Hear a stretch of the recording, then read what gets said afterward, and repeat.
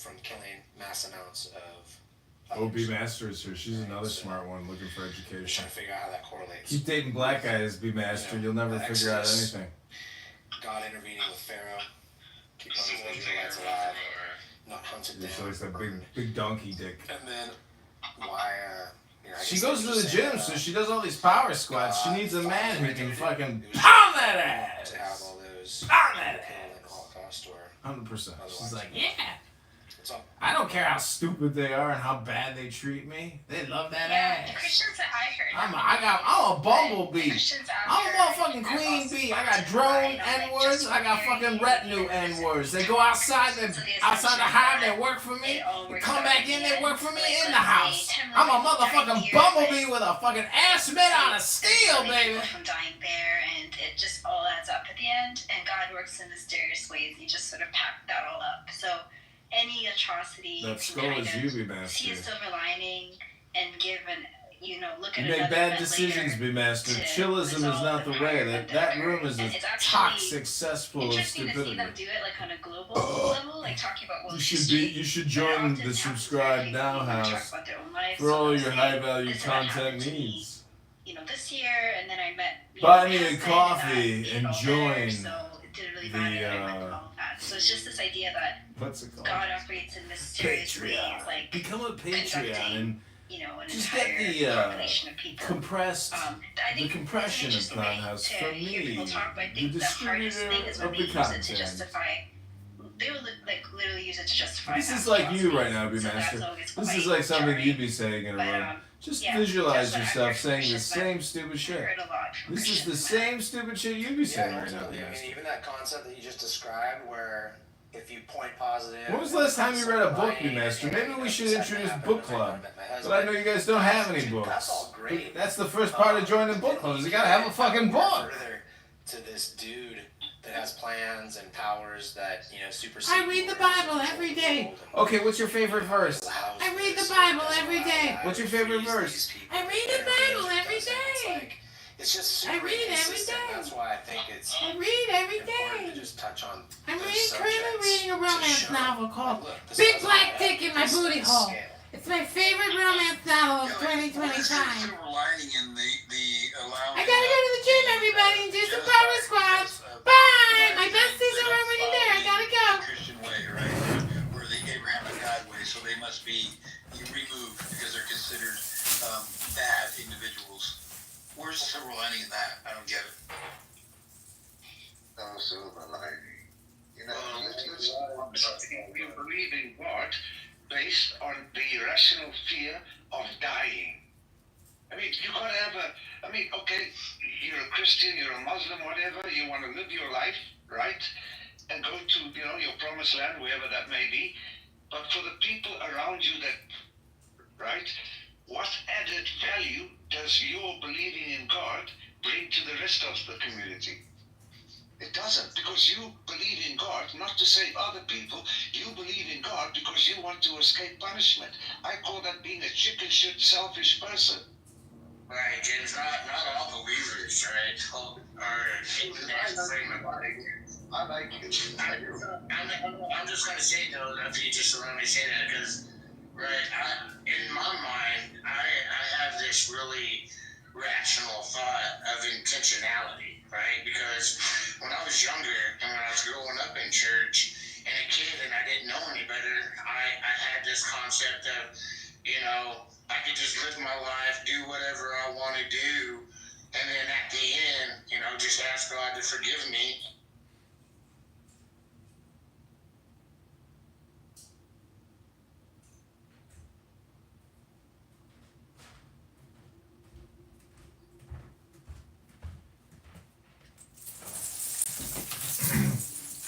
They fucking kicked me. I can't believe it.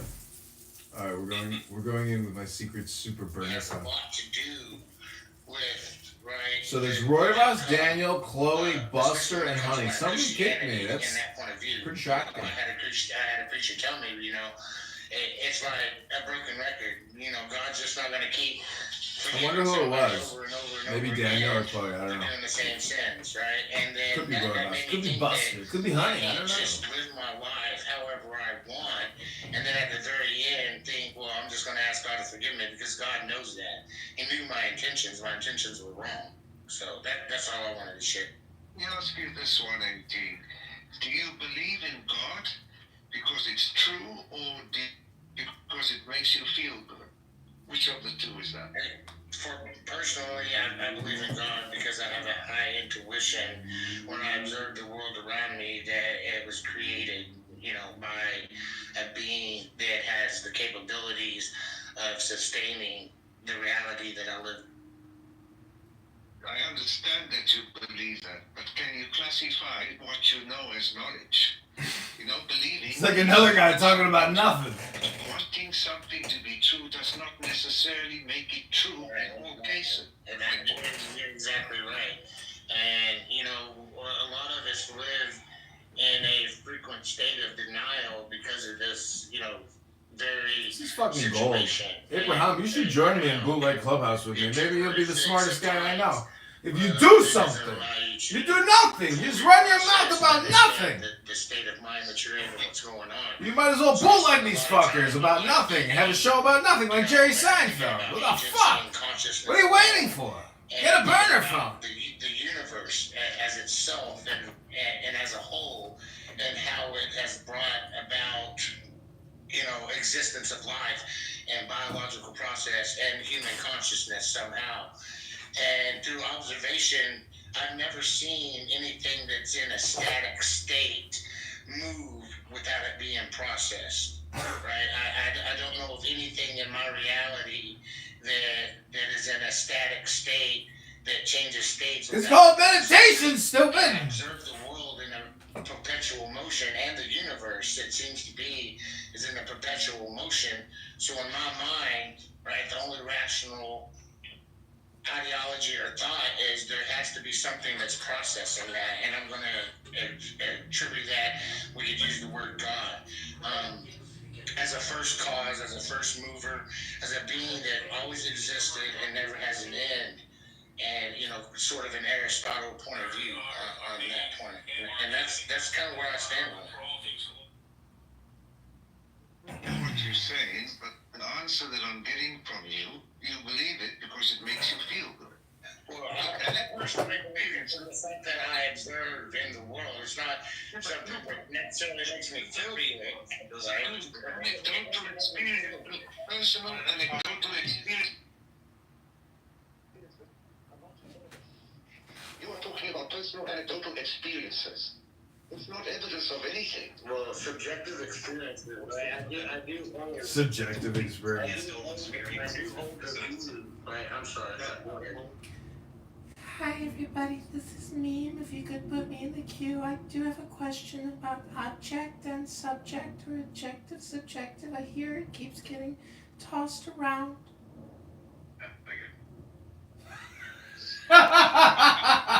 They kicked me. They kicked me. Fuckers. Oh my god. Alright, this is called Black in Tax. With our man Lazo, the #1 Jew-hating racist motherfucker. My uncle. This is like the prank show. What's up? He run in Nigeria. Hi everybody, my name is Meme, and Lonzo is a Jew-hating, anti-Semitic, racist piece of shit. I just wanted to come to remind you all that... Oh, they kicked me. They kicked me. That's right. Момент разберем до конца, да? То есть еще раз. Если бы позиция Зеленского изначально была, что, ребят, дипломатия не сработает, мы должны добиться капитуляции и признания вины, это одно дело. Я с этой позицией был бы не до конца, наверное, согласен, хотя хрен знает, может, и был бы согласен, да? Вот. Но это последовательная позиция. Зеленский ее не занял. When you're ready for peace, you can come back, you little bitch. Talk about you excessive force. Turn on the TV with the laptop. This room is called Is White Privilege a Myth? Not the cosplaying scientist. First time, I was a kid.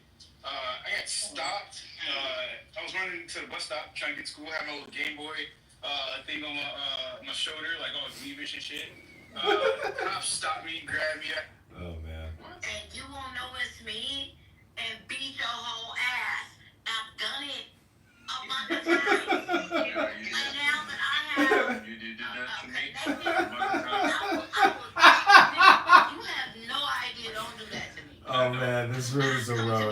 I love this shit. Where they got fucking some old black woman on there fucked up. What are you talking about? I never said nothing like that. So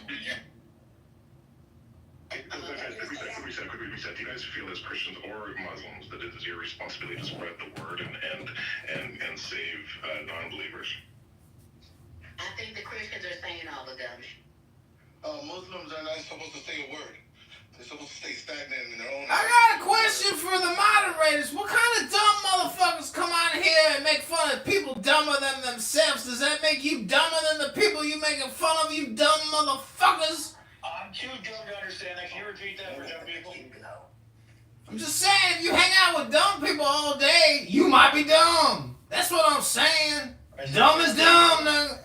You dumb motherfucking moderators. You talking ain't dumb. You fucking dumb motherfuckers. Never an interesting or intelligent thing had ever been said in these motherfucking rooms, in these motherfucking ghettos, these motherfucking clown house ghettos. Ghettos are stupid people, low educated morons talking about nothing all day long. Welcome to hell. Welcome to hell. Welcome to hell. Welcome to hell. Spell the word okay. Jeremy is Dante's Inferno. He is a spider casting his web of despair upon you poor people. You are his flies. He is a fisherman. Where's Bert? I don't know. There was a whole thing. We're trying to work it out. it's between Bert and Boris. Austin, you missed episode of season 7 because the grand episode. I stand with Bert. Yeah. Where's Bert?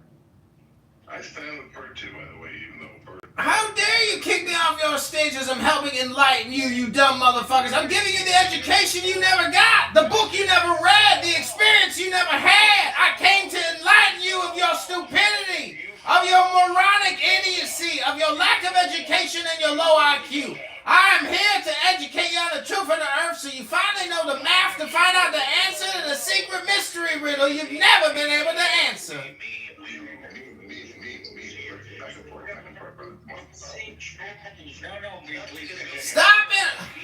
Stop interrupting me while I'm pontificating my divine enlightenment upon your sorry asses, you low-educated motherfuckers. I'm trying to listen to what Reem is trying to add to the group. There's a lot to say. Robert Ducky, if you were in a bath and you had enough bubbles and enough peppermint oil and a beautiful glass of mimosa and some cinnamon, what would that make you? A dandy? A faggot? Or a fucking metrosexual? It would make me a snuffleupagus. At last breath, let me know you was drunk. He said, I had to think about the term metrosexual. I was like, what are those people called? You drank too much, man. Stop drinking. You just said anything sexual. It's totally nice to meet you, man. You have advanced I am it. But yeah, the answer is snuffleupagus. You gotta let us know who you are, really, you know? Come on, man. I'm trying to help you dumb motherfuckers who keep coming here and talking about nothing. Nothing. You don't know the truth of the earth. You don't know the math of the earth. You don't even have a belief system that is actually logical. You are here talking about nothing. This ain't Seinfeld. This ain't the complaint hotline for Clubhouse. You guys are talking about nothing. You're wasting your time like everybody else. You fucking dumb. You don't even understand, man. Oh, we got the period here. You came to spread his fucking menstrual cycle on us, you fucking period. How do we change? How do you change? It's called meditation, fatties. Read a book and go to the gym, you fat fucks. That's what it's called, you fucking idiots. Go to the gym and read a book, you fucking idiots. For God's sake, save yourselves from this stupid app. Thank you, hell of a troll. Come on. Mad respect, but like, the good ones can like Stu. I mean, I'm talking to a fucking chick here. I'm preaching to the choir. Like, the good ones know how to do it properly, right? Like, anyone can come and shit in the middle of a fucking room. Like, that's not hard. The trick is sneaking in when they're not there, shitting in the ventilator, and then just sitting there when everyone's like, You shit in, shit out. You come in quick and you shit. He did that for a little bit, but after a point, he was just overtly messing the room up, and you guys let him do it. It's crazy. I love how, like, somebody will come in and destroy the people that they really don't like or that they're already antagonizing, but you do the work for them, and then that person is upset that the mods let them get abused. That is very funny. Yesterday, today, and tomorrow. That's it. That's what the Bible says. So if he made his choice, you try to tell him you should do this. There we go. You're not a Oh my warrior, God, this you're is not a Jonathan. soldier, you're not a fighter.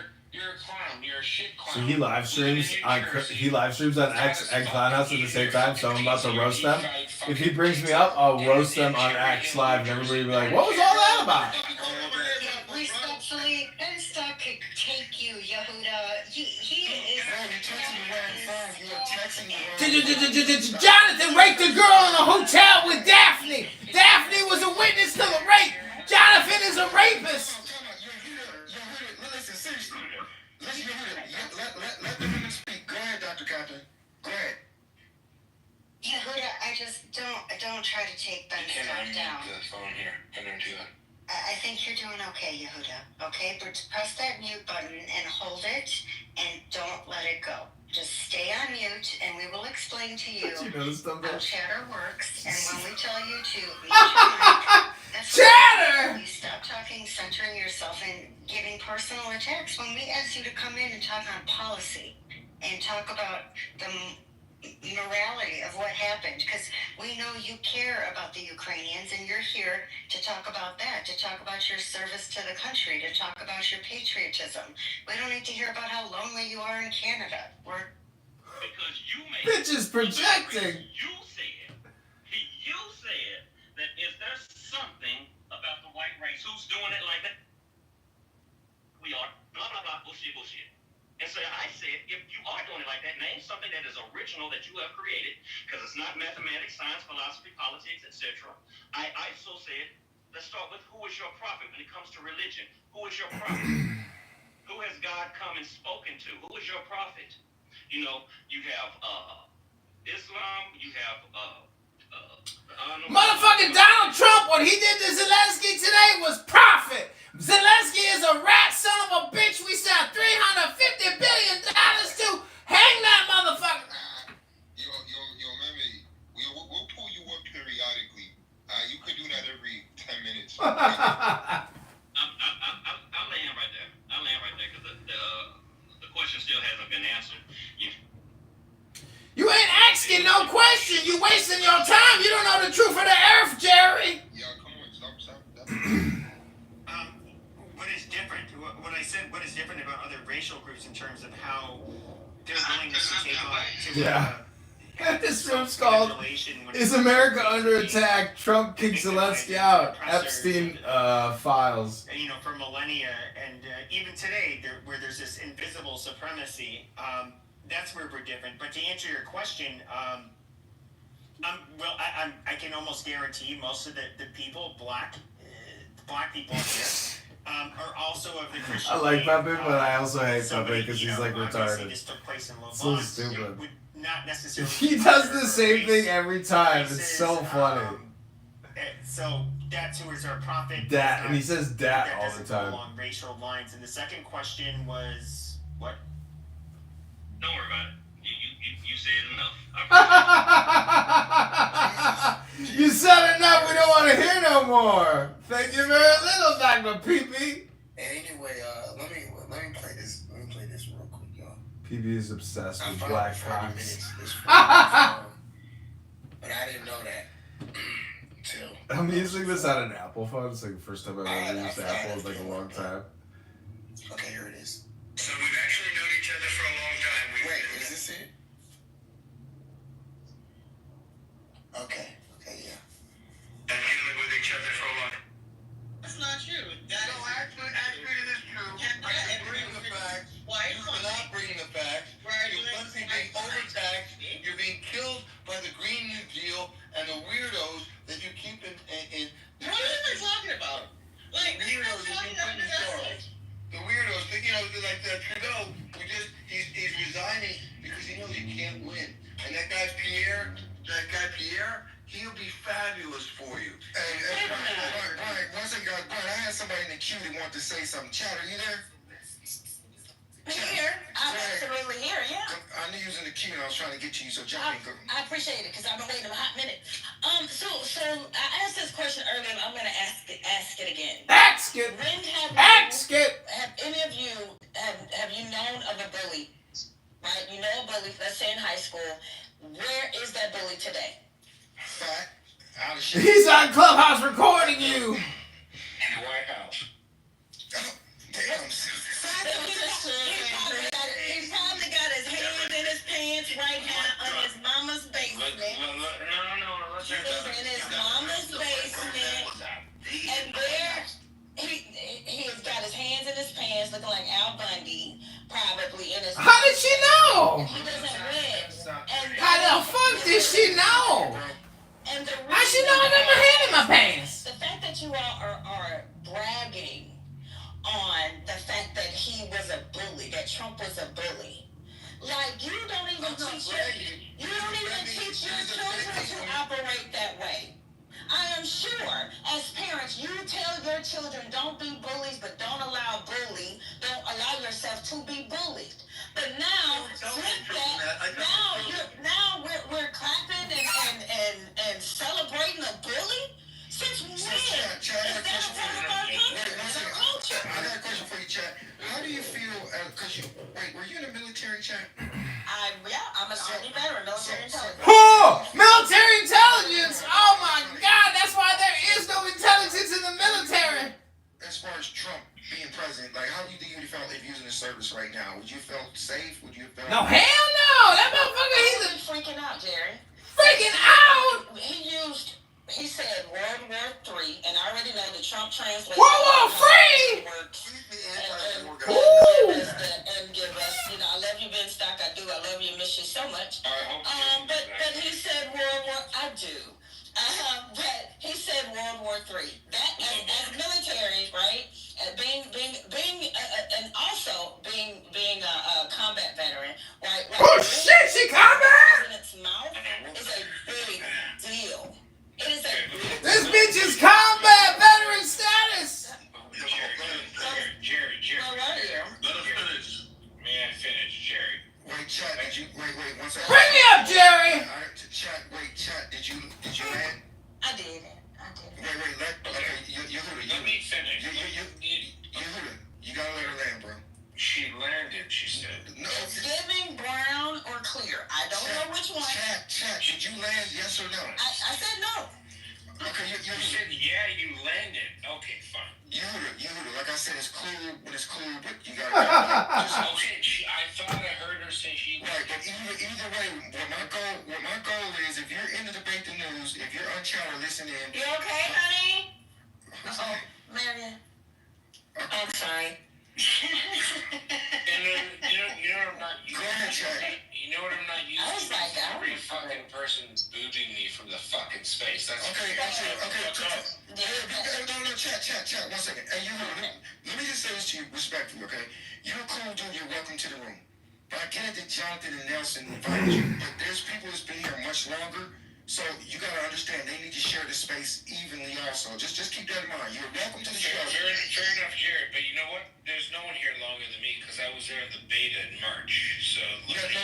Okay, well, let me say this. They've been here since 2020. They came over from another app. Exactly. He doesn't know what he doesn't know. Let me say this, okay? We're not trying to, measure stuff and keep score right now. Let's just say we have a fair room. Okay, Jared. You seek validation. Times. All you want to do is be validated. Yes. I don't give a fuck what you think about me, lady. Listen, I don't care. listen to what you sound like. I don't. got Oh my booted. God. I got hurt. I don't feel good. This isn't cool. I've been here longer than you. Oh. He's bitch slapping you, and I love it. He's bitch slapping you, Canadian ass. Okay, listen, I'm not listening. Brian. Go have some maple syrup, you fruitcake.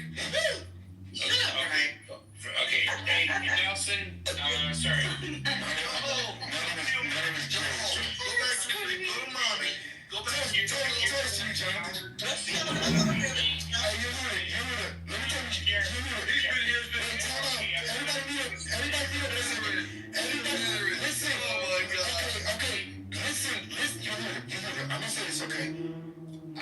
you, you're good. And I know what you keep saying. I'm gonna say about Jonathan's here. I know Jonathan advised you, I know else, but you still gotta follow some type of guidelines. You're welcome. I love your energy, your vibe, but just a little bit. Dr. Captain. Jared, you are cracking me up because you're literally using sign language when you talk to Yehuda. The rest of the time when you're talking to us, you're not doing that sign language. Just in case he's not getting it.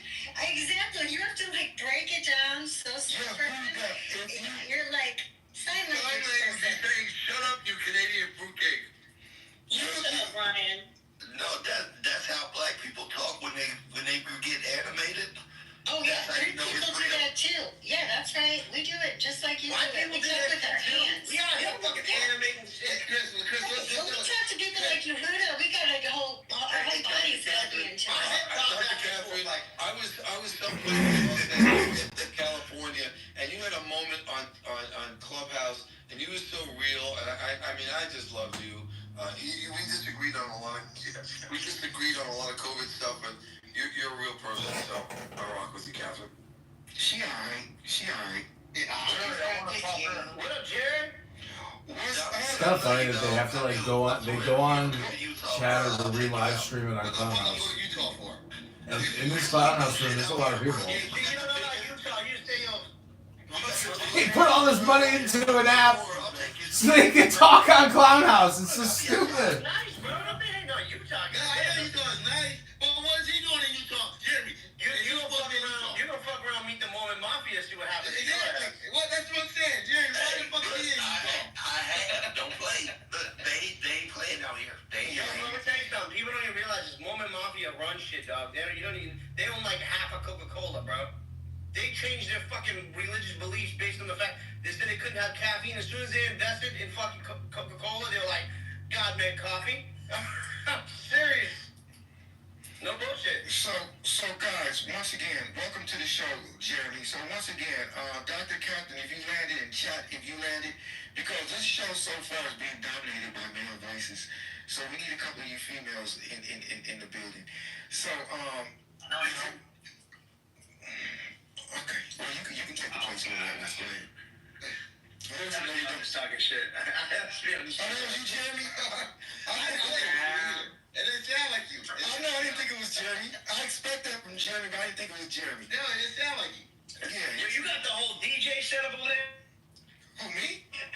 I don't have a DJ setup. So once again, okay, y'all. Who wants to have a showdown with Jeremy Green? Is there anybody that over the years you said, you know what, Jeremy Green? Is there anybody that feels that over the years Jeremy Green has annoyed the shit out of you? If he has, you are protected right now, and you can have a showdown with Jeremy Green right now. Put me in, coach. What's your name, brother? No, I'm just playing. I don't even know this dude. That's okay. We thought they got excited for a second. I thought she was about to get real. Jared. Chat didn't land. Okay, chat didn't land. Chat, did you land? Chat. Yes, no, I didn't. Okay, chat, do me a favor. Take a deep breath and take as much time as you want. Go, chat.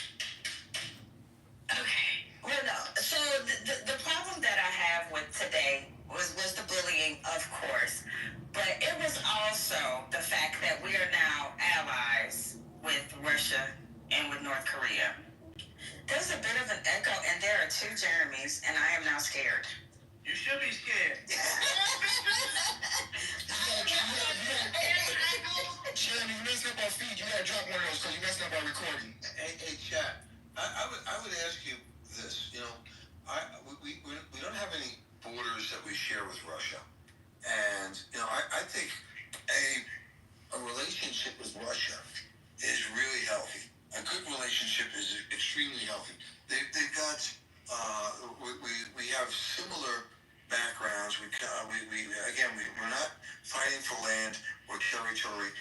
We have an ideological difference between capitalism and communism, and that's not best resolved with war, but with the economy.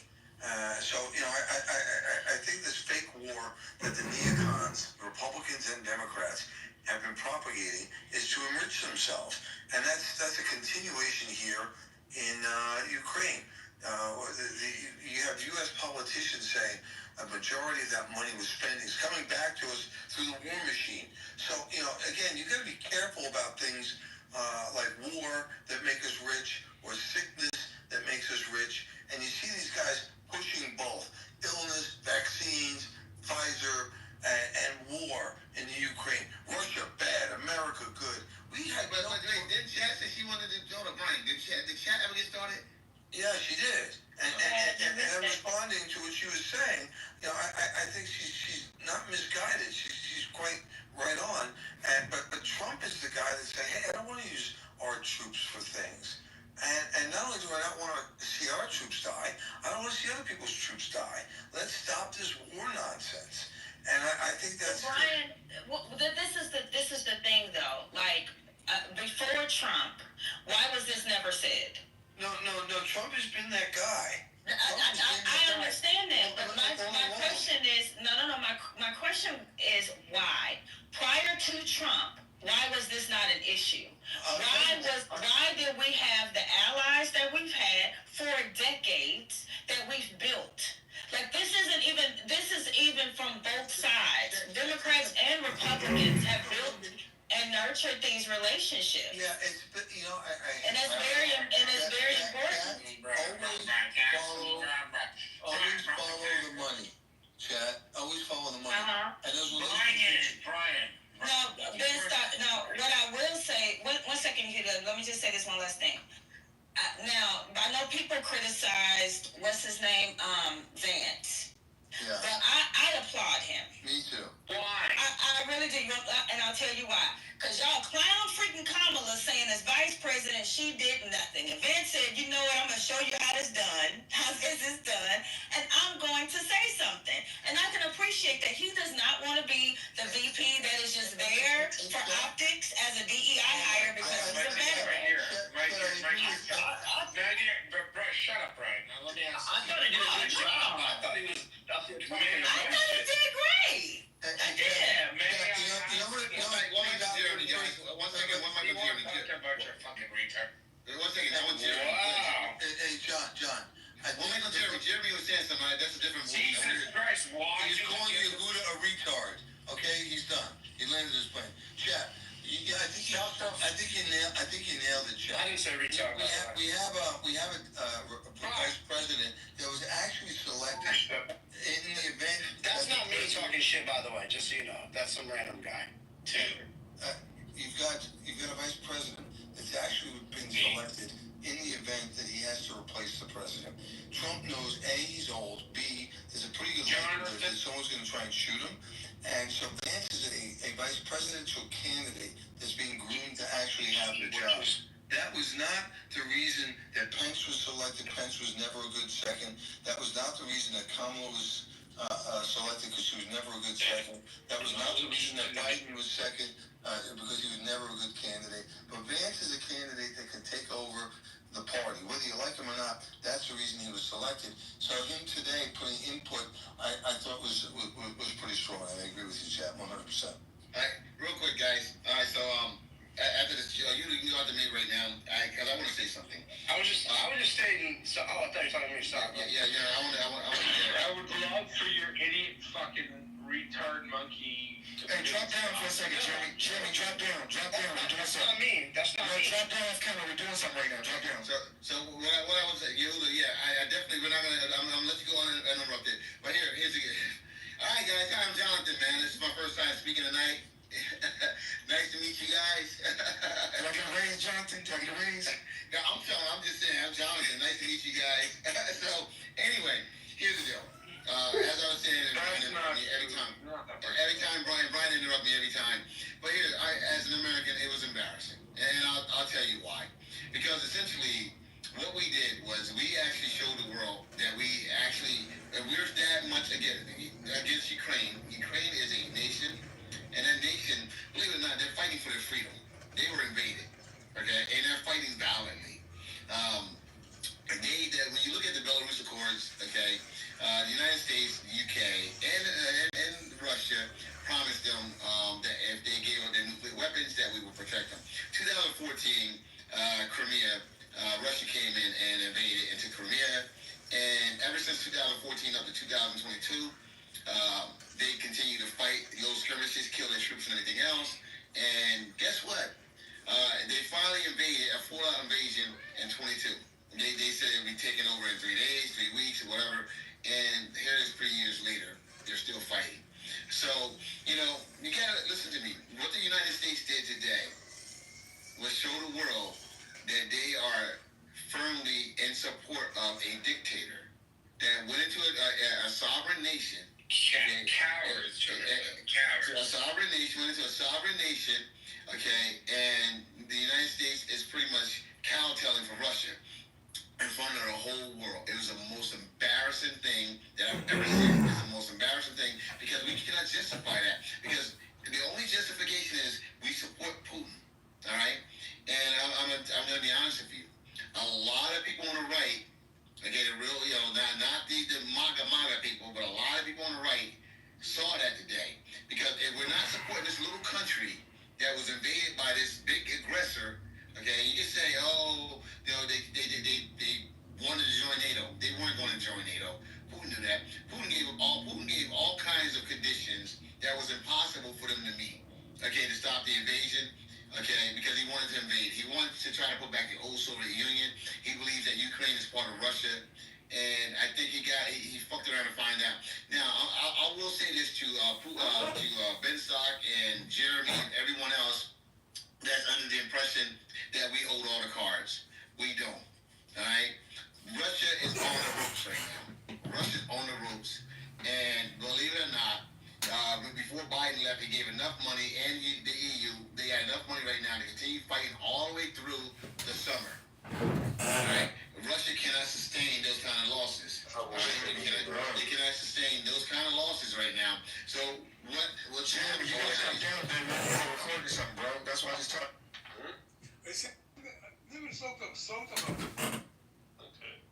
Me neither, to be honest. It's funny, look, one is funny they haven't thought about it, especially Shlomo, listen, let me make it very simple for you. If she has a nice face, good tits, and big butt, I'm into her. we agree on that. Like, what's like, who isn't? Like, you just described every man's wet dream. Like, You? like, No, like, I'm not going no, I want a plain-looking, flat-chested, no butt woman. Like, hold on. Let me ask you a question. like, give me a break. What happens if she has the best body? Like, the best body you've ever seen in your life, but she has a face you can't look at. I prefer the body. I prefer 100% the body is more. The body is 100% more important than the Rocky, face. there's a good joke. You know what we call that kind of woman? What is it? You know why? No. You put a bag over your head and a bag over her head. And It's a bag number over 4. her head. Like I said, a minute and 1938. Hold on. I guess you can play with 4 people. Yeah, I always say I don't ever play with 2 people. I've done 4 before. What is more important to you, the face or Is the it body? enough tiles? You know what I think I have to as a kid? Yeah, you put on. Impulse control and more violence. So all of that to say, I kind of agree with what Pape was saying, that there's other factors. Middle class privilege, wealth privilege, the ability to hire lawyers to fix your problems when you run into trouble with the police, the desire for the police not to lose their job because a little polo wearing preppy boy copped an attitude when they were speeding. I mean, I don't think that's white privilege. I think that's class privilege.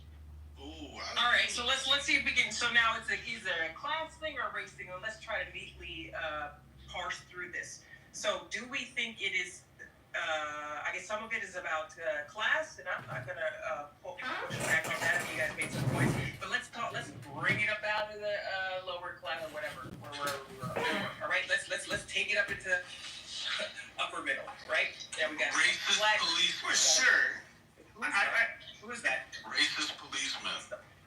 Oh, okay, fine. All right, so let's take it upper middle. Do you think some profiling would exist? Hell yeah. Okay, listen, let me talk here.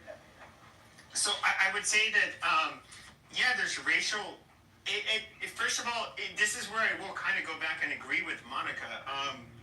We can look at like the community that commits the most violent crimes, at least in general.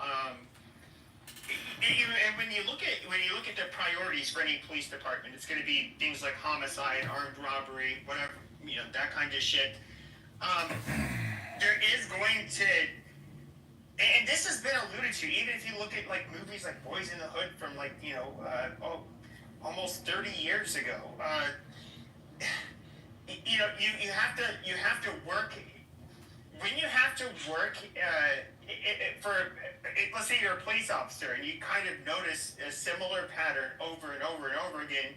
Every time you see a certain group of people, like black people, that are dressed a certain way, that drive certain vehicles, that walk a certain way, whatever, it's gonna stand out to you.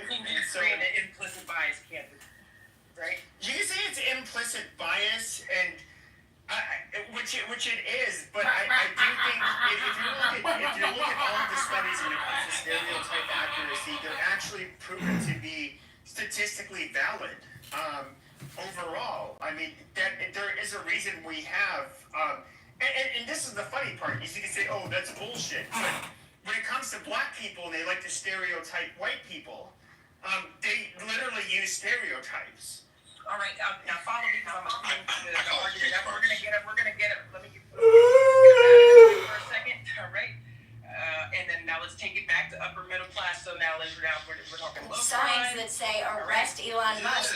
I guarantee you it's organized by the same people that are going to lose a shitload of money based on all these discoveries at Doge. There's no way to know. If you look at what Doge is uncovering, you click the button, you got 15 seconds to say what you want to say. You recorded it. I profile a bunch of black people and a bunch of black people. Well, Scott, okay, so I live in Scottsdale, Arizona. Is that the only reason why they are? Profile is where you say, okay, out of all these people, I think it's that guy. one of the things that I'm excited. Fit the description, Now, you can't be up in the hood with nothing but blacks, and you say that guy. Hell, it would be all these niggas. All right, so I think profiling this is a better environment to talk about profiling when you got maybe got area where there's a bunch of whites and some blacks there. So profiling is this is a better space for this. So profiling would exist there. I know it.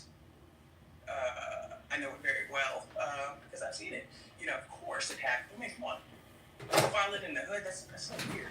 Like, there's nothing but black people there. Of course, like, who are you profiling, I guess? But anyway, whatever. So yes, profiling exists there. Pepe, let me see. Let me get your thoughts on that. I think you would agree. And Faye, it seems like you would too. Yeah. Okay. I thought it was given, but yeah, we did. I'm glad you rephrased it. But also, like, so we're just talking about, like, let's take away the environment of like black communities because there's always over policing in my opinion. But let's say like downtown. Upper middle class. Let's get it in the comfort zone. Let's just say driving on the main roads, a highway. Like it could be anything, but just focus on that. That's what we're trying to get at, not like because you want to get like that jail. Let's just focus on like downtown, central, Manhattan. Okay. And I think that gets us closer to your original point, Pepe. And what do you think? He's on the phone. Shit. Monica. Crap. Go back to Monica then. Okay, Monica. I don't think the arguments are flawed. I think y'all have valid points. It goes back to what people are known for as a group, and I don't like identity politics. Sure, but all right. So now we can say, given that, now we finally got us a good example of a white privilege, right? So if you're white, upper middle class, and you're black, upper middle class, you can say one group has a privilege and not having to go through that bullshit. Well, you're more likely if you're middle class to have your finances and taxes examined by the IRS. See, I want to join in. Wait. Let me go. So if you're in middle class or upper middle class, you're likely to what? Maybe have your taxes more closely scrutinized by the IRS. because maybe middle class cheats on their taxes more, or the wealthy. I don't. Is that profiling? Wouldn't it be? You have to tell me. Let me know so we can look into it. But it would be profiling by class and not by race. So okay, so now we're talking about go racial go back to race. Yeah, we're going back to racial. And then if we need to, we'll open it up to your example. I don't think I fully latched on what you're trying to say, but I don't want to be dismissive. Can I give a better? Remember, I'm only trying to be organized. Okay. No, I appreciate it. Yeah, I'm glad. No, I get what Monica. Hey, little Trump, no matter how many times you press the can I speak button. Yeah, Monica, you don't even have to address it. It's going to ruin the flow of the conversation. Sorry, honey. Just ignore it. We've been ignoring it. I was going to say, yeah, we're going to stick to racial profiling. We're going to talk about the demographics that we just discussed regarding, like, big city, nice area, 2 black people. Okay, I mean, white person, black person, right? Let's just say, for example, the Harvard professor, I don't know if you remember that, during Obama's administration, and a nice side of Roxbury was trying to, he locked himself out of the house, right? He's a prominent professor with, good income, academics, and all that, and he got racially profiled, right? Like, they thought he was breaking into his house, and he was trying to show his ID, but he got arrested, and all that went down, right? So, even with a guy with that economic bracket, with that title and prestige neighborhood, I mean, still, he faced racial profiling. Had it been a white guy trying to break into his house, my thought is, like, would it have been the same situation? We cannot. So yeah, that's another example. We cannot deny. There's no pushback on that first one nor the second one. So yeah, racial profiling is a thing, and the only part that we're at, because we're gonna move forward. I added the class too, just to kind of throw in a little. Yeah, I set the scene to be upper middle class. With whites and blacks in upper middle class, and what group is getting racially profiled? It's the black group. And someone, you can reasonably consider, white people can say that, okay, that's kind of a privilege not to have to go through that shit. My rotator cuff ain't torn. That's nice. Chief. Can I speak, please? Quick thing. Yeah, Aurora wanted to talk. I just wanted to say that. No. Sorry about that, Aurora. Well, I had a point to make if you would have let me finish instead of rudely kicking me down. I didn't kick your ass down. Whoever did, I said whoever did. I kicked you out. I co-signed it. Jesus was a black man has nothing to do with white privilege, Aurora. No, we're not doing that today. Aurora. No. That's fine. All right. So then, fine. Okay. So white privilege. Are we agreeing? Or are we not? Oh, Hyder. Yes. Oh no, you wanted to say something about Aurora. Does that sound like white privilege to you, Hyder? Let me ask you. Sorry. Could you repeat that again? Sorry. So the example would be racial profiling, and then there was this example within that, like the use of excessive force. I think Monica brought up Roland Fryer, and something about blacks and Hispanics, more susceptible to experience excessive force more than whites. Okay, so we took the example to upper middle class because all this ghetto shit would get in there, and nothing. So. And I mean, just the best example would be where there's mainly white and then some blacks. How else are we gonna profile? Yeah. I think we both sides came to a consensus because there has been reports and studies and research into it. But I also agree with Monica. If a description is given and there's incompetent cops like not really looking at the description or asking more further questions, then identities can be misconstrued. I think there was a book called Lucky. I don't know if you got Monica, if you remember that book, where there was this white lady who said she was in university and basically she got SA'd, and then she made a book about it. They lined up 5 men for her, and then she identified the wrong the guy that assaulted her, and basically her lawyer did something, and then it was the wrong man that went to jail for about 30 years or 26 years, I can't remember. But he won his case and he won his innocence and got $5 million back. But she. You're basically saying they could have fit the description.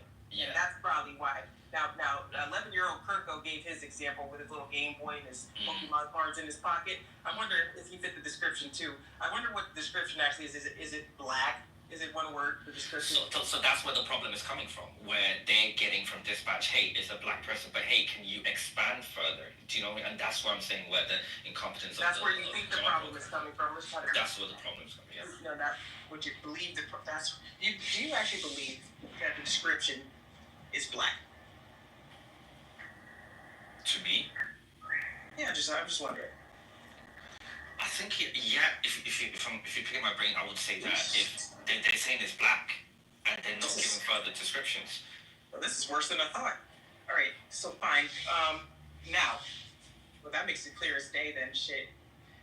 Now, whatever the reason, maybe they all fit the description. You know. I'll give you an example. The description says black, and that's a huge problem. Goodness gracious. I'll give you a perfect example. There was a British.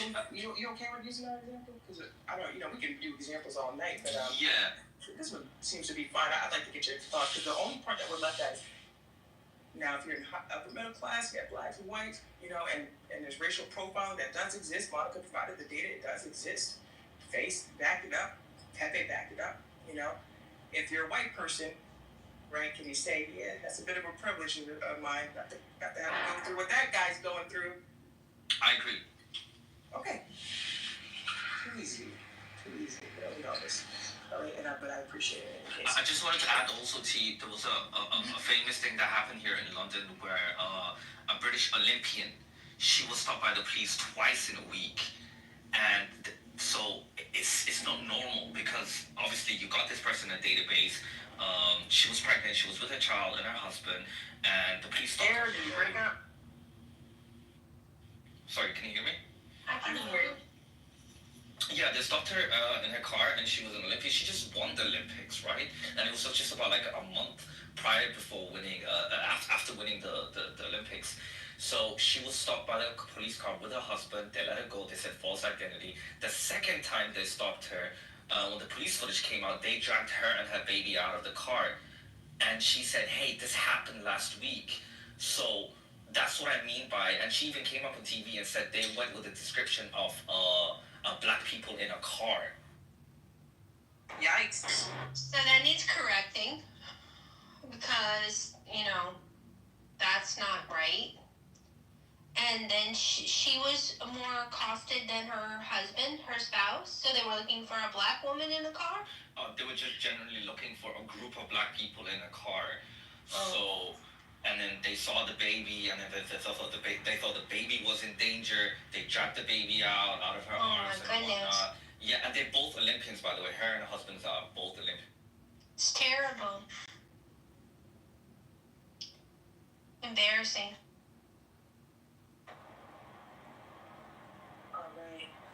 So are we in agreement that there is some form of white privilege when it comes to police treatment towards black versus white? I think me, you, Pepe, Hyder, in this example, I'll acknowledge it. I don't want to be trying to make it big. Monica, where you at with it? I know I keep asking you, but I know you keep hoping for a different answer. Nice and organized. I know. Organized, this would be over with. Sonny Johnson has a 4-minute video about policing in America and the different cultures. I don't care about that. You provided sufficient data for this. Nobody. Exactly. Police brutality. Hold it. They provided the data. You provided the data. Hell, I'm the only one that didn't. So, where we at? We can consider it a privilege not to have to go through racial profiling, right? Especially in instances of policing and excessive force. Are we having a hard time saying that that is a form of white privilege? I got another example. No more. No. I'm saying When we give her answer, I'm saying moving beyond racial profile. Another example of white privilege. Sorry about that. I just wanted to. No, we don't need clarity. Because the problem with these discussions is that now we're all over the place. When we're done. When we're done talking about police, we're done. I'm talking about another form of white privilege. You asked for one example, I threw in. Okay, wonderful.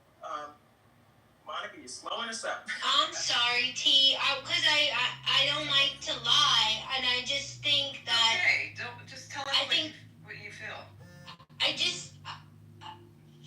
struggle with this because I think there's so many other factors that laying it at the door of white privilege, I don't think it's accurate. I don't think it accurately represents what's happening in our country.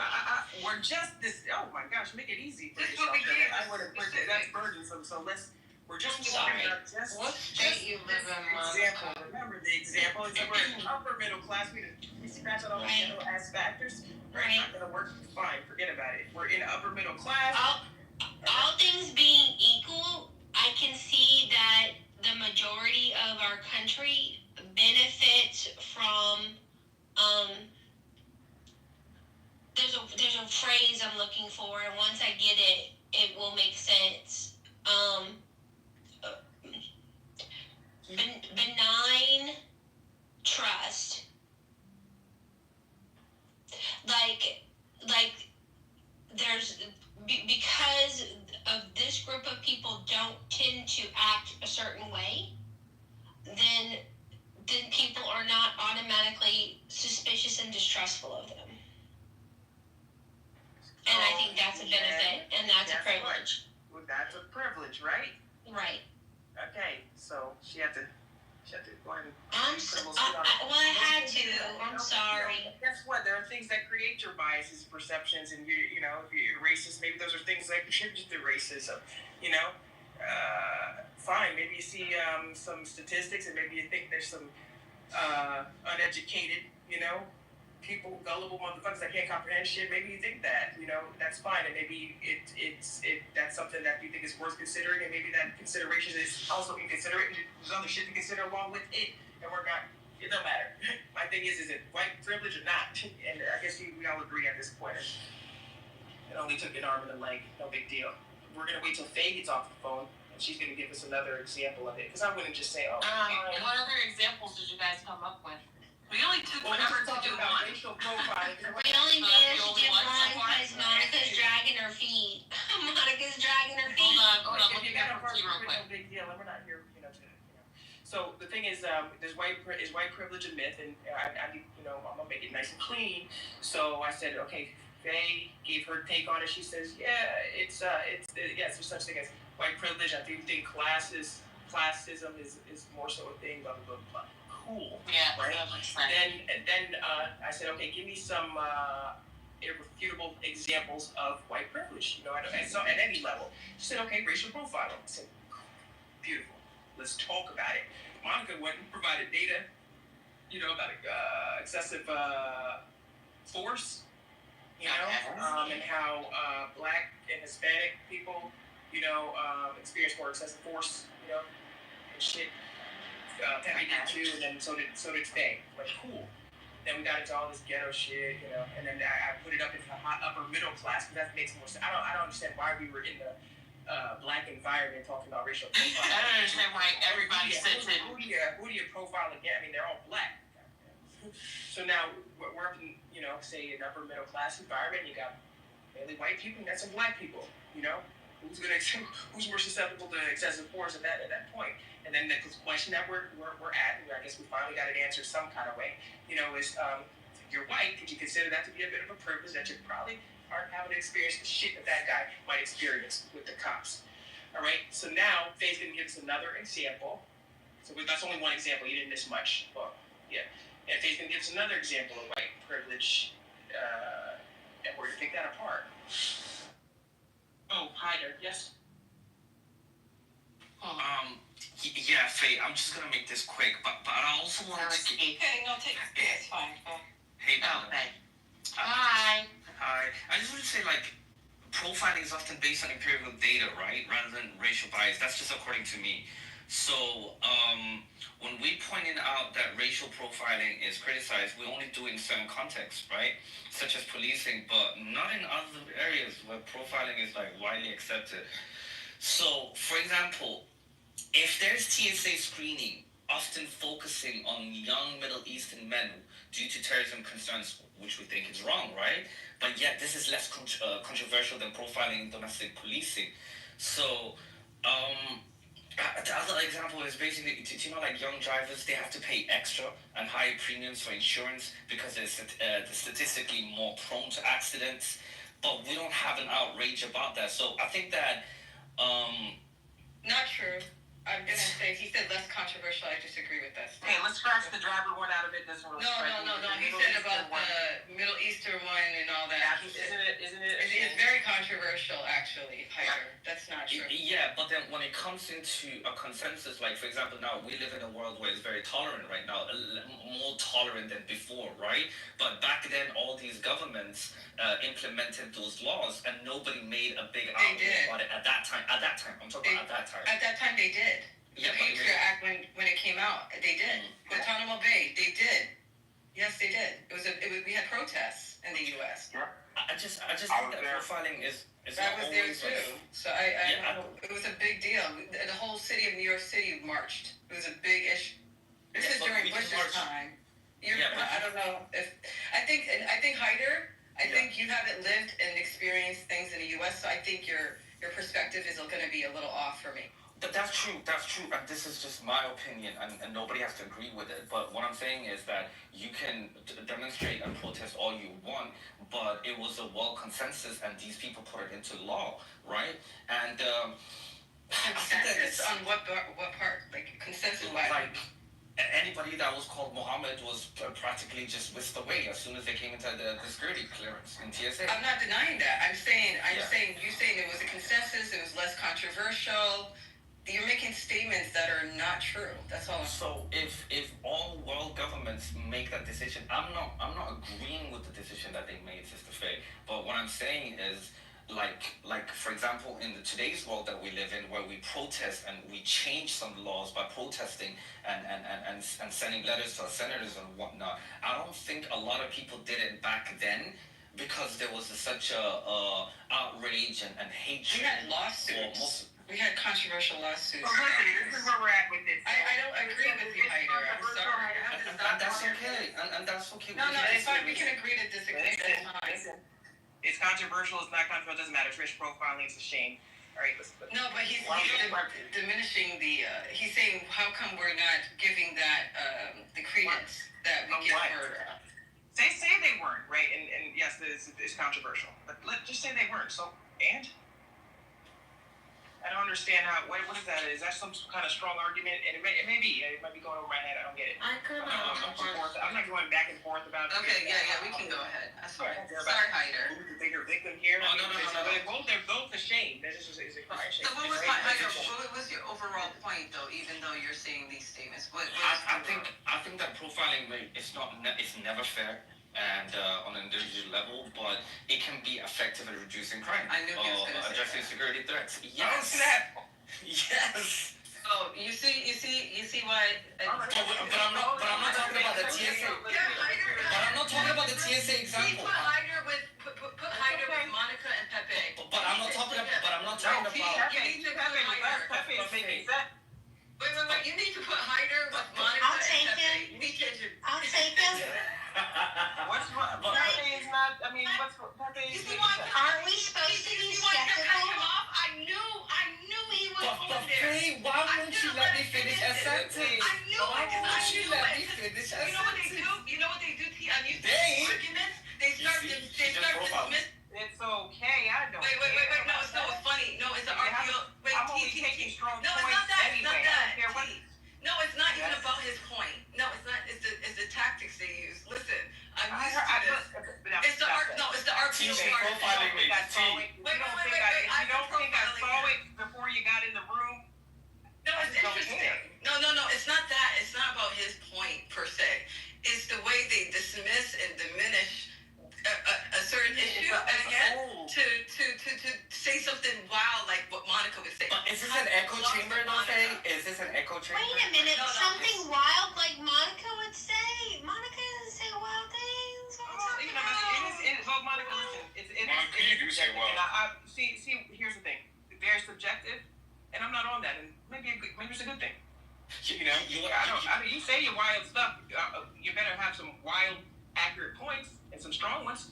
And you know, you can have. Hold on for a second. If you can have your thoughts and beliefs and the way you feel, it right today, okay? Because we're cutting out the fat. It needs to be accurate and a strong point.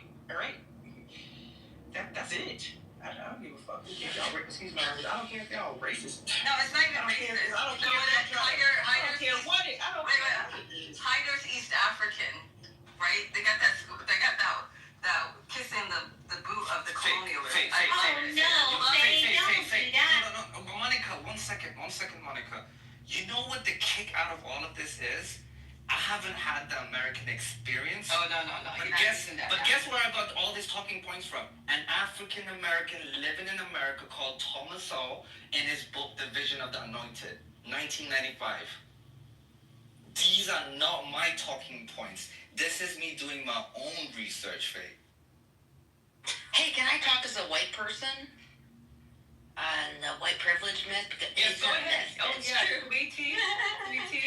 Hey, Jack. Hey, T. I want to hear Jack. Good to see you guys. So I want to give a different perspective, right? As somebody who is the quote-unquote minority. So is Hyder. Work every day.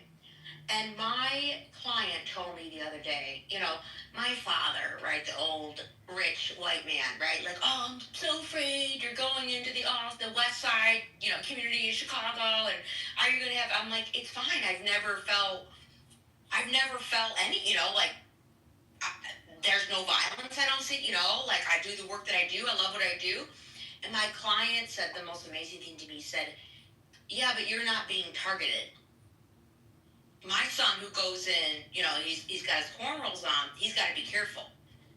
And that opened my eyes to a way of white privilege that I had never thought about, that I can feel safe going into community with my black brothers and sisters and feeling safe in a way that they can't go into a white community, and that the fact that they ain't gonna mess with me because I'm white.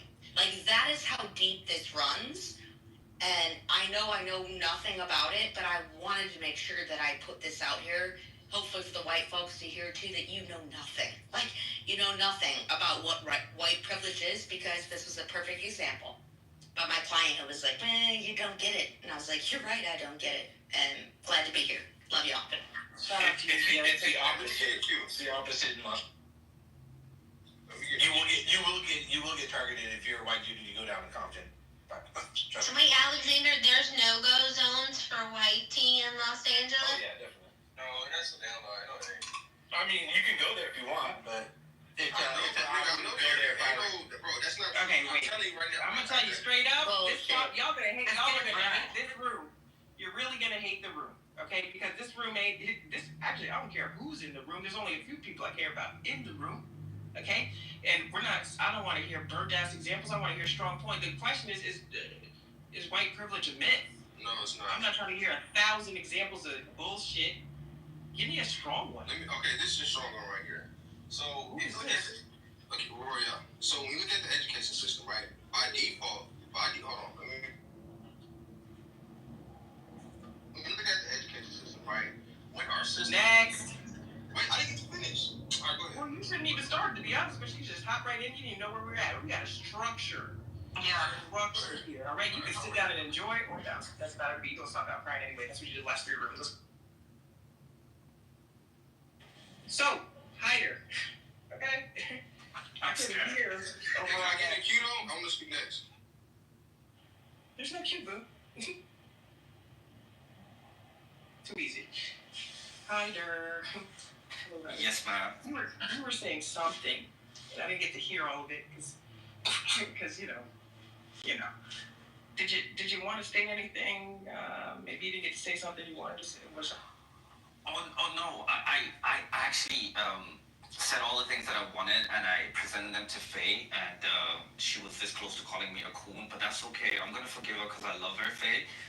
But as soon as I mentioned all my talking points was from an African American professor, she just like walked over that argument. So we just gonna. That's a good example of an argument that isn't strong. Okay, a black guy said it. Wow.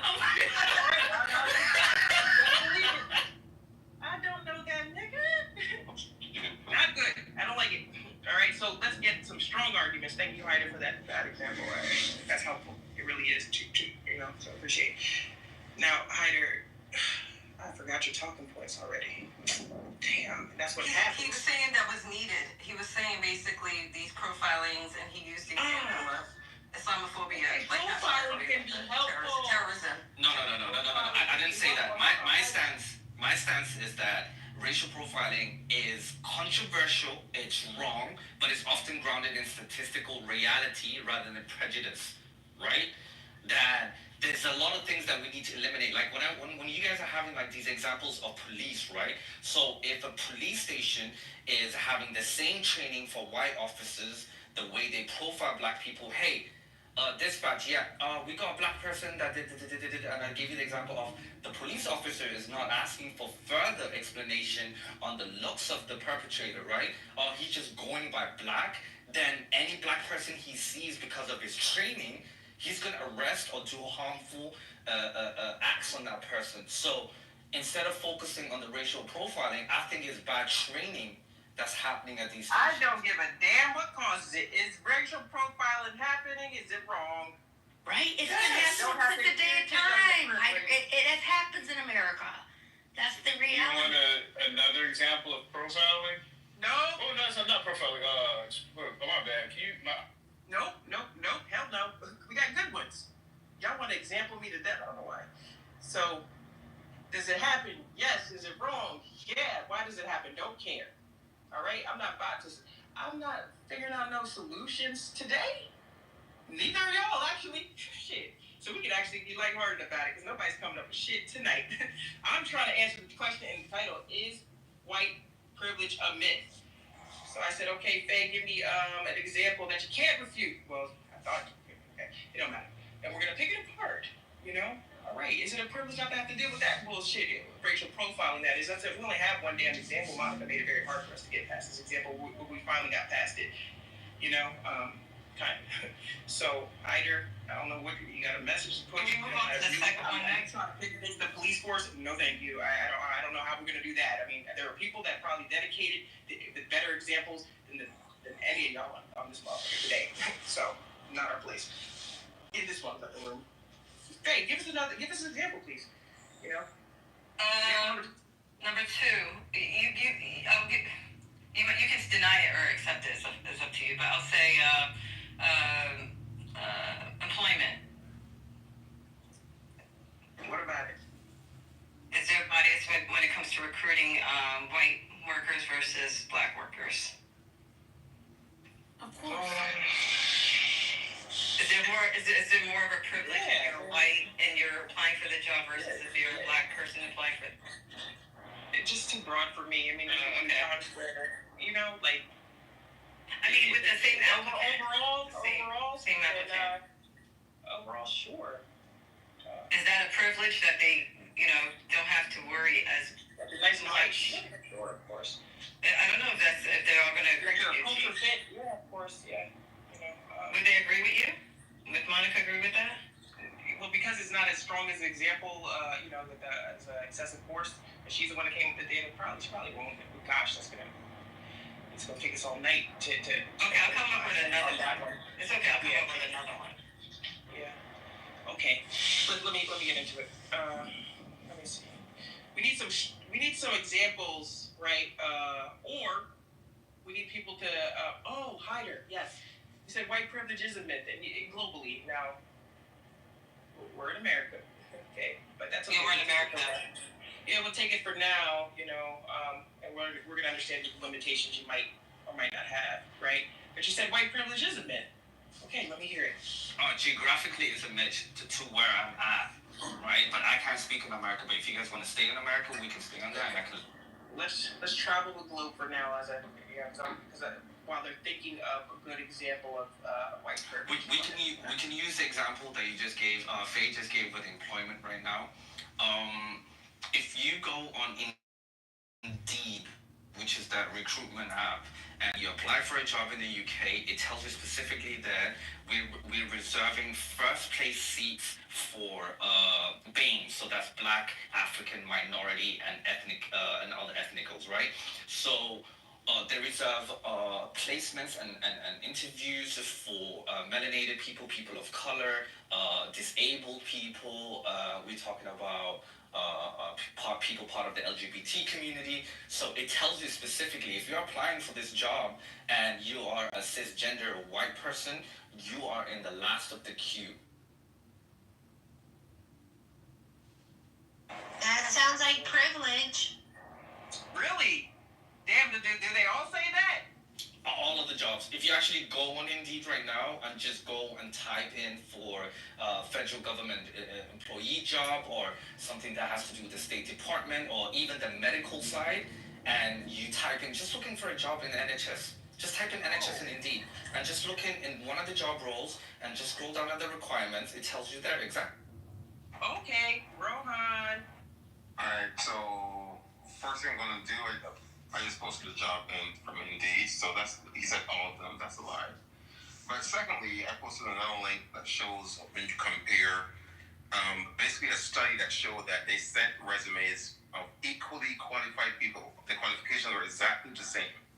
And the only difference was that the one group had convictions, the other group did not. I.e., like the white people had felonies, the black people didn't. And it turns out that a white man with a felony had a higher rate of callback for a second interview than an equally qualified black man without. So this is a study. It's not just some person saying what they saw on Indeed, right? So that link in the chat, and both links are. The 10-year-old study is Let now me get hired, posted but I in need a the. direct response. I need a direct response from her. I think active listening is really important. So we moved the conversation from America. So I just said at the beginning, we can move it over to geographically. Oh, he did say that. So yeah. I'm I'm sorry. What did you say? You moved it to where? So you said we're going to talk about where you live, right? He said Indeed federal job. You said the globe. Are we not on the globe? No, specifically I said geographically. You said Indeed, though. You used search engine. And I said NHS? Yeah, we were talking about the NHS. Yeah, I told you NHS doesn't exist in Nevada, Las Vegas, so I don't know what this whole point is about. So I can't speak on America. I'm not an American citizen. I can only speak about what I know and where I'm from, right? What did you? I'm sorry, Hyder, to slow you down, but what did you tell me to look up? Which order? So if you go to Indeed and just type in NHS, right? Just look up for a midwife role or a radiographer, a sonographer. Just look up for it, and then it'll tell you exactly there at the bottom. All right, let me understand the scope. You said geographically, and where are we at? Where in the globe are we at? Just type in London because I can only speak about the UK. I'm not from America, so I can't give out stats. NHS in London. Yeah, change the location. Okay, and then we're gonna quickly pivot off of this because I don't want to be in London right now. Why didn't you just say London from the jump? How is this geographically this and that? I don't understand.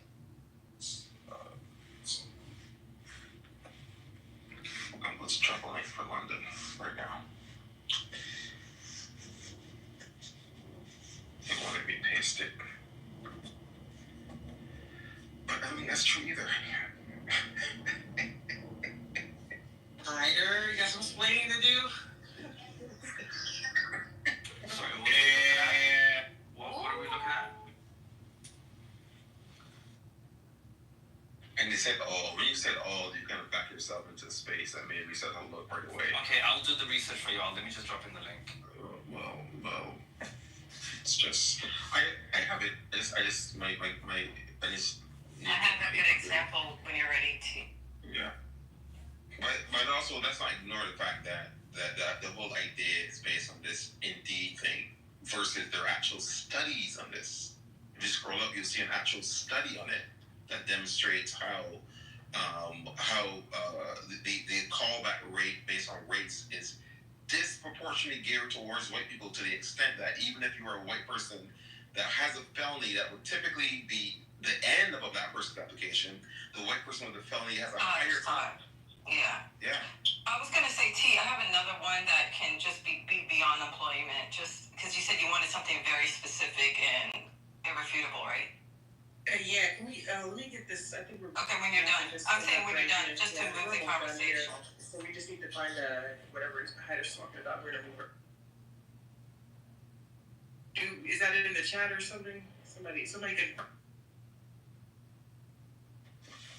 Yeah, I'm just sending the link right now. Just give me a second. Boom. There you go. Paste. But finding one isn't an argument for the propensity of it happening, right? This is from the National Health. This is from the National Health Service website, so it's a government website. It's owned by the government. It's not right. It's a public jobs, yeah. Yeah. So if you look at the link and go all the way up to the bottom. Hold on, let me read it out. Okay, so we're always looking to innovate our approaches and work together to offer the best possible patient care across our counties. We aim to represent and value the diversity of our local communities throughout our workforce and service provision. We therefore positively encourage applicants from underrepresented groups such as Black, Asian, or other ethnic groups, individuals with a disability, or LGBTQ individuals who meet the specific criteria. We at the ambulance service want to support our employees achieve a balance between work and other priorities, such as caring, blah, blah, blah, blah. We therefore welcome flexible working requirements. So this is going to give you the leapfrog over any Caucasian, straight, cisgender, whatever term that we want to use, advantage.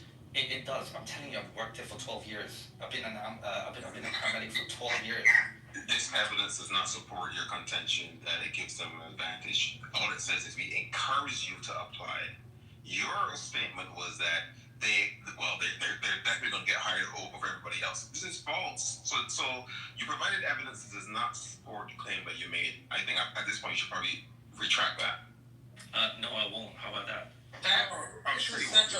You think that this is actually providing an advantage? I felt like this little snippet is what we were talking about, because I've seen that in different places. Definitely not part of every. Okay, you're talking geographically, but you believe that this guarantees an advantage or something? Yes, I've worked in that department. I've physically worked in that department. Oh my gosh! And you worked there and what? And what you see? What you mean? What you see? What was what did you do there? I worked there as a as a paramedic for 12 years with the NHS. As a paramedic, I thought you were going to say HR. That's great. No, I was working as HR. But I can see the recruitments and the new recruits that's coming in through, right? Black. Yo. Case closed. Hired. And I just posted in the chat the NHS breakdown by ethnicity for their employees. And so if this were true, you would think that blacks would be disproportionately represented, right? That would be the conclusion. In fact, the numbers are Asians 12%, blacks 7.4%, Chinese 0.6%, mixed white 74%. Okay, so here's simple maths for you, Rohan. Black people are 3% of the whole population of 65 million. Not in London. Yeah. No, we're talking about the whole country, right? You're talking about London. 3%. What? No, okay. You were using London, now you're talking. Okay, what London, if we're looking at 3% of black people in the whole of UK, we're talking about at least 1.5 black people in London Fair. Okay, let's even use that argument, right? So 1.5% of black people, and most of them go into NHS jobs. Black people are fairly educated over here, right? Then most of them choose NHS jobs, especially black women. We've got a lot of women from the Caribbean, a lot of women from Africa that go into it, and they all got British citizenship. But my thing is, we can't use the same mindset as different continents for this example. Do you get what I'm saying? No. There's a higher population of black people in the North American continent rather than in the European continent. But the largest minority in London is black. I don't know. I don't have the stats for that, Faye. We can move on, T, if you're still there.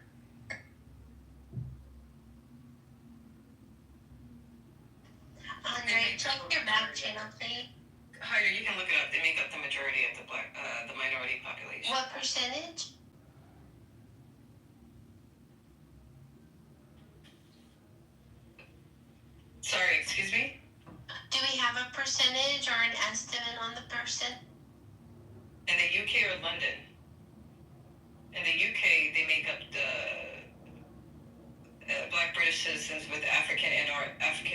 ancestry are the largest ethnic minority population at 3% of the total population. Indian Britons are one of the largest overseas community, and 2.3 for them percent. But anyways, I just think Hyder's discussion is flawed. There's no connection for me. I'm sorry. I thought black people would be like 80% of the workforce or some shit. What the fuck?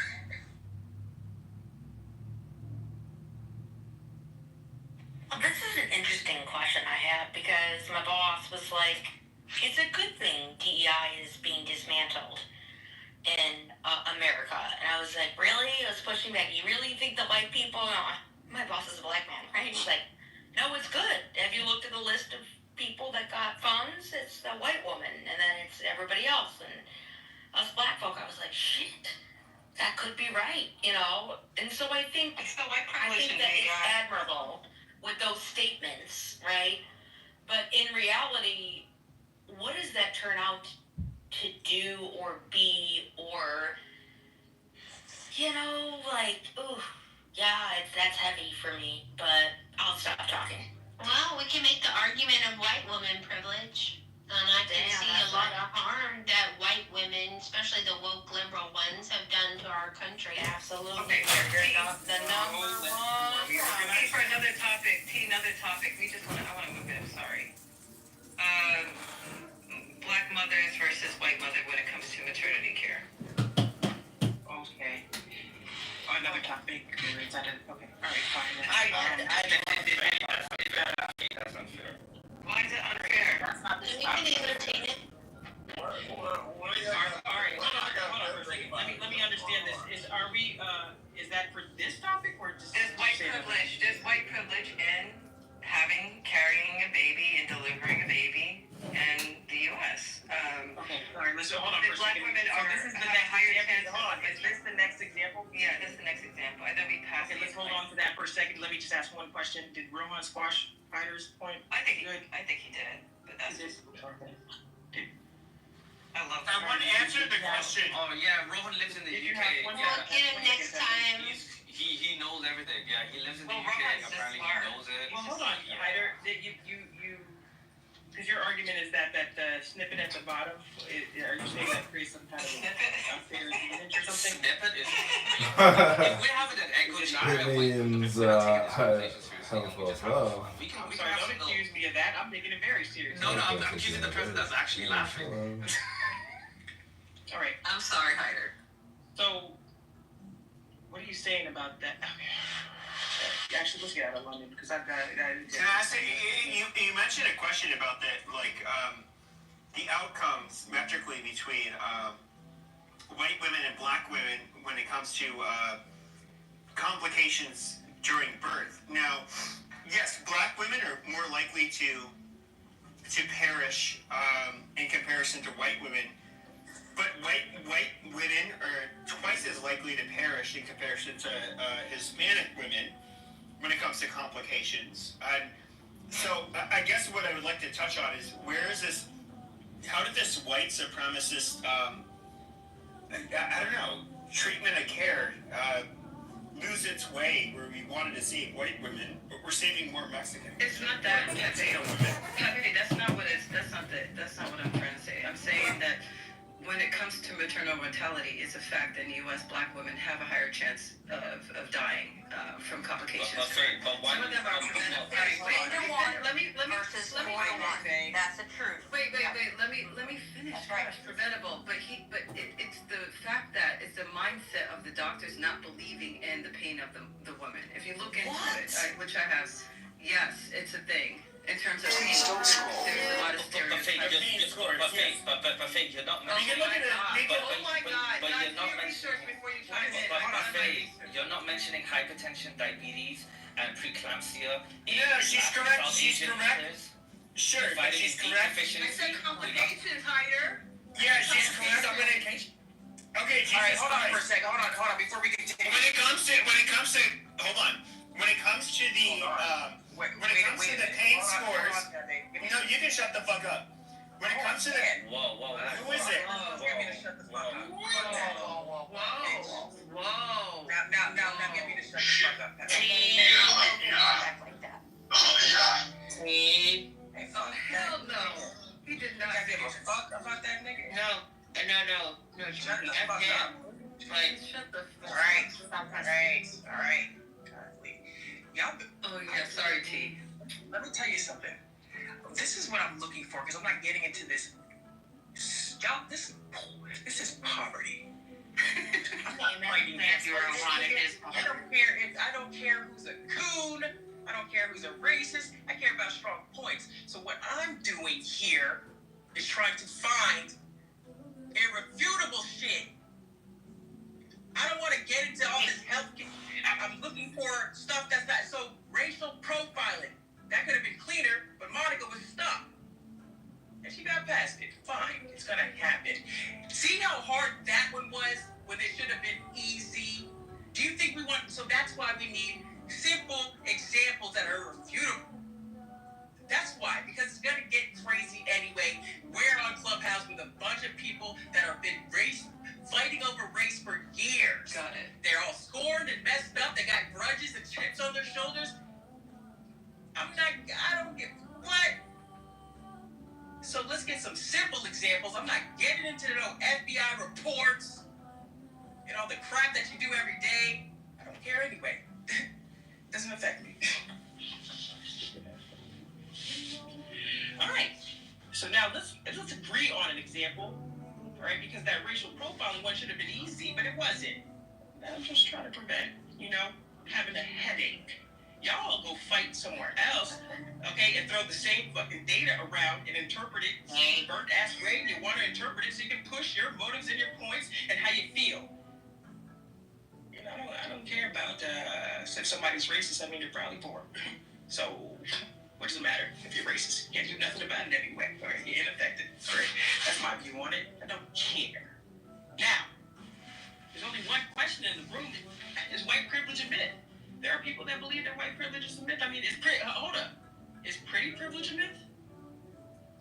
No. Don't your answer. No, it's not. If you don't have an answer, then just don't talk in here. What's your answer, T? What's your answer, T? I'm asking y'all for answers. What the hell is you asking me questions? Who asked me that? Let me make sure it was somebody I like. No, I'm the new guy. You're the new guy. That's Ike. Hi, Ike. Hey. I'm just saying. Hey. I won't say hi. So hi. Is pretty privilege a myth? Let me just, because I just need to understand. Pretty privilege comes with some notable disadvantages. I don't know why you do this to me. I know. Pretty privilege comes with like every fucking advantage that you can possibly fucking believe. Yes, maybe you're more likely to get raped fucking attention or from taken fucking advantage of. assholes that make inappropriate passes and objectify you and after your body instead of I'm you. not asking if it has drawbacks. I'm asking if it's a myth. How many women that look like supermodels live in the fucking hood, or live in the favelas in Brazil, or live anywhere poor? They may be preferred, but they might not be privileged. He's asking you, is it a myth? Is it a myth? Is it a myth? Answer is no. Thank you. I got no. No. It's not a myth. I didn't ask you. Y'all don't even know how to talk. That's why y'all hit each other. That's why Trump picked Vance, is because he's pretty. He is So that's my new friend Ike. All right. Those eyelashes, man. So pretty privilege is not a myth, though, right? And white privilege is a myth. Just crazy. All right. Well, no, white privilege is not a myth in certain circumstances. Oh, Pepe, what got into What the hell? What got into you? I've said this, like, it's hold on. No. It's Pepe. I'm asking Pepe what got into him. What did he say? I forgot. He said, "Shut up, bitch." He said, "Shut the fuck up." Yeah. So man. Nothing. But if I'm driving through Alabama in a white no, Pepe, I'm only asking you. Why are you talking to me like that? I don't talk to you like that. I couldn't see who was listening. I was just we get along. I don't hate anybody. Man, why did you? What's up? What's up? Do you want my address? Is that what you want? What's up? What are you gonna do? Whoa. Pepe, Wow. down. Whoa. I don't do that ghetto shit. Okay. That was so ghetto. Yeah, that's super ghetto.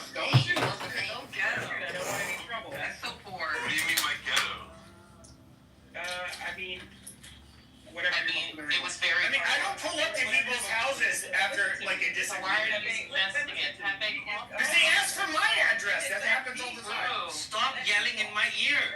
God. Let me talk. Nobody else should be jumping in. I'm asking Pepe because I need to see what time you're on. You know, why are you hostile? I'm not. I'm over everybody. You're breaking up. Hold on.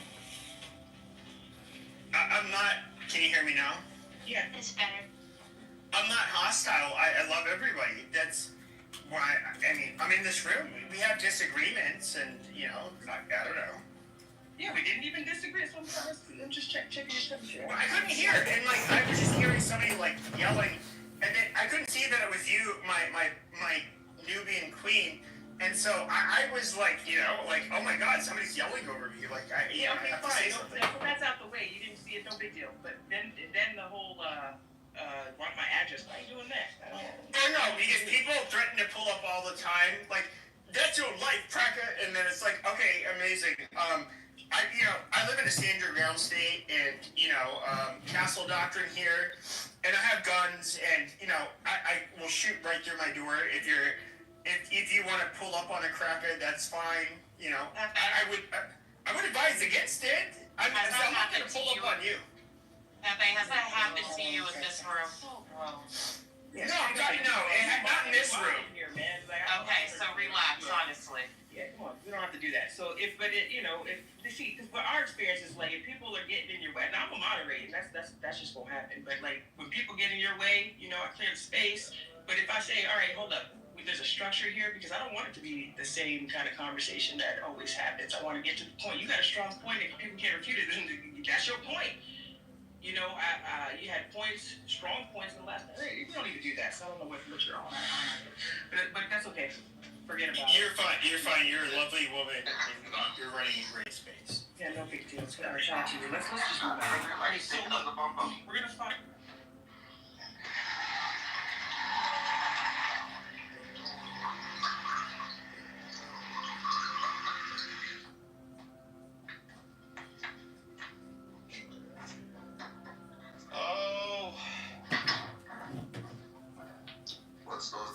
I knew if there was a lot of background noise, it had to have been Yakov. Hey, subscribe now. How are you? Do you think people actually click on that because it says subscribe now? I don't know. Do you? Is the subscriber count up to 7? 7,000. We're headed to 6 million. Did you know in the movie Dune, it was the Mahdi was to lead 6 million fighters? I have the movie poster in front of me. It says, "It is the deadly battleground where a young leader will emerge to command an army of 6 million warriors against the tyrannical force that threatens to enslave the universe." What other 7th grade kid movie posters do you have on your walls? That's the only one I have. Yeah, okay, that's good.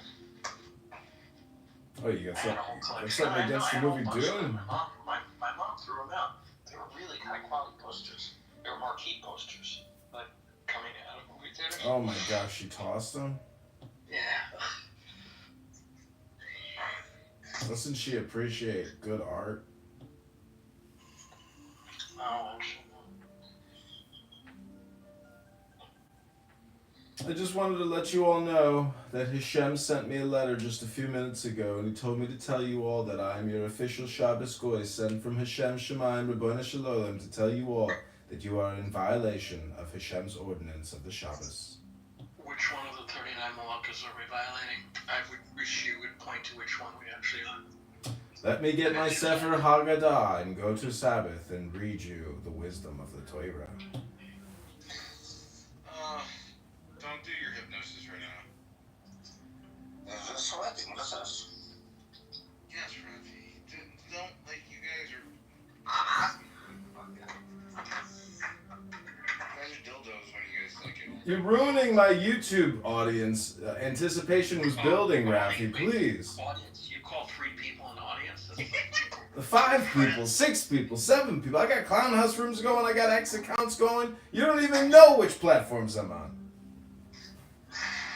Let me ask you a question. You been getting paid for this, or this is all Yeah, I went to Israel on a birthright trip in 2002. I met a guy named Shlomo. He said, "You want to work for Mossad? We got this big thing coming out called cryptocurrency and crypto communication. You want a job trolling Clown House?" I said, "Does it pay?" He said, "Did Rodney Dangerfield make $1 million? Did Sam Kinison make $1 million? Yes, it fucking pays." It's like Rodney, you get no respect. No respect at all.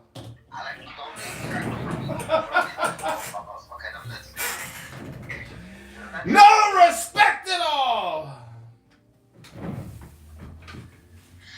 Yeah, life is great, especially when you have nothing to lose. It's on. Who here's on lithium? I became toxic to it. I had to get my blood, what do you call it when they take the blood out and they strain it? Dialysis. I had to have kidney dialysis done, or blood dialysis done. You're on dialysis?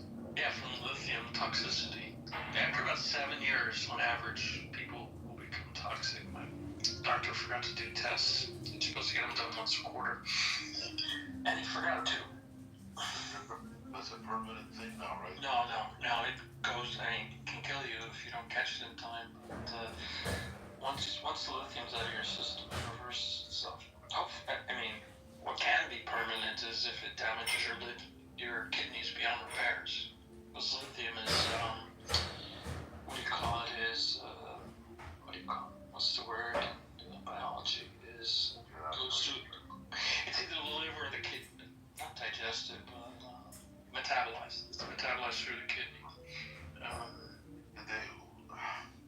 don't want to ask questions. No, fine, I don't care. They go by the EGFR, right? It's one of the measures. Yeah, no, it's the lithium serum count, I think. It's a measure of, the lithium. I think it's milligrams per deciliter or something. Right. Are you a doctor in Israel? No. Not yet. No, I'm not. Is everything okay though, Vito? Why are you asking? Yeah. Is this a friend quote? I gotta get that too. I gotta get that kidney stone surgery. Eitan, you're so Chicago, I swear. Am I? You're so Chicago. It's ridiculous. How's that? I've been living there for 30 some years, but yeah. You're like 80 Chicago. That's I'll what be you're right back, Anton. I gotta get something. If you have any other questions. I am a product of 80s Chicago. I love that town. There's a lot to do there. I haven't been there forever, but what part of Chicago are you from? You're from Chicago? No. I've had family there. I lived there for a little bit too, but I love Chicago. That was a great town.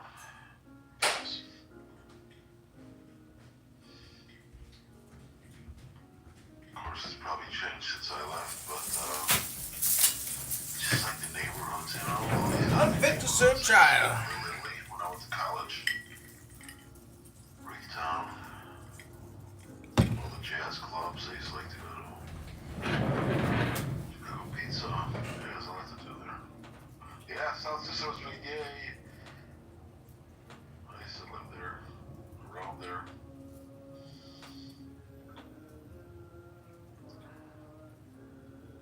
What do you like more, deep dish cheese pizza or pan pizza, Brooklyn style? I kind of like them both actually, but I do miss the deep dish.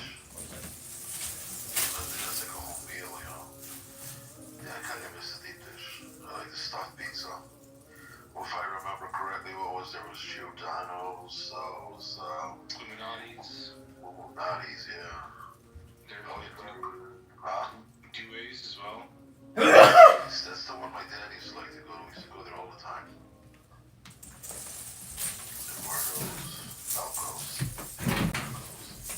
Eduardo's. Wow, now a lot of people know about the beauty of Eduardo's cheese pizza. Yeah.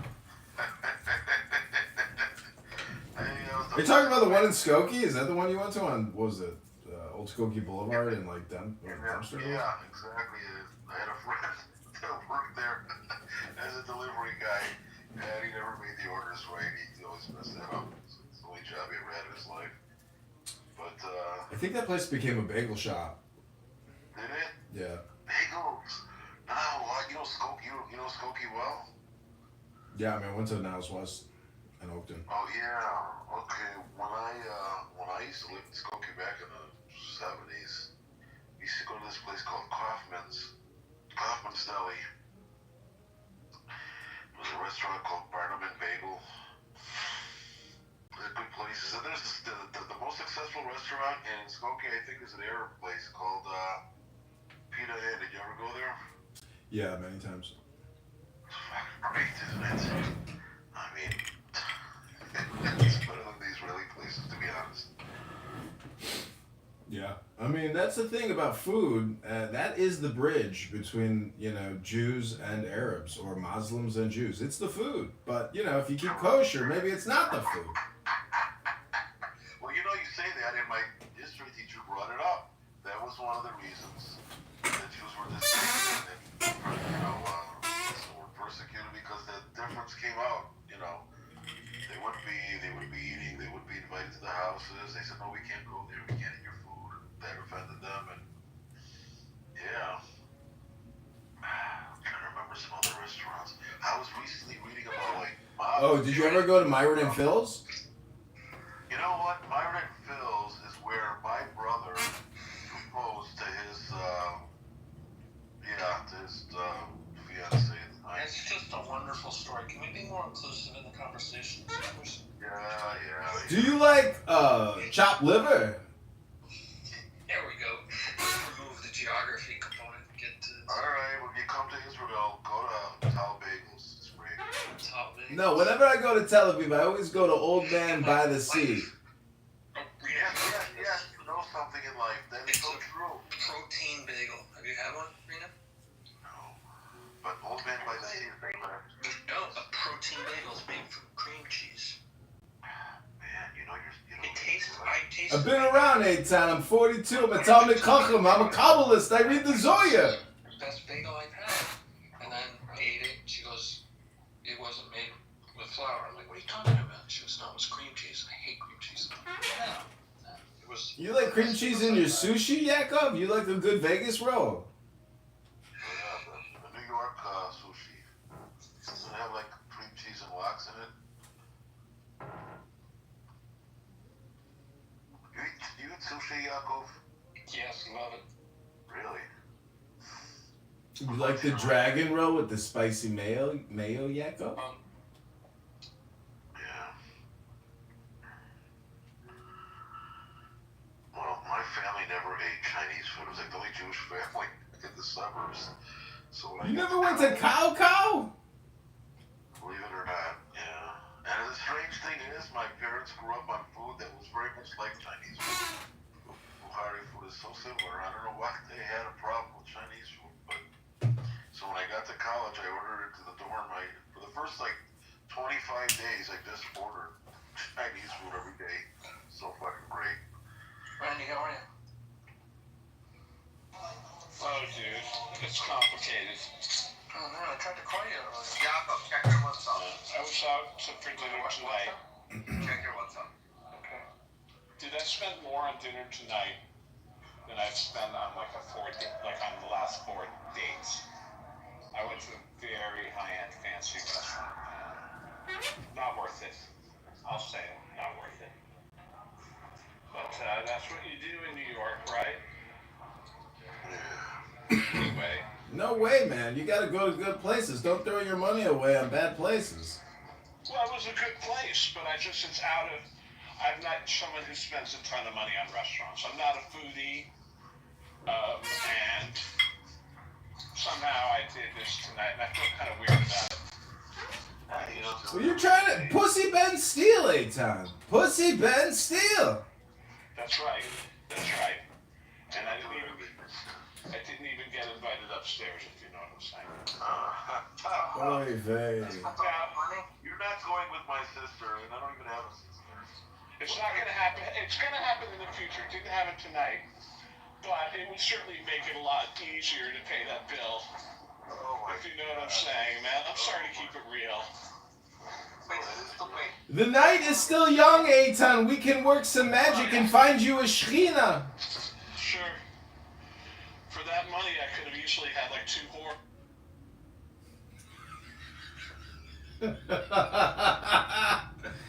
Did you hear that? Oh my god. That was fucking hilarious. That kind of money I could have had 2 whores. So they said this money apparently, I'm sorry to say this, yes, because, so they put the heater in the bathroom because that helps it decompose the body quicker. So I bet somebody did this shit on purpose. But isn't that sad that nobody went to check up on them or anything? And then a dog died too, wasn't it? Yeah, they killed the dog too. Oh, they said he likely died on February 17th based on his pacemaker. No, that's a fucked up news. Everyone died, even the dog. That's sad.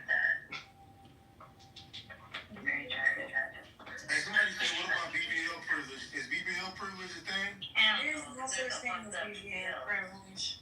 Yeah, that's a motherfucking wild. All the top strippers, top strippers, be having the BBL. Fat ass privilege is a thing, but BBL privilege, I don't know about that. Jordan, what up, bro? I ain't see you in a minute, man. How you been? Good. How are you guys doing? What's up, man? How you, do you suffer from hood rich privilege? Technically, yes, I do. Yes. Break it down. Well, I mean, I grew up in the affluent Jewish suburbs. That was my hood. And You got money privilege. I had money privilege, and then something happened. But I'm more concerned about pretty privilege. Break it down. Beautiful women have the most unearned privilege ever. I was just listening to a podcast about this, and it breaks me up into tears. This guy is talking about how successful men have to be assholes and beautiful women have to be crazy. Now, I'm not saying that's necessarily true, but it was such a fascinating conversation. I'll see if I can find the podcast and share the link. But again, this is an empathy issue. Like, if you can't walk in someone else's shoes, you have no idea how they absolutely may be oblivious to their own privilege, right? Like, white privilege is there was a room on white privilege that I was just in. I mean, white privilege is a thing, for sure. But some people are not willing to acknowledge it. It's crazy. And technically, I'm not white because I'm Jewish. I'm Middle Eastern. Technically, it's crazy. True. Some people think privilege is a thing as well. Oh, white privilege is real. That's a fact. I think so, cause y'all be talking about y'all only fuck with niggas with money. Y'all mess with a broke tall nigga. Well, I don't know about at this age, but That's hilarious.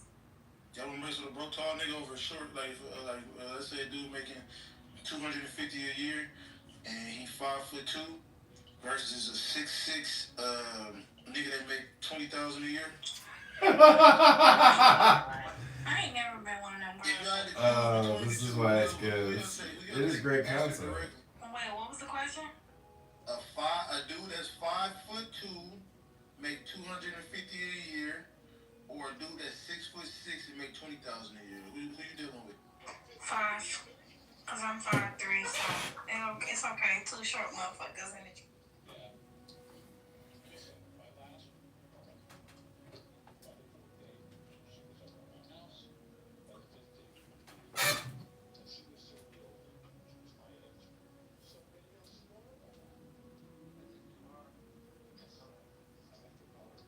Just be here now, Randy. Just be here now.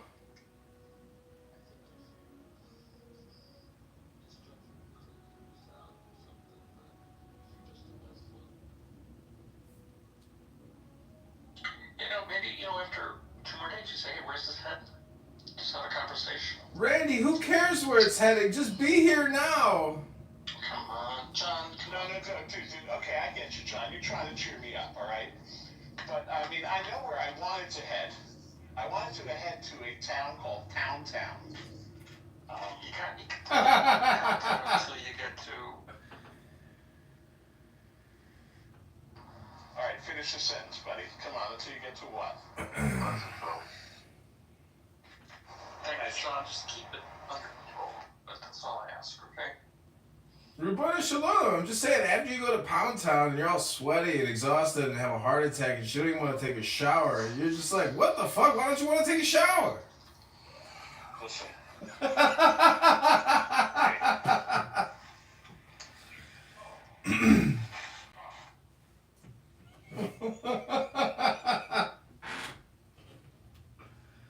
She lying on the law.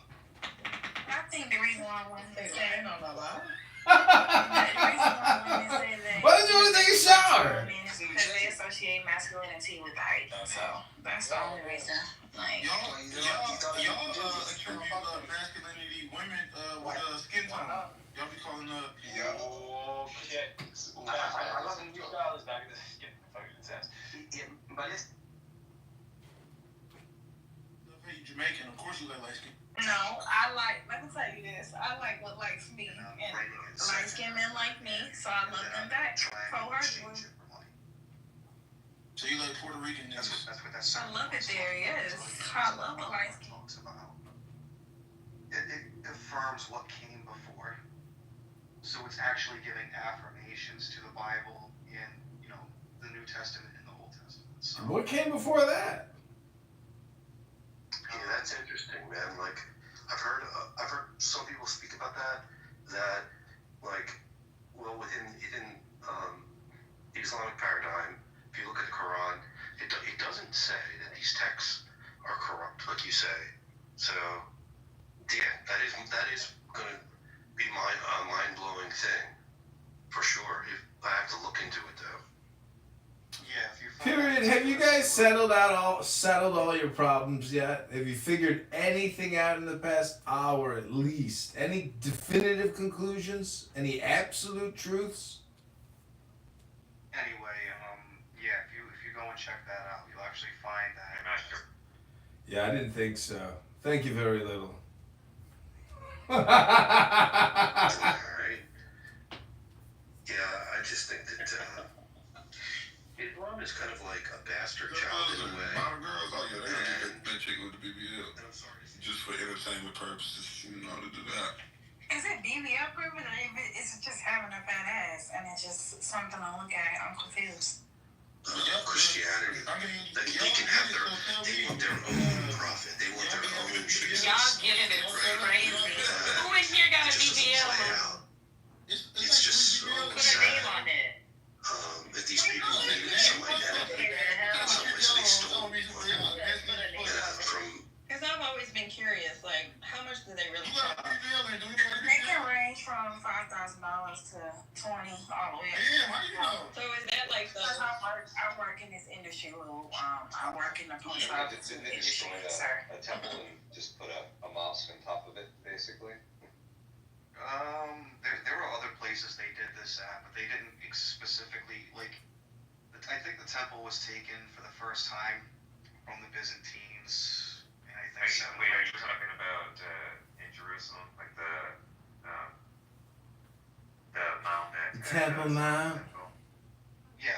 Yeah. They didn't destroy the temple, right? The Romans did that centuries before. But yeah, they built right over it. That's not what we're talking about. What I'm trying to talk about is there's no evidence to suggest that Muhammad was taken up by God and then returned to Earth and all these different things, and that's where he did that from, and that's why they claim it was so important for them to take it. So they have this like type of thing, and they've done this more than once, where they take particular places, sites, religious sites like this, and claim it as their own. Well, yeah, for sure. Look, I just want to say too that you guys are right that the Romans technically destroyed it, but it was the site of the Temple Mount, right? And the Muslims specifically built the Dome of the Rock there on the Jewish holy site, knowingly, so it's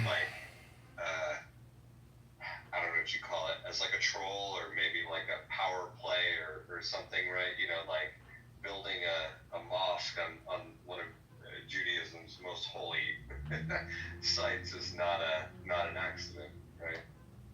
Yeah, Islam is like a bottom feeder. That's basically what it is. It's a bottom feeder of the Abrahamic beliefs. Like, You mean to say that they're the N-word of the bottom feeders? what do you mean inward or bottom feeder? What do you mean? Just don't pay attention to him. Like, Ignore me. I'm just now. No, I'm one of the best when it comes to dealing with any. You said they were bottom feeders. I said they're like the N-word of the Semites, is what you saying. Here, let's get some order back in here, ladies and gentlemen. Look, the idea is that we're gonna let Young deal with the racists. Let's get rid of him. I'm not a racist. I'm just saying he's saying that the Muslims are the bottom feeders. I said that's like the N-word of the Semites. That's factual. No. So let me deal with this. You don't even know history halfway. Half of history, shit. No, when we were younger, we were all brainwashed to be like whitewashed. So We were whitewashed, not blackwashed. No, there's things that are good that are white, and also bad that's white. Bad that's black, and good that's black. The question that remains is like if we're trying to preserve like religious sites, and that's what they believe in preservation, which is a cornerstone of their religion, then if it considers itself an Abrahamic faith, why did they replace like Jewish expressions? Because that's what she said. Yeah, so you're getting off topic very, very well, but I'm gonna say this real quick. You were talking about off topic because y'all know what you're talking about. Make sure that he knows. Yeah, I was gonna ask you guys, how does Trump America deem the worst version of Christianity was when it went here, right? That was the worst version. So if you talk, is it freedom or is it dictatorship? Why are you stuttering? We live in total freedom and absolute liberty in America because of Donald Trump. And only because of Donald Trump. God bless the King of America, DJT, the Orange MAGA one. All hail DJT!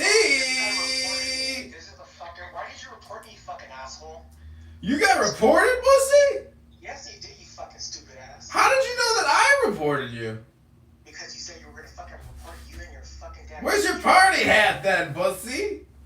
No, I got a fucking warning, you stupid ass. Ooh, wasn't me. Wasn't me. Don't blame me. Why, are you Jewish? Am I Jewish? Everyone's Jewish. No, he said you are. Don't you know we all came from the Garden of Eden with Adam and Eve? They're the first Jews ever created. The guy in the audience is not Jewish, though. Oh, by the way, if I see Danny, I'm a fucking autistic baby. You gonna pack her up, Beatrice? I am gonna back her up. I'm gonna fucking PTR her fucking Down syndrome fucking retarded baby, and I'm gonna fucking call child services. Ooh, red alert, hate alert, somebody's hangry. Are you hungry or are you angry? No, you think I'm fucking that bitch fucking wrapped me out to I don't, what is it like on Trump? Is it sort of... he nearly got assassinated. He nearly got assassinated twice, assassination attempts twice. He survived though, he survived. Yeah, we don't know that's how he got into it. Yeah. So I can confront her. He's a survivor, yeah. What should I get for dinner? Should I get deep dish Brooklyn style pan pizza or should I get a chicken burrito? Come eat this pussy, nigga. You got fucking crotch rotch, bitch, and you ain't prepped properly. Let's just leave it. Oh, by the way, Bussy, I'm creating a new profile. It's gonna be called Joanne Rivers. I'm gonna do a Joanne Rivers impersonation. Did you guys talk about Elon Musk? You forgot about Elon Musk. He's trying to control people. Girl, are you on Adderall? Because you're like really like talking. No, we don't get that here, actually. I'm not talking to you. I'm talking to your little Nigerian British person here. It's just that much. Your sister. What do you mean you don't get Adderall in fucking London? Where do you think they fucking made methamphetamine with the fucking chemicals? You fucking chemists over there. What's your name, Madden? Do Adderall. It's not cocaine. Patrice, I can't hear you. You can't have it. We just don't get it. We have to get something. Listen, Patrice, you sound feminine, man. Shut up. Oh, hey, little Haiti. Hey, little Haiti. Little Haiti, should I get deep dish pan pizza or should I get a chicken burrito for dinner, little Haiti? I said thank you, little Haiti, for the heads up. I appreciate you giving me a warning. Shut the fuck up, man. Be quiet. How about you suck my dick and fucking eat my asshole? Patrice. Hi, little Haiti. What up, Will? How are you, little Haiti? When was the last time you took a shower, little Haiti?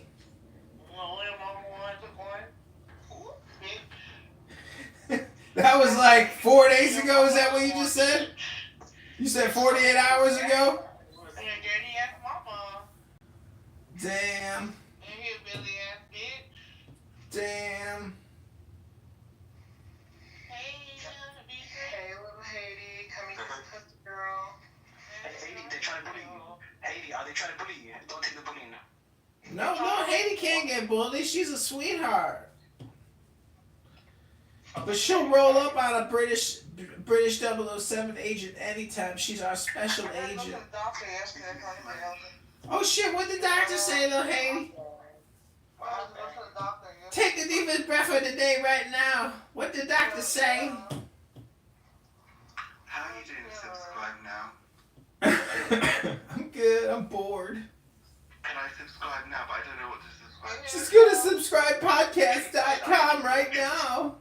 I'm clicking on you. I'm joking. Subscribe. Send me a cup of coffee and subscribe. Hey Ryan. Hope I get a free magazine. You're gonna get a free troll. Type in the fucking nigger autistic phone. Patrice. That fucking nigger who. Patrice, I forgive you. We're joking. But what's up? Ping in your fucking autistic nigger guy. Do we have any Jews in the room? Are there any Jewish people in the room? Soon. Horatio, you're converting?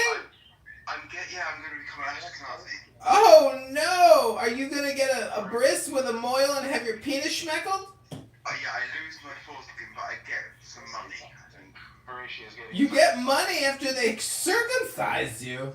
Seems like a fair. Who told you the secret of circumcision? You gotta put it under your pillow. You put it under your pillow and then you get money. No, what you do is you take your circumcision skin, which is technically your foreskin, and you put it in a bowl of some young guy with a bunch of ramen noodles.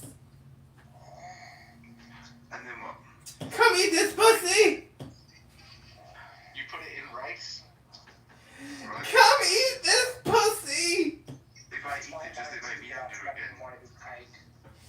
Brown rice, please. Pinto beans and chicken. Oh no, not fried rice. Not for a special occasion like that. You'd only know what that means if you went to Chipotle.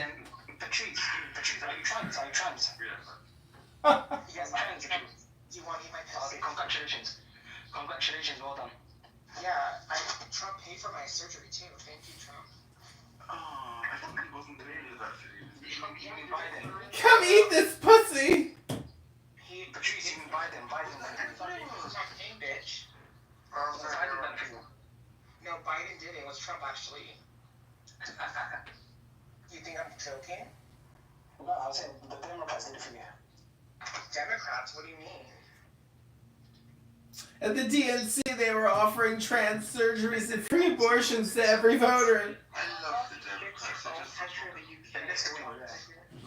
How can you focus on your Horatio, what did you think about Donald Trump and J.D. Vance roasting Zelensky in the White House? It was delicious. But what's Kamala Harris doing? Is she sort of right now you're really employed or? Right now, you're really liking how it tastes, doesn't it, baby? You know, go deeper. Is she like you to still be the leader of the other party? Maybe come out you're a good little slut boy. I'll make you kiss me with your tongue in my mouth. Is this what you do every Friday night for work? But see, we have sex. What's going on? Where is everybody? You like that? You love Nigerian pirate, don't you? See, I'm the captain now.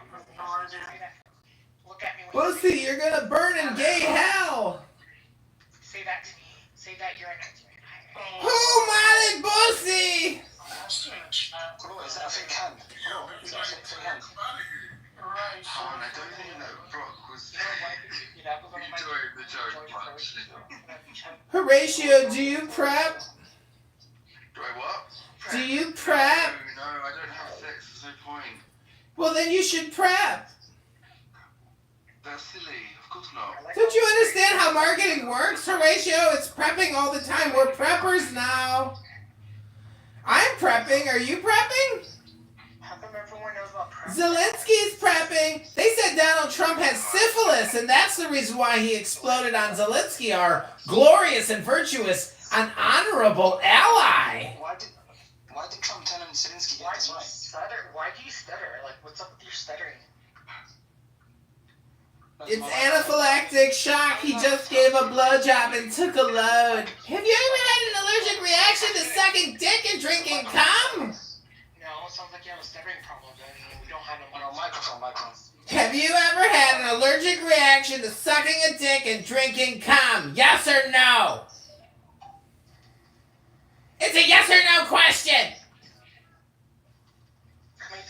Have you ever had an allergic reaction to sucking a dick and drinking cum?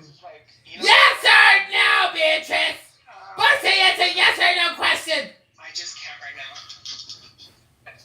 Today was crazy. Did cum hurt in everyone's eyes, or is it just that cum? Oh my god, Horatio, we're not talking about It stings, doesn't it? No. Dumbass. Have you ever had an allergic reaction to having a dick in your ass and cum filling your butthole?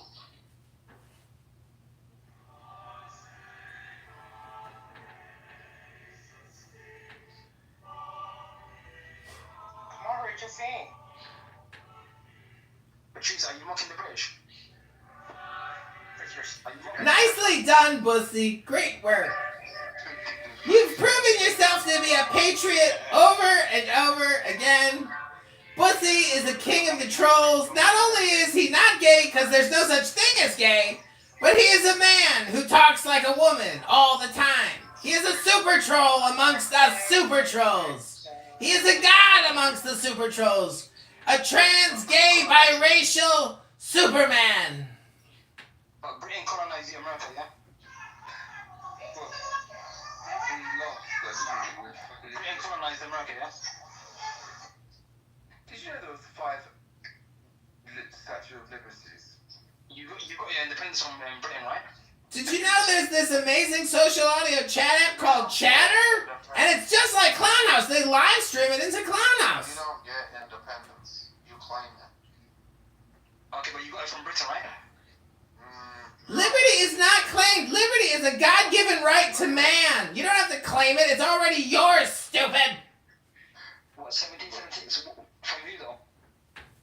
You got loads of tea, didn't you? Or you lost loads of tea? I can't remember. At least we're the first one. At least from you guys, 1776. Let's just say that. 1776. Ryan, are you prepped for tonight? And are you going to have a seizure live on YouTube?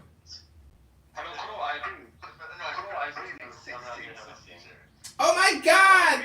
Oh my god! News alert! Newsflash! Hampton Spears is live on YouTube! I gotta go! Oh, Hampton. Hey everybody, it's me, Hampton. I partnered with Edmund because he paid me, and now he's live streaming my show. It's me, your friend Hampton, your local gay biracial midget with an afro puff. Go to Hampton Spears on YouTube to watch me and Edmund live right now on YouTube. We're gonna live stream Clubhouse and bootleg it together.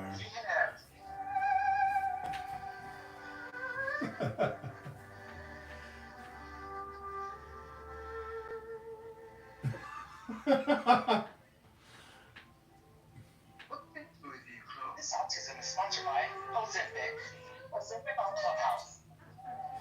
Ozempic has side effects: extreme diarrhea, vomiting, and going blind. Also, cirrhosis of the liver. Try Ozempic today to lose the weight that you can't get out from underneath. Ozempic, go blind today. This ad is brought to you by Pfizer, Moderna, J&J, AstraZeneca, and Clownhouse, part of the Bill Gates hedge fund group of incorporations. Thank you, Bussy, for being such an excellent host. Dr. Bill Gates wants you to know that if you're triple vaxxed and quadruple boosted, that's not enough. There is a new booster and vaccine available especially for PrEP, who are more susceptible to infection because of the human papillomavirus and the AIDS vaccine. If you're not prepped or boosted today, call Dr. Bill Gates Incorporated at 911. Hello?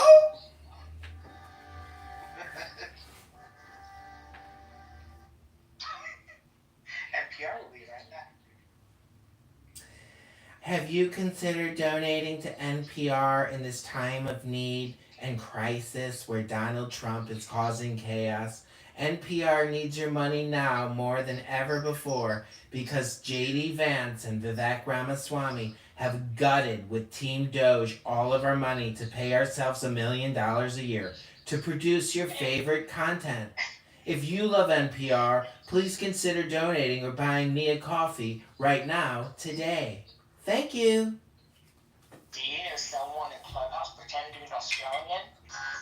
Well, we got the Christy. Christy here will get you a free membership Australia. No membership here. Come on. Call Christy when you get your own membership in Australians Clubhouse. #1 Aussie Bowen. Go Edmund, give up sponsorship. Hello, my name is Christy. I'm from Sydney, Australia. Some of you know me from the Clubhouse app.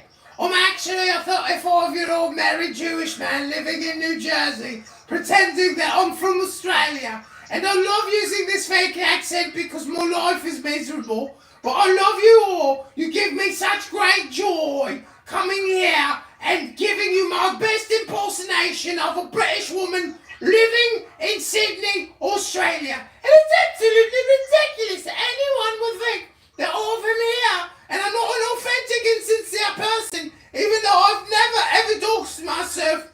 That's it.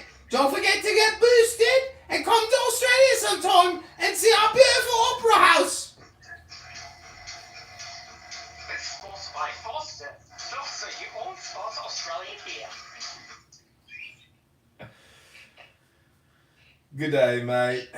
This is Australian Bundy. I'm here to tell you to get prepped. I know we're a very multicultural society, and we believe that if a man wants to have a homosexual orgasm in another butthole and spread his cum-love juices in another man's anus, you should be prepped. And AstraZeneca and Pfizer have created the most innovative pill technology to help protect you from viral infection from having disgusting homosexual sex with other men.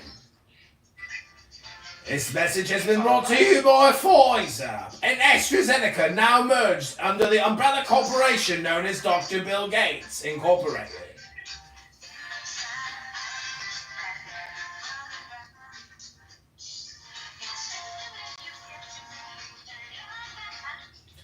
Please, no copyrighted music on my YouTube live stream. You'll ruin an hour's worth of work, please. Change it up there for Hispanics.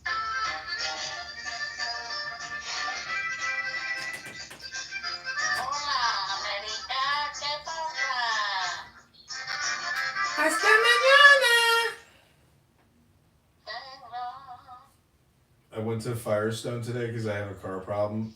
They said they can't help me today. Come back tomorrow. So I said, hasta mañana. And the girl at the front desk said, hasta mañana.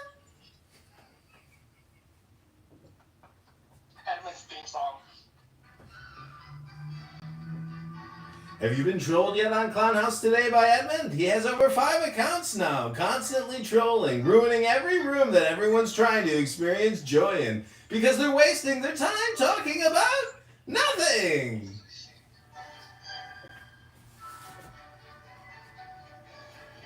Have you been called an N-word or an F-word yet today by Edmund Dakin on subscribepodcast.com? No? Well, go to subscribepodcast.com right now. That's you. Starring you.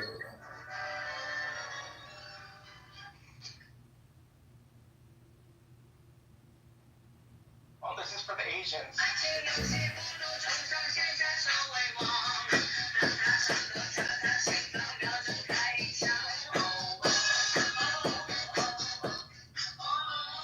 That might be copyrighted music. Don't play it.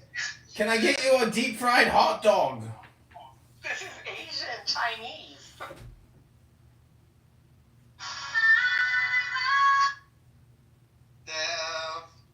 All right, everybody, I gotta get moving and shaking. It's now 11:18. If I don't leave the house now, I'll always be a loser.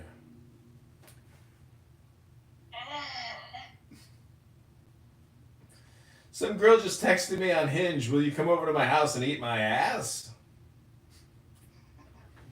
Oh, we're supposed to don't get pink eye.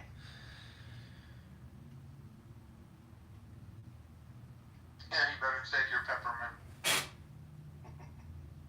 Bring my. What's that stuff called? What are those? What's the peppermint oil stuff called? Essential oils. Essential, yeah. Put a little drop of essential oils on there before you go down there. I was in a room and this veteran. I don't know if you know who he is. What the fuck is his name? Half of his head is shaved. Cristito or anyways, he's a veteran. Anyways, he lost his sense of smell because of COVID-19 or the vaccine. So somebody was telling him to like get some super powerful like peppermint extract because if you can, I guess, like override your olfactory senses or something, you can like regain your smell. Oh. I thought you were gonna say something about eating the butthole. Well, I was thinking like if you can't smell your own farts or your shit in the morning, like what's the downside? Eating butthole if you can't smell anything. Yeah, exactly. I mean, I like to know when I'm eating a chicken chop salad if they put mint in there. You know, that's just me. I love the flavor of food. Put a little. You be getting a side of milk duds. Yeah. Put a little drop of peppermint on there before you. If you're nervous, hose them down with lavender.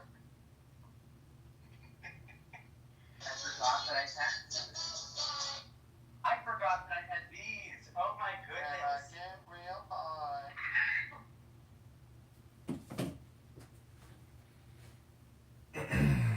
Well, I'd like to sing to you my favorite song. This is Frank Sinatra, 1939 remastered, Chicago.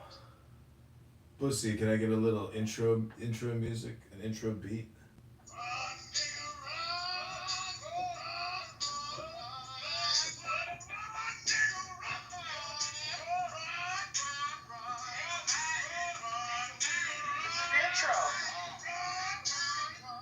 Funny with the money, yo, you got me mistaken, honey. I don't want to rape you. I just want the papers. The visa, capisha, I like the papers. Who's the head honcho? Slick like Rumacho, cool like Camacho, clubhouse honcho. I am...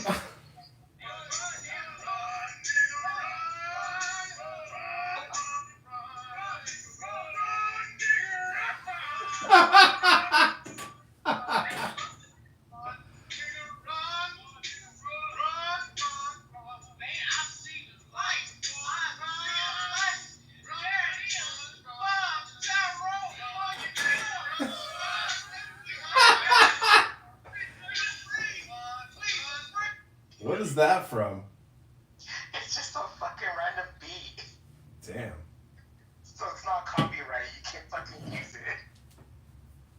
It's called Run, Nigga, Run. Yeah, nobody copyrighted that. Nobody had their. Oh my god, Drew, Oscar, where have you been, Sugar Daddy? Hey, what up? Oh my god, did you like my racial stuff I sent you? They're much better than what you sent me. No, hold on a second. I think I sent the better memes. Oh well, I sent you the more racist shit. No, hold on a second. I sent you plenty of racist shit. Is it not? You good racist stuff. You could do better. I sent you the N-word. No, wait, did I send that? Yeah, I sent you the N-word. You send me that all the time. No, I don't. Someone's calling me.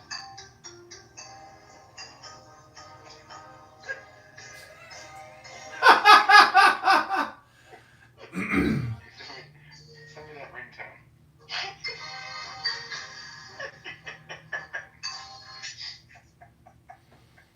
You know, say what you want to say about the Nazis and the Third Reich, but they had some pretty upbeat tunes there. Yeah, they had some catchy tunes. Hello, can we take your call? Next caller, please. Could you imagine calling somebody and that's the whole music?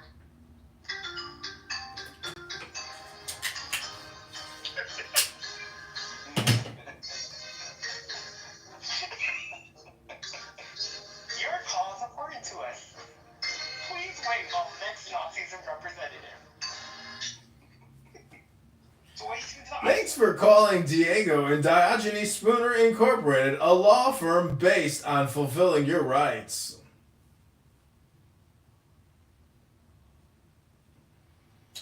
Please contact our paralegal Princessia Nura Bandura and Abby Eba so we can find out more about your complaint and future lawsuit.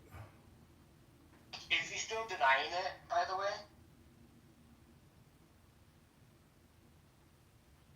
Deflect, deflect, deflect. Just like your enemies, the J words.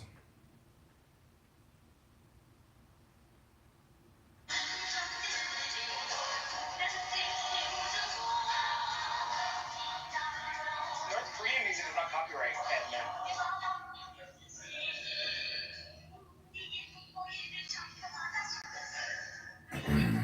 man. What do you think she's actually talking about? How the leader is great.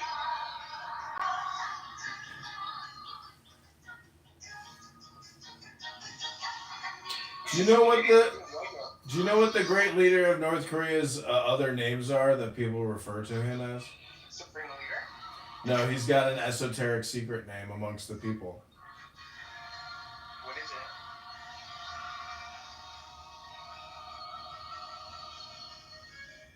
Hello, Cam. Kim Jong-woo, radio, Hatsida, admin, class.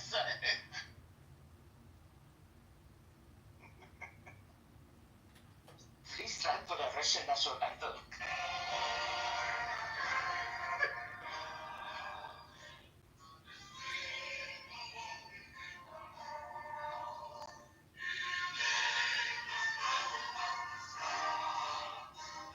That's gonna be Ukraine's future anthem. Did you hear Trump dressing down Zelensky? It was fucking amazing. I was watching that all day. I was laughing. It's like a good 30-minute clip. Like it's a lot of fucking. It's like a clubhouse room basically. Girl, it was grateful. Grateful. Zelensky, God, what He got himself gaslit, and he didn't even know that he was. See, that's the fucked up thing is if he went in there in a suit and he was like, Mr. President, I'm willing to do whatever you want me to do, so we can have peace between Ukraine and Russia. This is his theme song. We had to sit there and get spanked. Mr. President, come to my country sometime, and you too, JD Vance, come to my country and you will see how we are fighting and dying. You need to bring up our aerial support systems. Can you send us another $30 billion so I can send to Grand Cayman? More like 130. Somebody asked him why he wasn't wearing a suit. He never wears a suit because he's in a war. I mean, this is war. He has to wear his fatigue. I think that's stupid too. I mean, he doesn't wear a suit. I don't care about that. I mean, I don't give a fuck. Stupid question. They're just making, see, the whole thing is they wanted to make fun of him and get him angry so they could show the world that he's a bitch. And they did just exactly what they wanted to do. They made him look like a bitch because he's a bitch. You and I know somebody like that. He's a bitch. He's a fucking little bitch. And he got. He had no idea. He's so stupid. He had no idea that he became a bitch. He got bitched. It was amazing. Mr. President, please send us more javelins and battle tanks so we can wage war forever against our brothers and sisters in Russia. Obama sent you blankets. Sheets! Blankets or sheets? And Damn. it was Trump that sent him the javelin. Damn. Did you hear Zelensky said 600,000, they killed 600,000 Russians? Do you even believe that number? Or is that propaganda? I don't know. I kind of believe it. It sounds like it's a meat grinder over there. Like they're just like fucking dying left and right. 600,000 Russians is a lot of fucking dead Russians. Well, and North Koreans too. Well, I heard that the average life expectancy on the front line is like 24 hours or some shit. You know, in Vietnam, the average lifespan of your average second lieutenant in Air Cav, I think, was like 6 minutes. You had a 6-minute window to survive. Then you're done.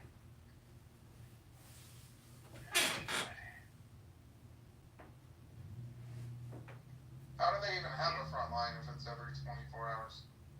They just keep grabbing more people off the streets and sending them up there. You know what's wild is I got the feeling that like Russia is actually going to militarily take all of Ukraine today. I was like, holy shit, like Ukraine could actually lose the war and be completely invaded and totally taken over. You think I thought they were gonna do it today. I thought Putin was gonna do it today, to be honest. after that? Mr. President, they are attacking us with ballistics. Ballistics, Mr. President. If that would happen, there's a refugee in America right now. One more Jew kicked out of Ukraine. He would have asylum, wouldn't he?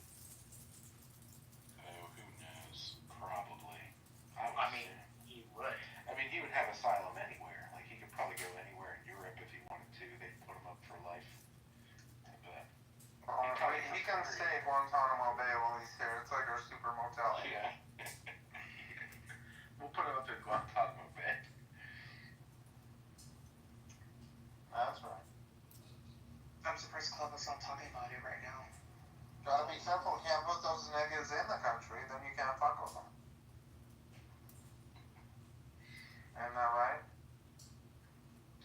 Let's indict the motherfucker.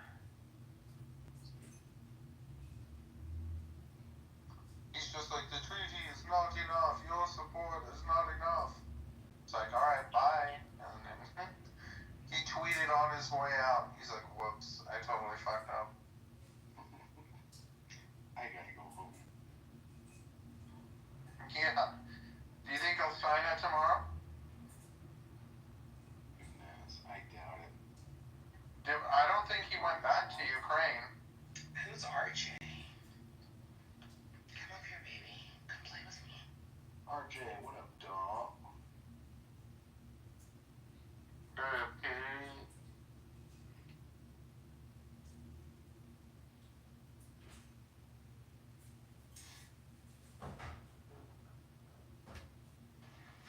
Yo, what's up with y'all people?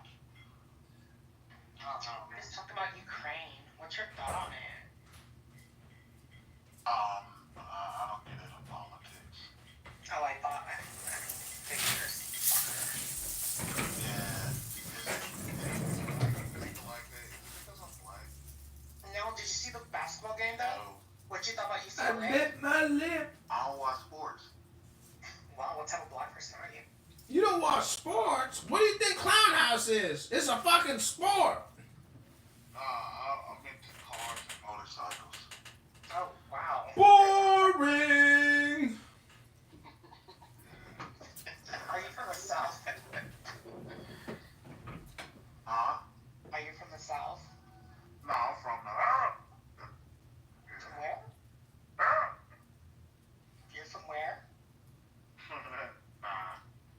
I'm from the South, bro. You're from Earth? He don't know the truth of the earth. He don't know the math of the earth. He don't even know his birth chart.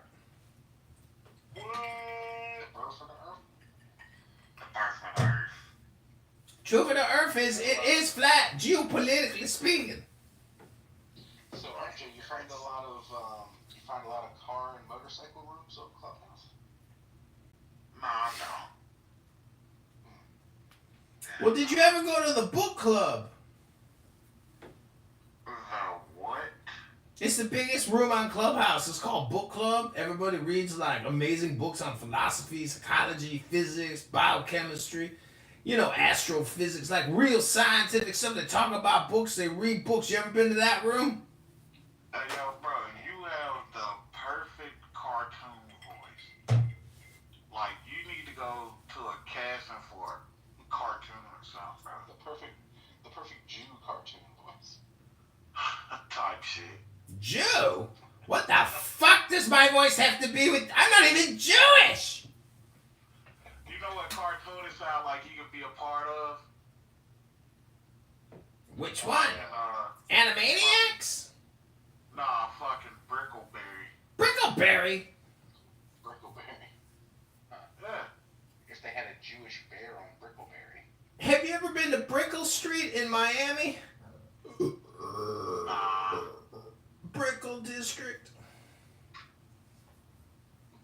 I'm moving to South Beach, y'all. I won the lottery, just FYI. I played a scratch lotto ticket and I won $850,000, so I'm buying a condo in South Beach. I'm throwing a big clubhouse party on March 1st. You're all invited. I hope you come. Thanks for coming. Hope you come again. Hey, yo, you, sound like you like your music to go. Funny with the money, oh, you got me mistaken, honey. I don't want to break it. I just want the papers, the visa, capisce. I'm not like the papers who used to have Hancho on Clubhouse Cumacho. What the fuck type of coke is he on? I'm on that notorious B.I.G. party, yeah. Just trying to feed my baby outside the projects. One time my mom was like, "Are you sure you're not doing any drugs other than marijuana?" And I'm like, "No, Mom. I just smoke weed and drink a little alcohol." She's like, "You sure you're not doing anything else?"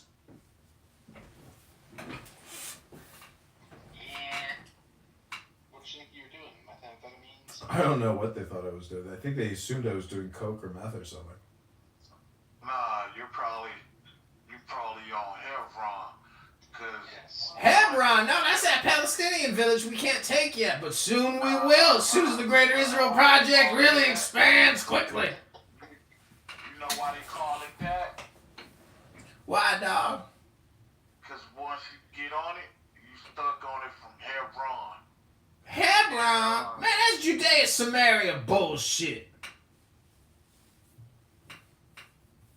What the fuck, man? Motherfucker! Y'all ain't ever seen dude on like Twitter, like fucking Instagram or TikTok? What the fuck, man? What the fuck, man? Man. Is it an Indian dude? I think he's like Thai or some shit. I've been to Thailand, man. That's a good country. I like the Thai people. They're so peaceful. No, that's ladyboy country. Ladyboy, yeah, they're good people too. They wear 2 thongs and you never know till you get too close and you're like, ah! That's a fucking guy with a dick, man! Then you gotta make a What the fuck, man? What the fuck? He's got eyelashes. He looks good. What's his name? Invite him over. Let's have a drink, man. All you gotta do is either go on TikTok or fucking YouTube and just type in ladyboy. Is that what you like to see? This dude I just get on Google and type in ladyboy. That's a man, man.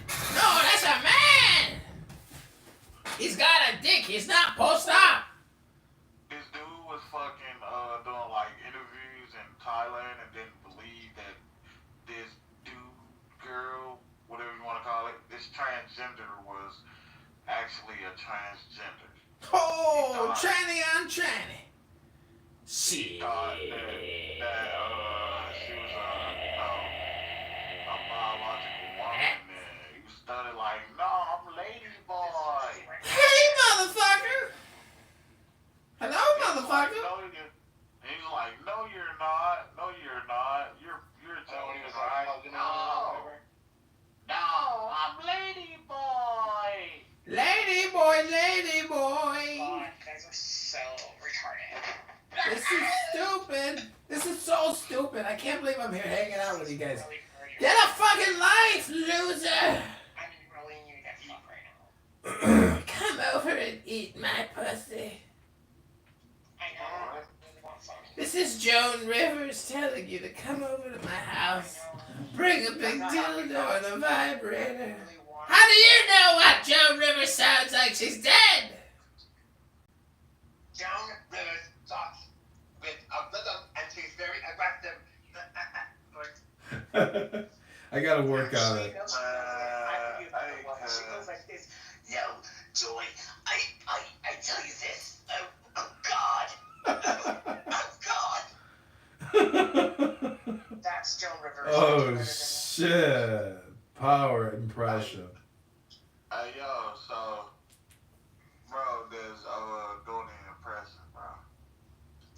Precious. You said, do I do impressions?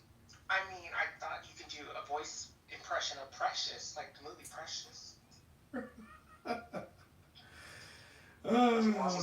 Did you see? She had a baby. Did you see Precious had a baby? Black person, like Precious. Did you see that girl had a baby, or even like 2 kids or so? She's in like some relationship with a white guy. Did you ever see that her Instagram or whatever?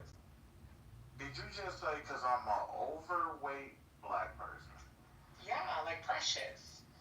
Yeah, you are kind of overweight. When was the last time you went to the gym and read a book? Read a book at the gym. I kinda don't have time to go to the gym because I'm supplying you guys. I'm not saying you're fat. You're not fat. I'm supplying you guys with your everyday necessities. You're just well-rounded. Where do you work at? You work at a fucking dollar store? No, you fucking ass white. Dollar General? Save a lot. No, didn't you know they built this country? Well, I know they built the White House. We built this city. No, what I'm saying is I drive semis. That's what I'm getting at. Oh shit. You know a piece of trash named Cardano? He ships for Walmart. Nah, but I'm more than for certain your uncle's your dad. My daddy. He's the lifeblood of this country, dude. Getting shit worked. Have you ever driven a truck underneath a bridge and you miscalculated and fucking boom? You ever unopened your mouth? Like, you mean meditated? No. I mean, like, shut the fuck up.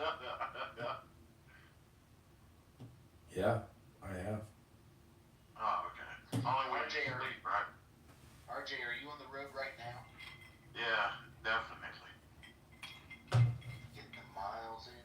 Have you calculated how much you get paid per mile that you drive? You said, do I? Yeah, what have you broken down per mile per hour? Like, what's your averages? You got to know some math. They're called ratios or divisions. I probably make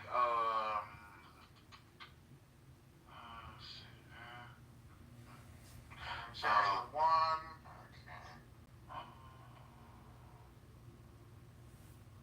Bro, you don't know this already? You said what? You don't already know this? I'm making a point here, Ryan. I'm making a point. You made the point. I only go by the. When I used to say credit card applications, this is so typical. The white people, I'd say, how much do you make annually? They don't know it right off the top of their head. Right. The black people are like, oh, let me see. They're like, hold on one second, let me put my phone What down. the fuck? What the hell were you calling for? Right. How many fire alarms did you hear that were declined applications? Hey, believe it or not, I got damn near A1 credit. I heard that when like HR coordinators have interviews with candidates and you hear the smoke detector go off, they immediately terminate the call. I'm mid 700s. Damn, that's high. That's like 100 points higher than me, dog. Really? Shit, maybe I should start driving the truck so I can boost my credit score. You got a credit repair kit I can buy? No. Better financial decisions will increases. So like get a slice of pizza, not the whole pizza? No, I said better financial decision puts you in better financial situations. Don't take a lease on a car I can't afford. Pretty much. Don't rent an apartment I can't afford. Pretty much. Don't take a mortgage out that I can't afford. Pretty much. RJ, you ever watch Smokey and the Bandit? No, sir. Oh, damn it. Have you ever seen Roots with Kunta Kinte? Yes, sir. You seen Roots with Kunta Kinte? You know why black people like watching that backwards? Why? It's a happy ending. Wah. I fucked the joke up. I meant to say white people. My bad. Yeah. yes. Who's your favorite comedian, RJ? As of right now, is guy. Well, for one, top favorite, D.L. Hughley. D.L. Hughley. Yeah, reason being, he takes all the political stuff and stuff that's going on in the world, and he makes it funny. So he pretty much talks about things that are relevant, and he just makes it funny. So he was talking about this lady that was in Texas that they gave the death penalty to, the first execution in like 20-something years. Her name was Carla Faye Tucker, right? White lady, right? And she was claiming to be a born-again Christian, and she thought that was going to get her off. So she was like, well, I know Jesus. Well, bitch, tell him we said hi. Because your ass is going to glory as soon as this shot take hold.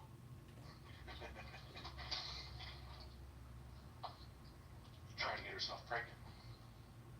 Wow, that's great. What do you like more, In-N-Out Burger or McDonald's? Neither. What? I'm not a big fan of eating beef. You don't eat beef? Nah, chicken, turkey, fish, and pussy from time to time. What's wrong with a burger? Let's see. Well, by me being black, I'm more prone to high blood pressure. That's one. You fat. That's why you got high blood. I'm not saying eat a burger every fucking day. I'm saying like once a month. For two, it takes beef longer to digest. That's why you put a piece of cheese on it. Yeah, and that's why you want to eat beef if you're poor, because you won't have to eat again for a while.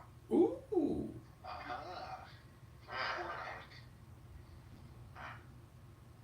You get fancy, you put it over ramen. So you got a woman waiting back in a trailer park waiting for your truck to pull up? Are you married?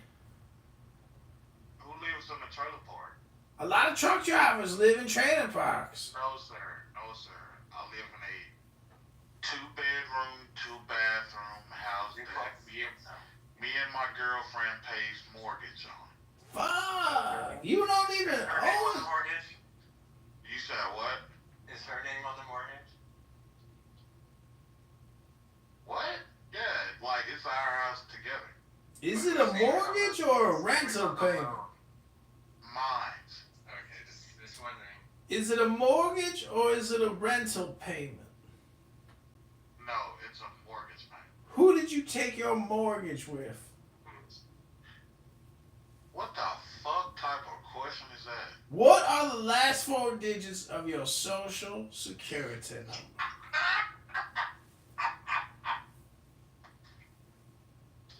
Hello?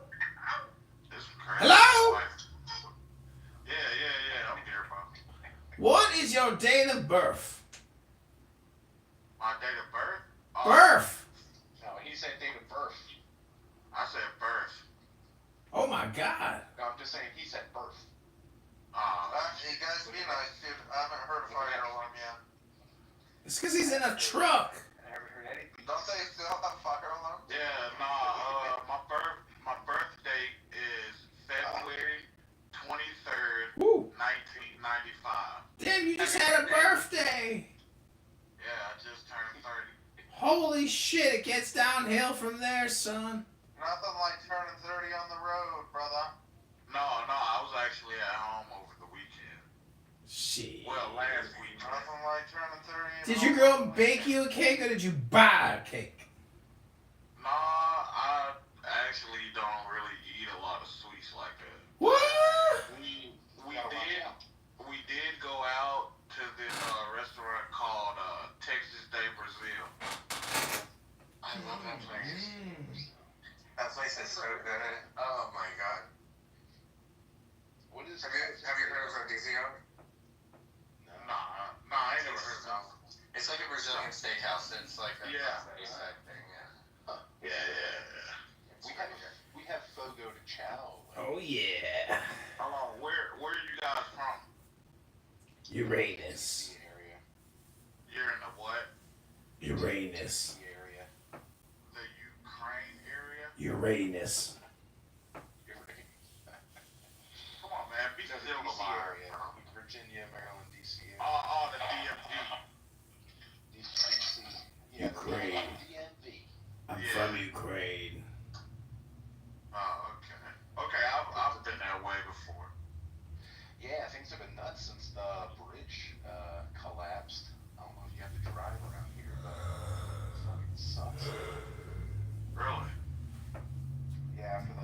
DEI. last year.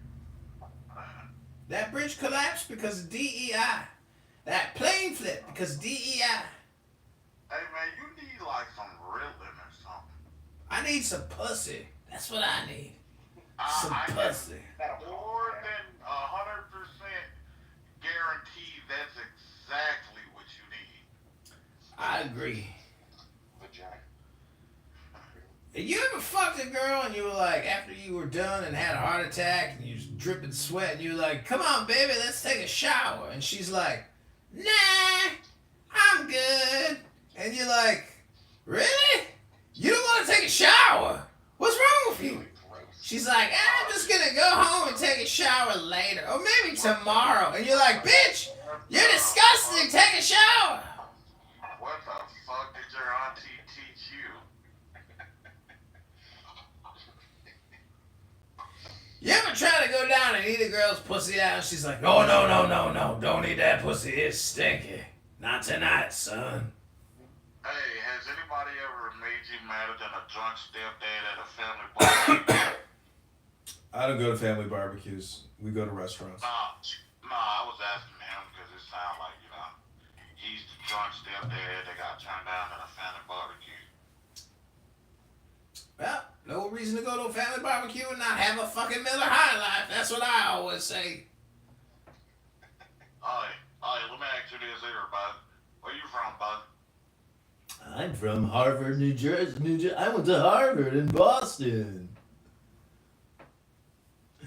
I'm a CFO of a Fortune 500 corporation. I live in the suburbs of Boston. My net worth is $36 million. And I come on Clubhouse to troll people and to teach them the truth of the earth. Yo. So where that other transgender bulldagger go? Where she go? Bussy is currently tending to some business in the Subscribe podcast production. Bussy is currently tending to some inside-out wiener business. Hey, yo, you funny as hell, boy. Bussy has to keep a full-time job at Starbucks just to keep up his PrEP medication. If it wasn't for Starbucks, he never would have been able to fully transition and achieve his true will of being a tranny. But now he has to milk his prostate through a small hole which is called his vagina, which is a reconstruction of his penis. Story time. I'm now going to read to you from the surgical handbook for transitioning surgeons. What the fuck? Oh, you've never actually read how they remove your penis and create a vagina? They chop it off. They just turn it inside out. I think they just chop it off. No, they don't. What are you talking about? They fillet that shit. Fillet it and then turn it inside out and then stick it back up in you, and then you have to put things up there to make sure it stays open or something. So Dilator, I think they call it. So what if you got a little dick? So that means you got a little pussy. Don't they use parts of your colon? I don't know. Yeah. I'm looking at the Mount Sinai transgender brochure. It says, welcome. We thank you for entrusting your care in gender-affirming surgery with us. We work together as a team. Want to take this opportunity. The doctors' names are Rajvir Purohit, MD, and Miroslav Georgievic, MD. So you're getting your dick cut off by an Indian and a Ukrainian. The Center for Transgender Medicine and Surgery at Mount Sinai. Hold on, boy. Don't let them white folk hit you really like that. This is vaginoplasty. What to do and expect before after surgery. Before your vaginoplasty. The process to getting your vaginoplasty begins when you meet Dr. Purohit and Dr. Jajorvik at your local office, visit or the providers of Center for Transgender Medicine. Meet Marianne Santos, scheduling, and speak to Samantha Gonzalez, patient liaison. Surgery days are typically Monday, Tuesday, Fridays, and some Wednesdays. It takes 6 hours from the first meeting until the day of surgery. Ask Sam and Marianne to help you with any challenges. gosh. They said So, your journey begins when what? The day before your vaginoplasty diet, eat a normal breakfast, light lunch, and clear liquid diet for dinner. Remember, do not eat or drink anything after midnight. Take the magnesium citrate bowel prep at 6 p.m. the night before surgery. This medicine was called into your pharmacy. Use an antibacterial soap such as chlorhexidine and clean your future vagina thoroughly the night before surgery. You can continue to take estradiol and all of your hormones as you would normally take. Hey, yo, so by them cutting your dick out and turning that motherfucker inside out, what if somebody, like, gives you mouth-to-mouth resuscitation where they gotta blow in your lungs? Does it blow out like a surgical glove or what? After you're discharged from the hospital, you will be discharged home with vaginal packing and a urinary catheter with a bag attached to drain your bladder. The catheter and the packing will be removed on your first follow-up visit about 1 week after your penis has been removed. So they give you a piss bag. Before surgery, before discharge, the nursing staff will give you a set of vaginal dilators. Please bring this set with you to your first follow-up appointment. You will be taught how to dilate your new pussy at the time of the office visit. You will be prescribed pain medication to be used as needed. Stool softener, Colace, is recommended after surgery. Vigorous physical activity should be avoided for 8 weeks following the removal of your penis. Until follow-up, you should not sit down directly on your new vagina. This can cause a breakdown in the skin of your new vagina. Standing, ambulating, or lying down are preferred to maintain your new vagina. You can shower once you are at home, but do not rub the incision sites of your new vagina with soap. Do not take a bath or soak the incisions of your new vagina until cleared by Dr. Purohit and Dr. Jajorvek. Visiting nurses are available. Typical follow-up visits. Post-operative dilation information. How to use the dilations. Make sure dilator is clean. Apply lube to the dilator. Yeah, no shit. That hurts my dick right now listening to it. Okay, this is the final part. It's called douching. You can begin douching your new pussy 2 weeks after surgery. Only use plain water or soapy water to douche. You can purchase a vaginal douche or simply use a squirt bottle. To douche, you will gently insert nozzle into the entry of your new pussy and slowly squeeze the bottle. The solution should flow freely out of your vagina. This should be done while either sitting on the toilet or standing in the shower. You can douche twice a week or more if needed. Oh man, I'm not gonna be able to get hard for like a week. After 2 weeks of dilating, increase dilations to 3 times a day. You have a set of 4 dilators. Purple, blue, green, and orange. You will begin with the purple dilator and can start moving up in size after 1 month. When you feel comfortable with the current dilator you're using, feel free to try using the next size up in your new pussy. Make sure to keep dilators clean. Wash them with soap and warm water before and after every use on your new pussy.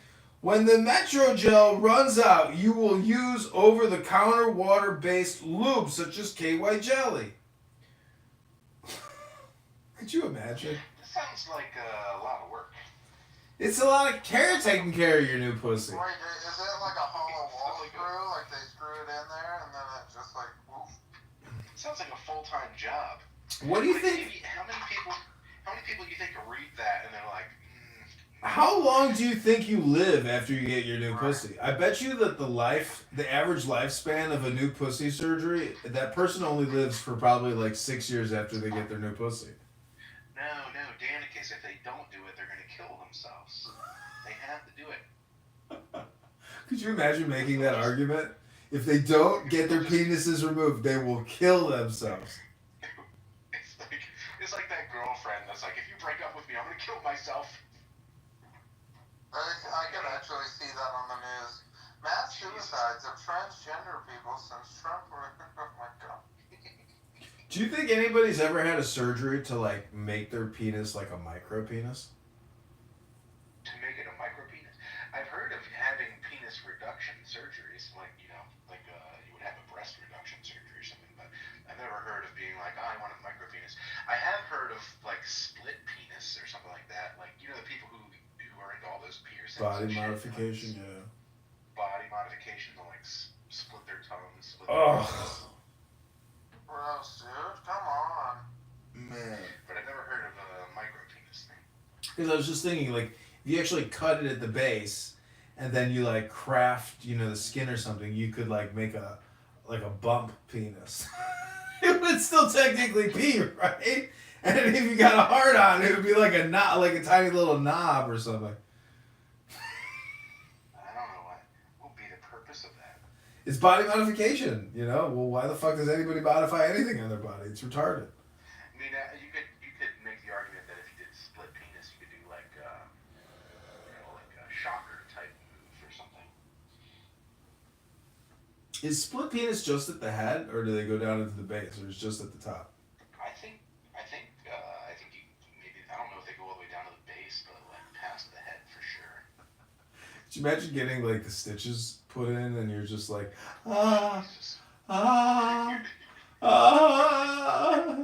hold still. No, I think if you get your penis split in half, you're more hardcore. You're like, okay, yeah.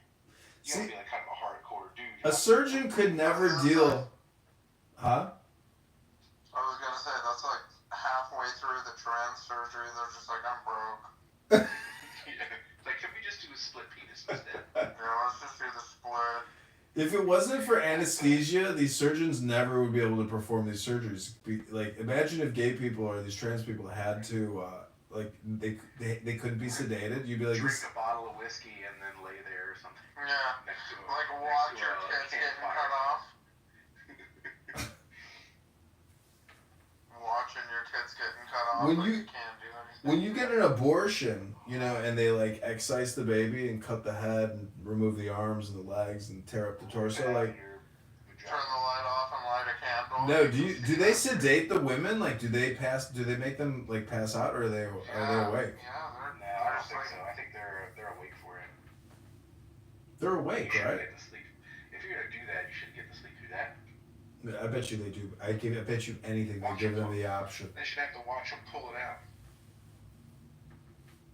Oh, what a horrible vision. Here's the head, here's the left leg, here's the right leg, here's the knee. This little sucker's a fighter. Crunch. Can you imagine? You like remove the head, and you're like, say bye bye to your baby. Bye bye. Bye bye. And then you put it in a bag, like a jar. You want to save it for like. Did you ever see the news article about the doctor who wasn't like properly disposing of fetus carcass, and so he stored it in his backyard in oil drums in a storage locker thing, like one of those big shipping containers? They said that there were like 80,000 dead fetuses inside this shipping container in his backyard. What the hell? You never saw this Why news would article? they do that? I thought they got money for like the fetal cells and stuff. Like why are you just burying it in your Well, backyard? it used to be copper, now it's fetuses. Well, anyways, this guy, I could pull up the news article if you want to see it, but it's just so disgusting that like it's unfathomable. That's weird. It is weird. It's very weird. But 100,000 children are aborted every single month in the U.S., and $1 billion a month is spent on abortions. Now, see, I would have a problem with that, but I think they're mostly black babies. Yeah, but since the COVID-19 vaccine essentially eliminated pregnancy, abortions are down way down. But actually, probably not in the black community, because I bet you the black community has a lower vaccine uptake. Yeah, I think you're right. Yeah, but they were more susceptible to COVID, so that solves that. It's just a fucking lie. It's so stupid. That's what Dr. Fauci was saying. I mean, like, they wanted to have social equitable outcomes for those who couldn't get vaxxed or didn't have insurance. It was like, holy shit, that's a fucking big lie. Did you watch that video of Fauci going into like what city was that? Philadelphia or Chicago something. Or something. Yeah. Philadelphia, trying to convince all the black people to take the vaccine. Guy's like, get the fuck off my stoop. We don't trust your bullshit. Like, fuck no. I remember the Tuskegee experiments. Get the fuck off my stoop, motherfucker. He said something after that black guy. He's like, he's that typical Trump MAGA type of guy. We can't let these MAGA people tell us how to do science. It's very dangerous. That fucking guy. Did he end up getting a pardon? I don't remember. Yeah, he did. Biden did give him like a what do they call it? A retroactive pardon or something like that. I mean, honestly, like, yeah. He's like he's a domestic terrorist, technically. Him and Bill Gates, in my opinion. That's like domestic terrorism, because like it's all a scam. Yeah. 100%.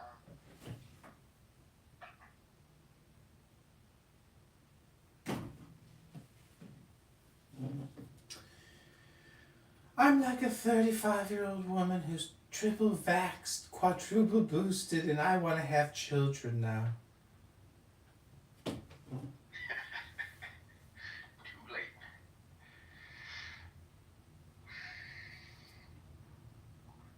Now we vaccinate a child in 3 weeks. We just reach up on him and do a little tap-tap-a-roo. Isn't it crazy how they were like saying vaccines were safe for mothers who are like carrying a child? You know, like. Oh, dude, that was disgusting. The things they said were so just like made up and just totally insane. It's insane. You know. It's like they were at a bar and somebody's like, "What about if a lady's pregnant?" Oh yeah, totally if a lady's pregnant. And they'll admit now you shouldn't do it, but back then they're like, just do it. Dude, my wife was pregnant back then. 2021. Yeah, and they were just like, just get it. We were like, oh, fuck no.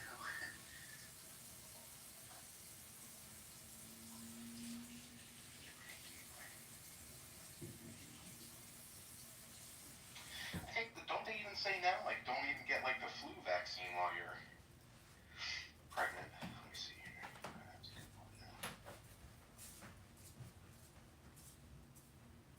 I don't think you're really supposed to get anything. Right. Like, this is a time to eat very, Any like, for vaccines, right? healthy for two. And you didn't get the Fauci out to you, right? No, I quit my job, dude. Me too. I told them, They were fuck like, you guys. you have to come back to the office, and also, to come back to the office, you have to get vaccinated. I was like, okay, well, bye. Which is so fucking stupid, because you've been working from home. It's like, Right. you could, like, what a bunch of dumbasses. Yeah. It's retarded. It's retarded time. They fixed the problem that wasn't broke. Now they don't have you at all. Dumbasses. Yep. They should have just been like, fine, stay home. This is a pandemic of the unvaccinated. Well, you know what's funny is, like, a week later, one of my buddies from work texted me, and they were like, hey, they had, like, some company-wide announcement. They were like, they were telling everybody, like, up to, like, you have to come back in January 2022, and you have to be vaccinated, and if you don't do that, then they kind of were like, they didn't say what they would do, but it was kind of like, the implication was, like, you won't get to work here anymore. But then a week after I quit, one of my work buddies texted me. He was like, hey, they just made a company-wide announcement that if you don't get vaccinated, you just keep working from home. I was like, Oh, are you no. kidding me? They didn't even call you back. But I was like, are you shitting me? They were trying to, like, gaslight everybody into getting it. They waited until, like, the very last minute to announce to everyone, like, I guess we'll let you see. My company in Workday had a spot to upload your vaccine I card. gave them, like, a bunch of shit. I gave them a bunch of shit, too. Like, when I was talking to HR and stuff, like, I had submitted, like, a request for a religious exemption, and then I asked for, like, all sorts of documentation on stuff on how they, like, evaluate the exemption requests and this and that and the other thing. And I asked, like, I think I submitted some document, like, hey, if I get injured, like, will you, cover any sort of healthcare costs or this or the other thing? And they denied that. So I think they started getting nervous, like, are people gonna start suing us over this shit or something like that? So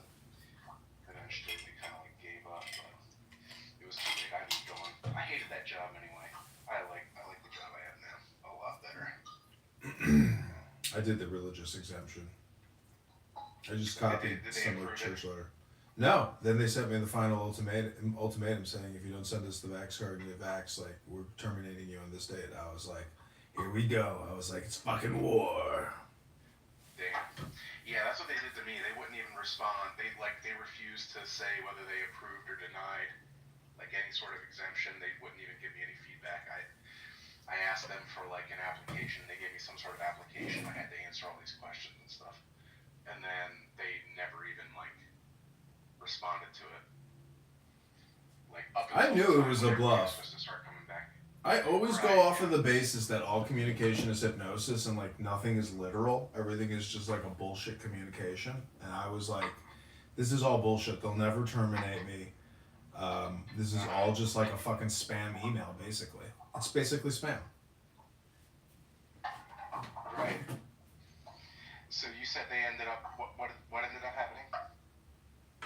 Nothing. The federal government ended up withdrawing the whole thing. But I mean, at the time, nothing happened. Like they ended up, there was a lawsuit or something, and the judge said, these. Yeah.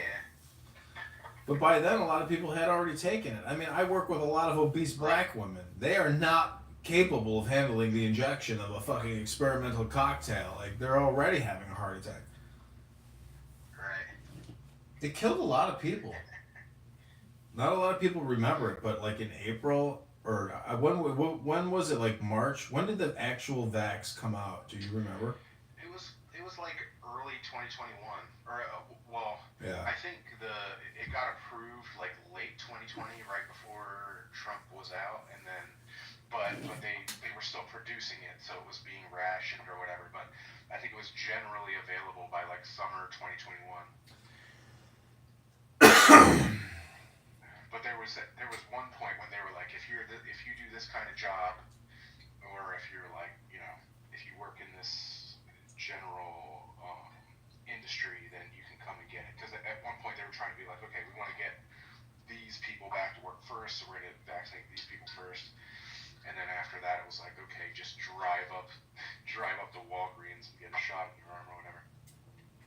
Wasn't there also problems with like how they even were injecting it? Because like you're not supposed to put it in the blood. You're supposed to like put it in the fatty tissue of the arm, right? Remember that? And like they were injecting it wrong? Yeah, I wouldn't be surprised.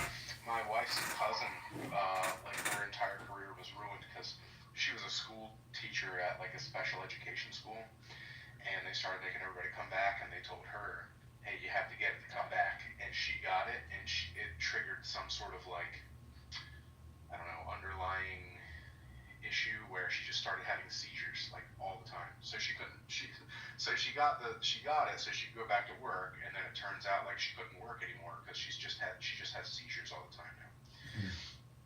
She'll just randomly she has to take special pills before she drives so that she doesn't maybe have a seizure while she's driving. She can't drive her kids around anymore. She lost her job. All this bullshit. It's fucking nuts.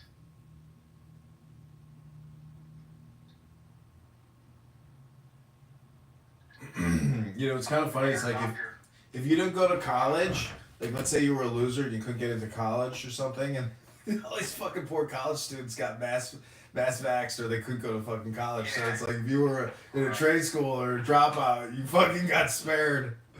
Doesn't always pay to go to college. Apparently.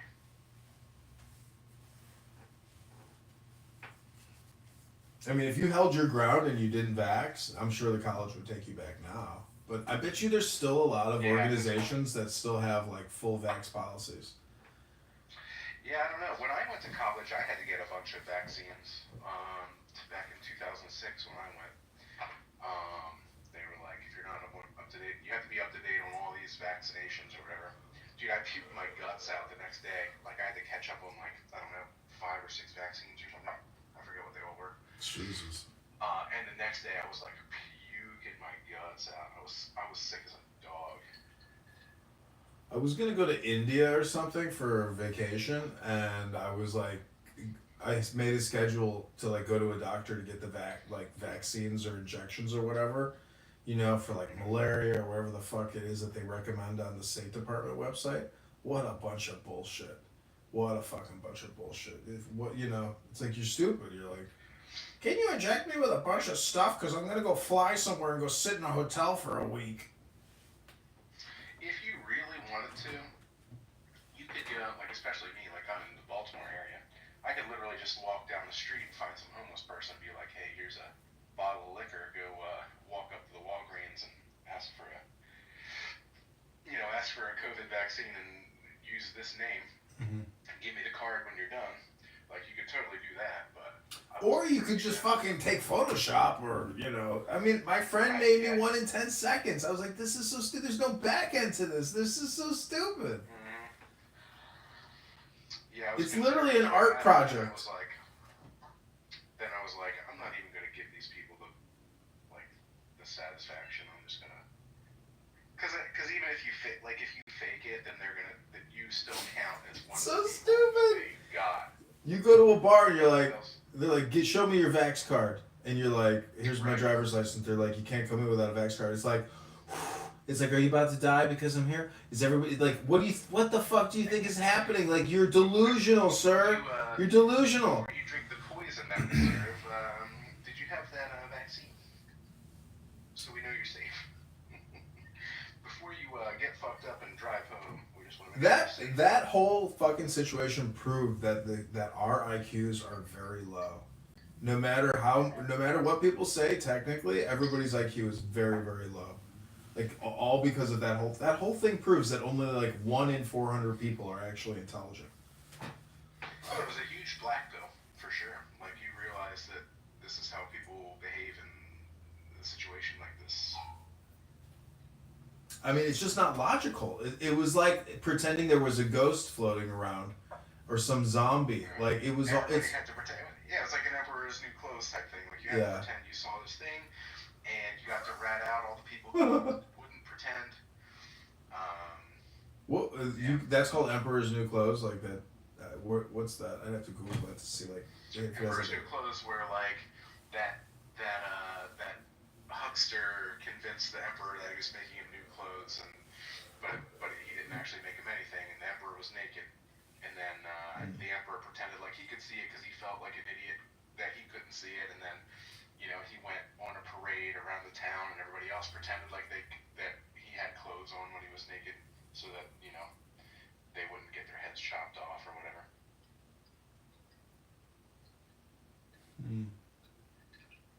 So what do you think about the polio vaccine? Like, do you think that was like the first big vaccine scam? Yeah, maybe. I don't know. I don't know too much about all the other vaccines, to be honest. Like, I don't know. I think they could be helpful. But, No, meaning that like Big Pharma was like, oh, we got something safe enough for everybody, so let's cause a panic. Right. There's like a big measles outbreak in Texas right now, apparently. Some kid just died yesterday or something. But see, that the whole criticism of all this shit is it's not the viral infection that's the problem. It's the vaccine that's causing the problem. That's the big problem. That's and that's the conspiracy. But I don't even think it's a conspiracy. It's just like, I don't know. I think we're overdoing it with injections. I mean, that's the one. It's like take a pill, take a spray. Yeah, it's why like, do we need like 150 vaccines? Like, maybe we could stick to like a base like of 5 or 10 or whatever, like the big things. Like, but and also, why are you like one of the things I realized after we had our first kid is they'll give the kid like a hepatitis vaccine like as soon as they're born. I'm like, why does my kid need a vaccine for a sexually transmitted disease? You get hepatitis from, it's sexually transmitted. Mm-hmm. Why are you giving that to a baby as soon as it's born? That's nuts. well, what is it, like 300 million people in India have like permanent influenza? Oh, for real? Yeah. I've never heard of that. Something like that. It's like, I would say it's kind of like herpes or something. Like, 90% of the population has. I mean, I can understand getting like HPV vaccine or whatever, but like, why would you give it like to an infant? Like, I don't know. to them when they reach their teens or something. I don't know. Even then, they market that as like, you have no idea how many women die from vaginal cancer from HPV. Right. You absolutely have to have it. It's like, really? You could just not be a whore. But the thing is, there's this whole like dramatization aspect to it in every communication you hear about HPV.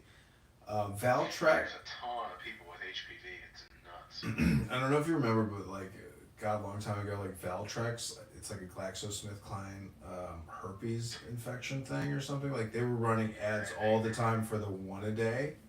You know, like, oh, like they would have women or men like, I can't. Breaking, like you're breaking out or something. Yeah. So you gotta take this pill. Do you know what a pilenoidal cyst is? No. So in the base of the spine, and like you can see this in a lot of porn or people you know, but they will get an infection on the crack of their ass, and above the crack of the ass, there's this thing called a pilenoidal cyst that forms, and I had it. I had to go to the ER, and they like slice your lower back open to drain all the pus. Jesus. He told me, he's like, You're a porn star? No, but the point is, in pornos, you can see a lot of women are infected with this pilenoidal cyst. It's an inflammation. It's very painful and disgusting looking.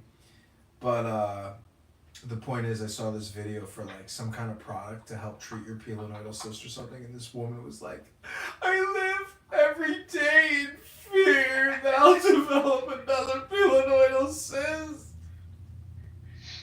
Is it supposed to be like some sort of sexually transmitted thing, or? No, I think I just developed it because I wasn't being hygienic. It was the summer and I skipped a day taking a shower or something. I don't know how I got it. Yeah, it's like crotch rot, basically. Huh. No way. Ugh, gross. Dude, if I ever notice that in porn, I'm immediately losing my erection. I find it kind of gross that they would like put a woman in porn who has like an infection on the crack of her ass. Yeah. And they probably don't even know. Like, bitch, you got a pilenoidal cyst on that ass crack. the cameraman comes up afterwards and like just whispers something like, hey, you gotta go to the doctor and get that weird fucking thing on your ass crack checked out. Got some weird comments on YouTube. Somebody wrote, currently tending to your mom. What prison did you like best and why? Are we live streaming right now? Yeah. Did you know that all the planets are in alignment tonight? If I drop the N-word, are you gonna get kicked off? No, it's not Instagram. You can say Is that. the N-word on YouTube? You can say the N-word on YouTube. You know why? Because there's a whole lot of N-words saying the N-word. It's just too much. Too high volume of N-word usage to stop it. You can't filter out all the... You'd have to start filtering for skin tone first. Like, okay, is this a white person saying it, or... The algorithm, when you have a biracial using the N-word, the algorithm just cannot determine what to do. It shuts down. Yeah, what percentage of white is it not okay to say the N-word anymore? Oh, man. There's gotta be a line. There's a line somewhere, but it's gotta be hard to figure out on YouTube. At that scale, N-word at that scale? Mm-hmm. Can't scale the N-word at that, at YouTube levels. But if you say faggot, you'll get taken off of YouTube. No, I don't think so. Sorry. I've never had any, like, problems on YouTube for the most part. The only issue you can't talk about is the vaccine. Whoops. But I don't know. They may have changed it. Oh, I think they announced like a month or two ago that they weren't gonna Continue filter on that so much anymore either. Well, I had to take a medical misinformation policy test. It asks you the most ridiculous questions about depopulation, and you're like, is there a reason why every question on this test is about depopulation?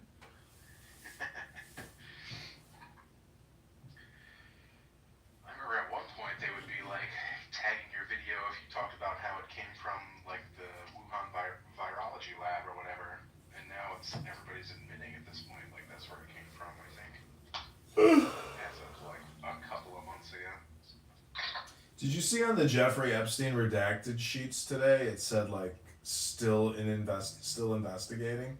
Like at the top of each sheet, it was like cannot release information still being utilized in an investigation or something. No, I didn't see them. Haven't caught up on the Epstein file news today. Last I heard, they were deleting all the files or something. Who, the Mossad? The Mossad. It's kind of hard to believe, but like, if I think like somehow Epstein's probably connected to 9/11. Also, He's the one who tossed the passport on the rubble. no, like meaning that like he was probably in the know. Like I think a lot of people were in the know that like the trade towers were going to be thermite detonated. That's why he was flying private that day.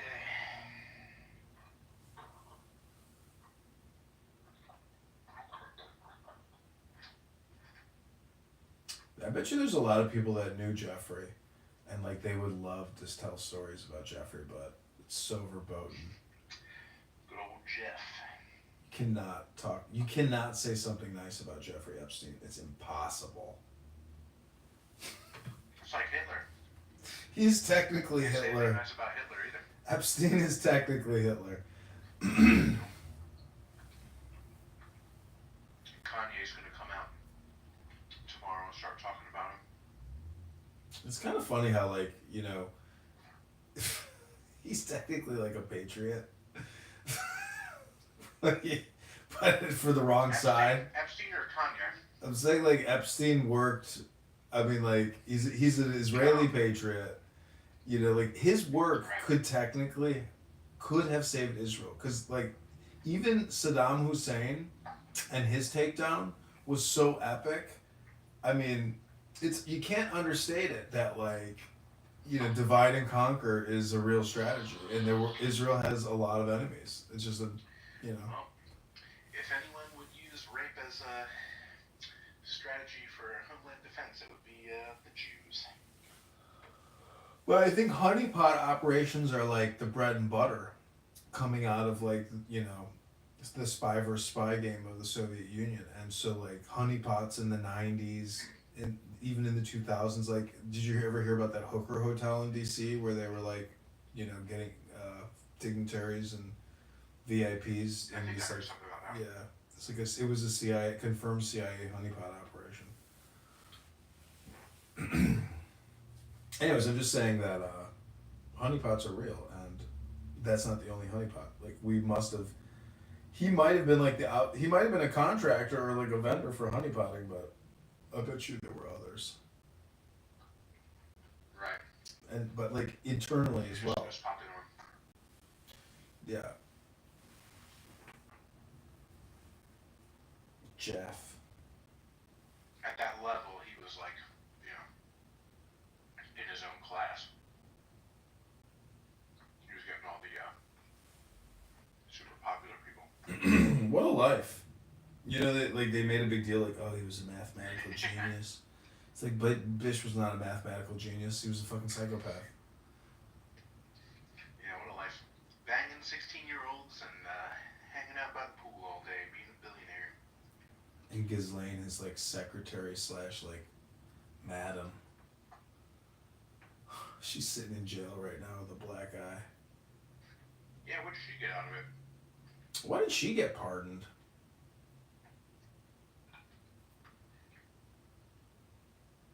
I can understand a dude being like, oh, I had to bang 16-year-olds all day, but Ghislaine's not banging 16-year-olds all day.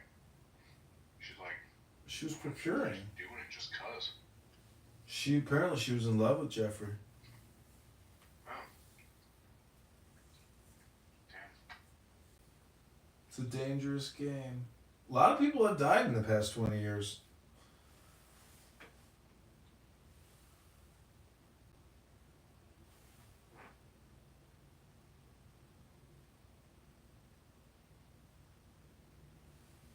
To pizza or not to pizza?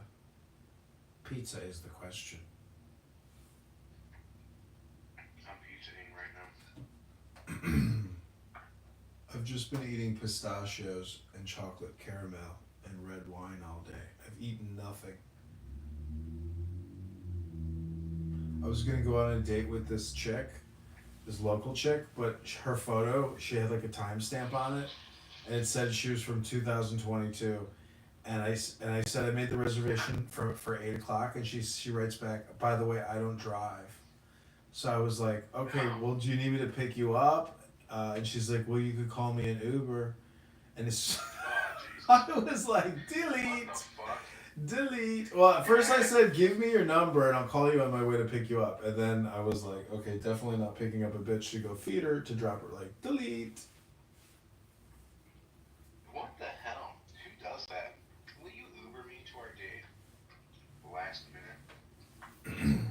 It's just like a huge red flag. If you don't have a car, you can't afford to even get to the date. Like, I have absolutely no desire in really meeting you. Now, if I didn't know you, to me, this woman would sound black. How did you know? She was from Belize. What do you want, Tinder or something, or? Yeah, what was it? Bumble or Hinge, I can't remember, yeah. Bumble. Grinder.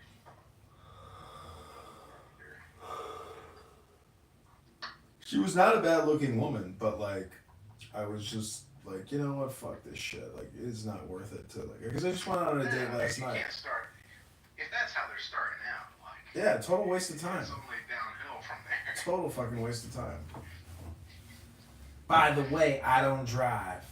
Oh, you don't transport yourself? Well, then how do you move your fat ass?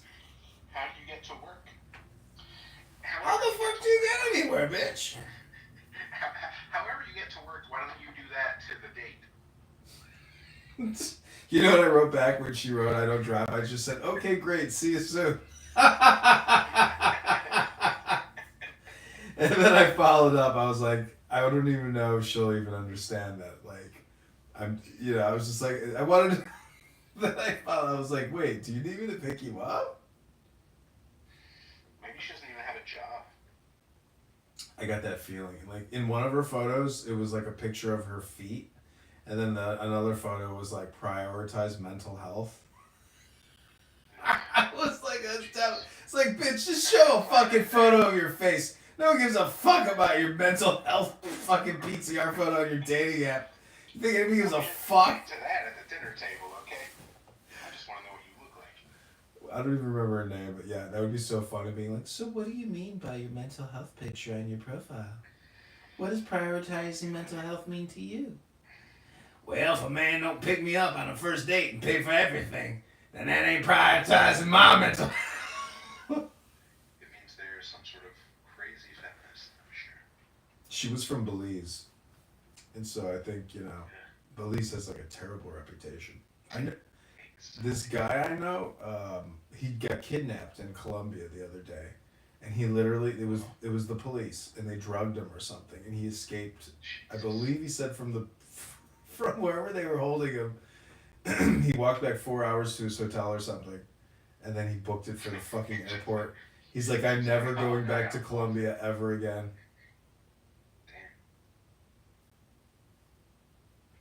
Here, Argentina is okay these days, and El Salvador. Yeah, El Salvador probably. Yeah. Brazil sucks. Belize sucks. Colombia sucks. El Salvador might be a great country to go to. Yeah, I think they're getting there.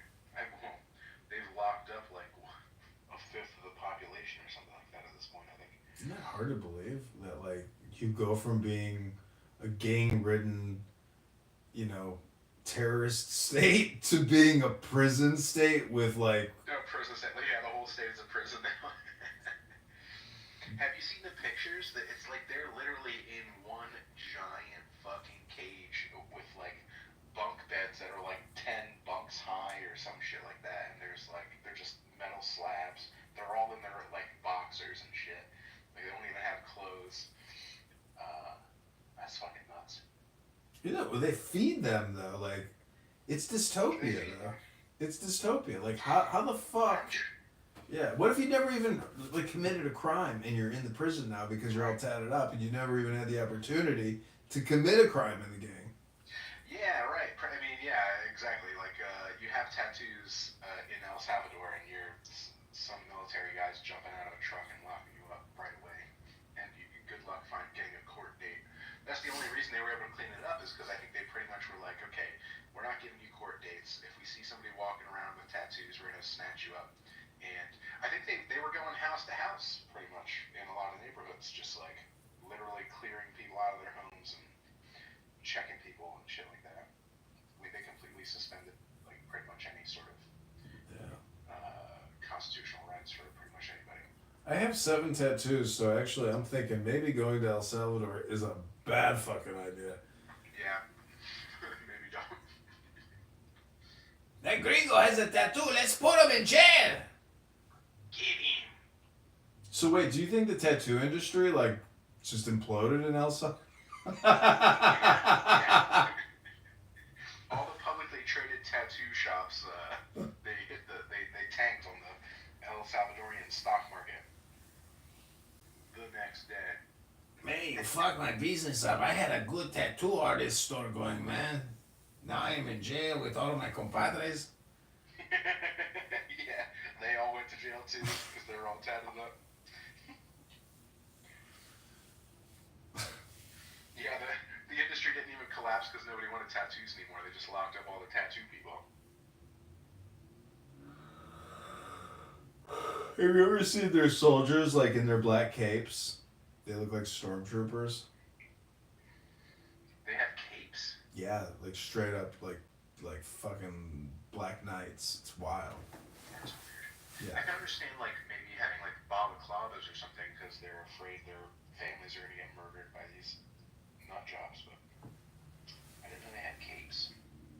Yeah, just Google it. You'll be like, holy shit, these people look like fucking Nazis.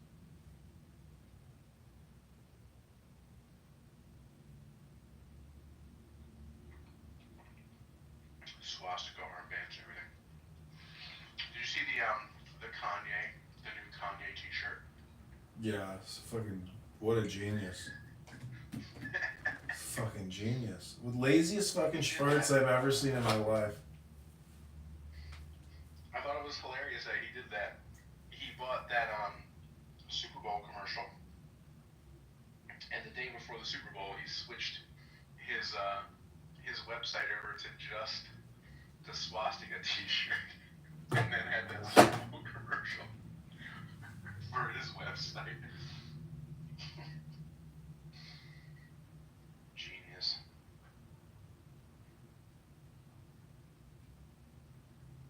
I'm gonna get one for my brother-in-law. Actually, I'll probably get them both, just cause.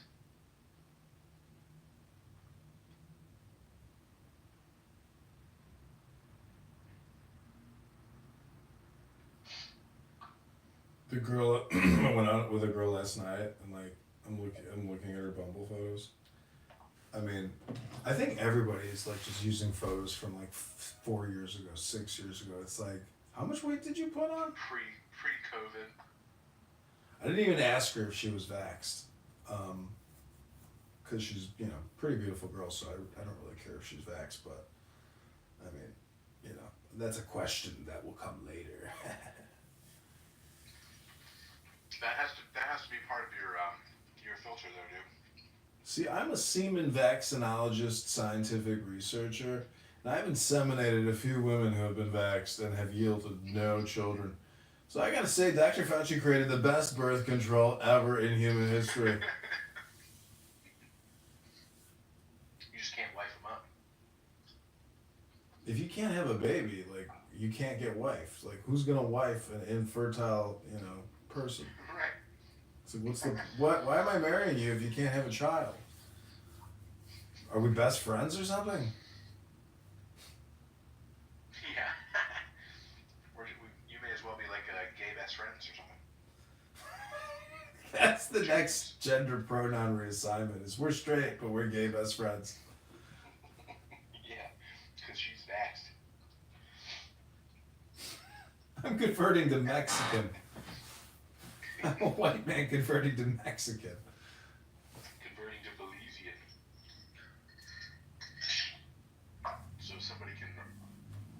schedule my rides to everywhere I need to go.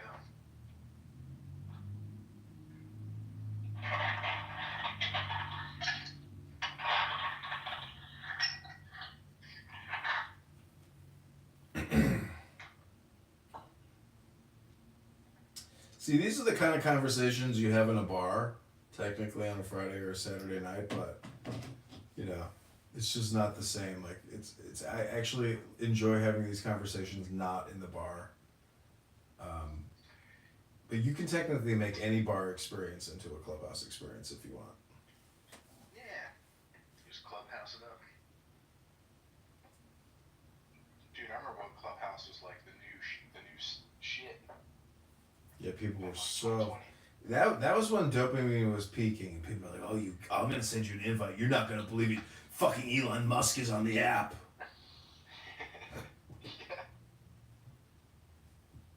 Turns out the person that invited me is like crazy too. There's just a lot of crazy people out there, but Clubhouse, it's just dope. So would you say you have a date tomorrow or last night, or what'd you say? I had a date last night. I have 2 dates scheduled for tomorrow. One at 2 and one in the evening. How many chicks are you dating right now, dude? I'm not screwing anybody. That's the problem. You can't bone on the first date. Sure you can. I mean, they can't. Well, they could, but then you wouldn't want to keep. I've read. If they're boning on the first date, then you're like, okay, well, who you're fucking tomorrow? Listen, I've read statistics that if you bone on the first date, you have a higher percentage chance of actually being with that person. That's the irony of it. Yeah, I read it was like 60. But if you're eating it, but dude, who was she with last night, right? And are you eating her out? And is that dude's semen still in there? Those are really great questions. However, the statistics still show that even if you're eating out some guy's jizz from the night before, you still have a higher percentage chance of developing a relationship with that pussy. That's the magic formula: is eating out some other dude's jizz, and then you'll be with her forever. Oh man! I told this girl that I went out on a date with last night. She's like, "So what was your last relationship?" I was like, "Well, I really met this girl on Hinge. She was beautiful. She was 27. I really liked her. I came to her house one day and she told me that she needed to tell me something. I said, 'What is it, honey?' She said, 'I sucked a guy's dick for a bag of weed last night.'" I was like, "What? What? No kissing for us tonight. What did you say?" Bathrooms on the first door on the left down there. There's a bottle of Listerine. That's crazy, dude. I sucked a guy's dick for a bag of weed. I know. I was like, that's insane. You should have seen her shut down after she said that. She was like, "Shit, I shouldn't have said that." She's like, "Why'd I say that?" You were like, "I have 2 bags of weed on my nightstand." We were way past the weed point. I mean, I'm just saying, like, I was just so shocked that somebody could be so stupid to, like, out themselves for cheating on you. It's like... Yeah, why would you say that? I mean, yeah, but honestly, the way she even said it, she was, like, so depressed. And, like, after, she, when she's like, "Oh, shit, I never should have..." She was, like, talking one word a minute. She was, like, pale as a ghost. She's like, "Why did I say that?" My first thought would have been, like, how many bags of weed do I have in the house right now? She would always leave her butter out of her refrigerator. I'd be like, "Why do you leave your butter, like, on your countertop, like, permanently? This is disgusting. Like, you need to refrigerate your butter, right?" I thought so, too. My wife does that. We got married and moved in together. I was like, "Why are you leaving the butter out?" Apparently it's okay. Apparently you just leave the butter out on the... But doesn't, like, bacteria form on it? Yeah, it is okay. Well, you're supposed to cover it. You're not supposed to, like, leave the fan on. It's covered. Yeah. Yeah, it's covered. It's in, like, a little, like, butter dish thing. Put it over it, but... I'm just telling you, okay. Because he's like, "What?" But yeah, there's nothing wrong with it. One stick out at a time. We leave the rest of the sticks in the refrigerator. We get through one stick and then we put the other one out or whatever. But yeah, apparently it's okay. I never knew that. I always kept it in the fridge when I was a kid.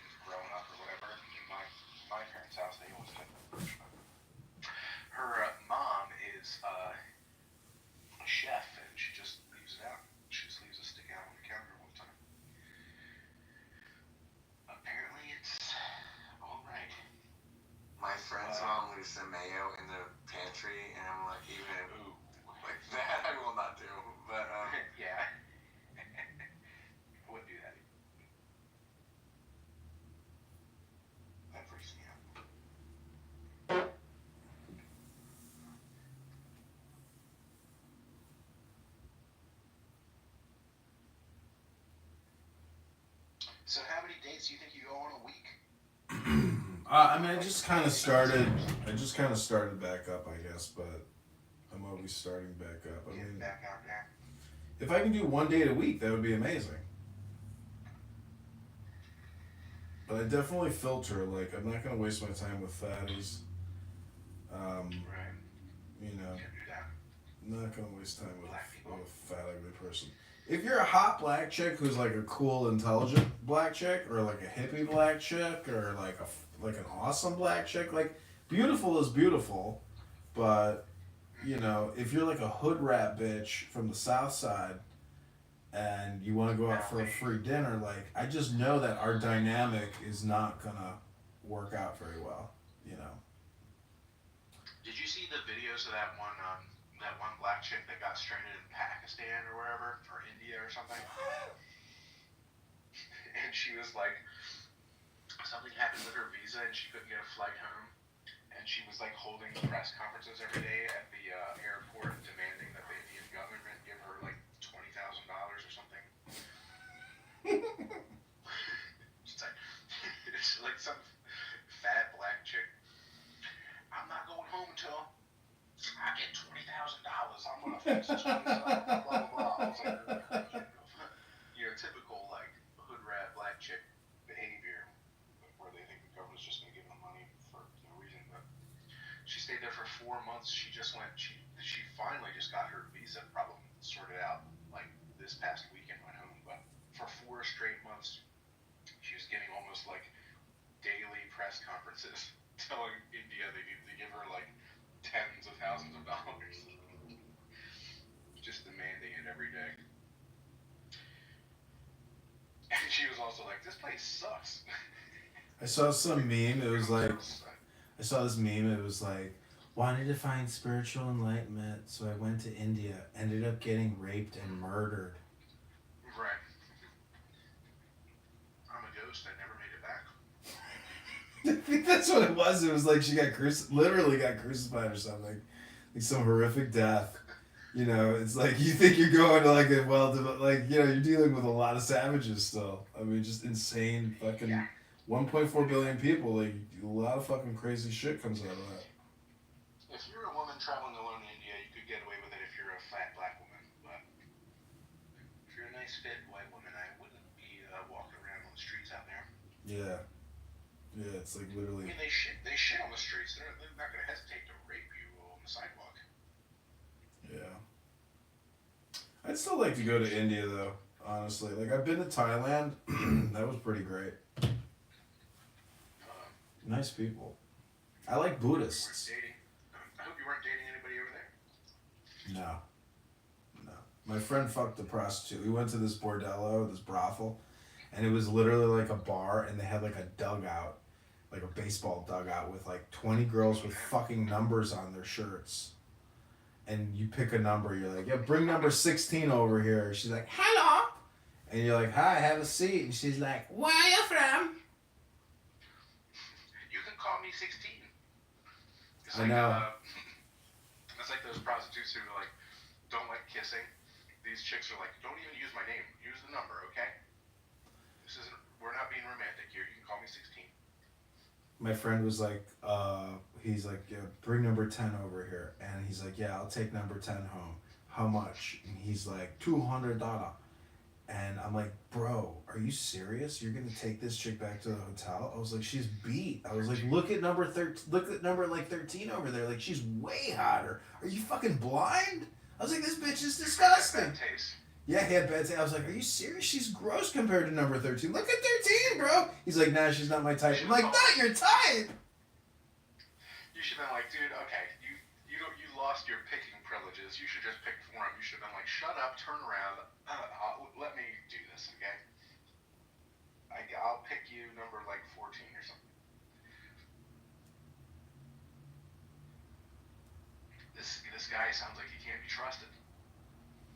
In the rooftop pool of that hotel, there was this like hot chick hanging out at the pool or whatever. I go down to the computer lab. She's down in the computer lab as well. She's talking to her boyfriend on like Skype, and she's like, "Love you, honey. I miss you, honey. Oh, baby, I'm having the best time. I love you. Thank you No, I think it was like her actual boyfriend, and then I see her go back up to the pool. She jumps in the pool, jumps into some guy's arms, starts making out with him. I was like, holy shit!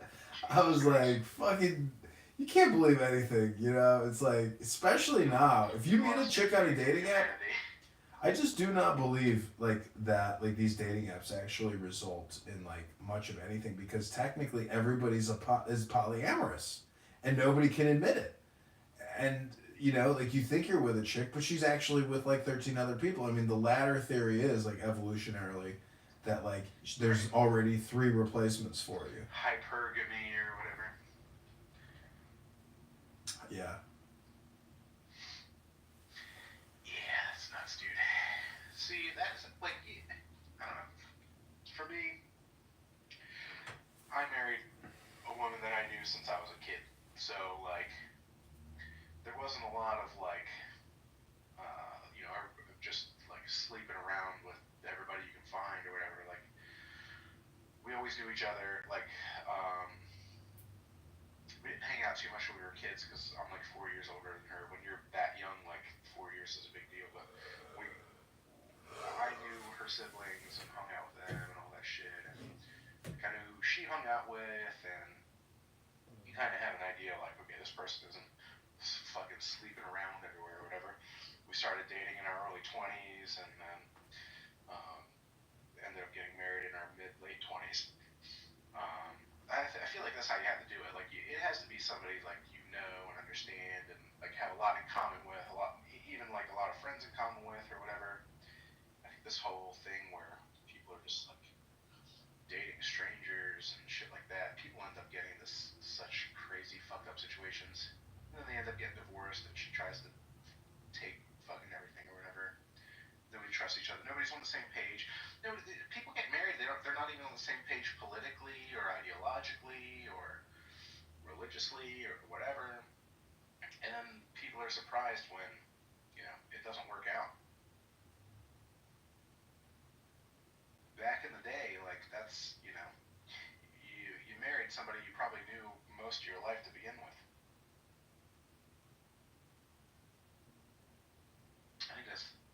I think that's the only way to make it. Not the only way to make it work, but probably one of the most successful ways to make it work.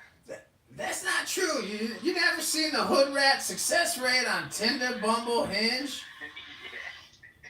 Fucking people are getting married, starting big families, a lot of love getting created, a lot of morality and ethical behavior.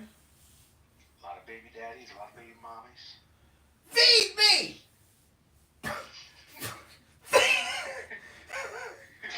I don't drive! I don't drive! Don't just feed me, send me an Uber. This one Cart me over to my plate, nigga. I told this one chick, I was like, come meet me over at my boat. And she's like, can you get my Uber? I'm like, okay, fine, I'll get you your Uber. So I buy her Uber. She meets me at this restaurant. I buy her lunch. And she was pretty, but she was also kind of gross because she was so caked up in makeup. I was like, fuck. Yeah. But anyways, after the lunch, she's like, well, she's like, they think we want that too, dude. They think that we want them to like take 2 hours of like caking up makeup on their face. They think that's what we want to see. she was annoying. And then she's like, can you get my Uber back home? And I literally started laughing. I was like, seriously? I was like, have a good day. I like walked away. Dude, how many chicks do you end up having asking you for Ubers? This is sounding like a pattern. It's just something to tease and make fun of. But like the funniest thing is I have a friend, he's like, I keep matching with these girls and they keep saying that like that I need to send them money to pay for their Uber to meet me. And I'm like that's a different level scam. Red flag number 1, I'd be like, okay, I'm out. I was like, I could see ordering the Uber. You know where she lives. You're picking her up. You know, like, but if you're just going to send somebody money, like, you're getting scammed, stupid. Right. I was like, why? I can see getting her Uber. Like, let's say, you know, it gets romantic or something. She's like, and you're like, oh, let me be a gentleman and get your taxi home or something. But, like, I got to get you your taxi to the fucking restaurant to begin with. Yeah, that's very rare that I've ever had a girl even like pull out her wallet and be like, "Can I split it with you?" You know, because that's the custom. It's like you make an offer and then the guys be like, "No, I got it, baby." But no, not even now. Dude, I've seen these crazy fucking videos where these chicks are like, they don't even have to feed themselves. They literally just go out on a date like 4 nights a week, Mm-hmm. and they don't have to worry about food. They just have 4 different dudes feeding them, you know, every week. That must also eventually get boring for the person because you realize they're really, like that is such an unhealthy communication that like how do you, I don't know, I get that, don't you think they're just polyamorous then? Yeah. Yeah. No, it's not healthy. They're just using people to eat for free. Most of them. They're like living life on easy mode, eating for free every night. The girl I went out with last night, after we had dinner, I was like, "Oh, by the way, I gotta run back out to my car because I left my wallet in my glove compartment box. I went to the gym." She's like, "You're not gonna ditch me, right? Because somebody did that to me once." I was like, "No, I'll be right back." Yeah, I would never do that. I was like, "I'll leave my jacket. Don't worry." So she I was never asking liked that jacket anyway.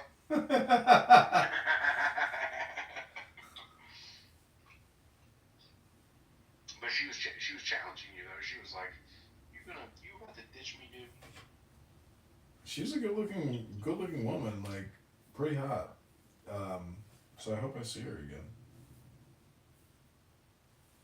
But we'll see. You never really know until the clothes come off, and then when you see like you're like, "Ooh, damn, you need to go to the gym." Ouch. It's like you got a pretty face, but like you've gotten fat, and like that's just so like you cannot compare when you're 32 or 35, like, and you're comparing, and like you actually see like a hot chick who's 23 and petite or 25 and petite. You're just like you can't even compare with that. Like you're a big fat fucking huge pig. Right. Yeah. Like you're huge. Yeah, chick in her 20s. She's just naturally high metabolism, all that shit, right? Yeah.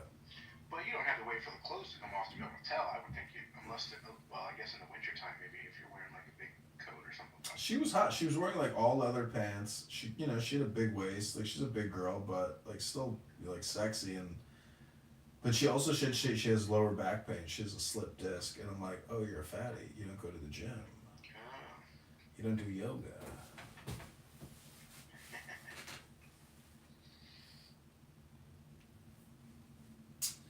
I don't know. I can't stand these girls who are like still party girls. Like, oh, this one chick I took out recently. She's like, she texted me on Bumble. She's like, "We're not gonna work out because you don't want to travel the world with me. You want to look at it through YouTube, and you don't support my ayahuasca medicinal journey." That was one of the funniest responses I've ever had. She was like a really hot chick from Ukraine, but like a total hippie with dreads. I was like, "Did you know anybody that got hurt in the conflict?" And she's like, "No. Did you vote your country into war and then leave?" I am apolitical. I believe in God and not politics." You should have asked her who she voted for in the last election. I don't even ask questions like that. The girl last night, I told her, I was like, I slipped. I was like, "I love Trump," or something. She was like, "You love Trump?" No, she's Ukrainian, and she's here. I'd definitely be asking her if she voted in the last election and who she voted for, and if she voted for that fucking war and then left. Well, because none of the guys can leave, right? The chicks can, hop on any flight and leave whenever they want. Mm-hmm.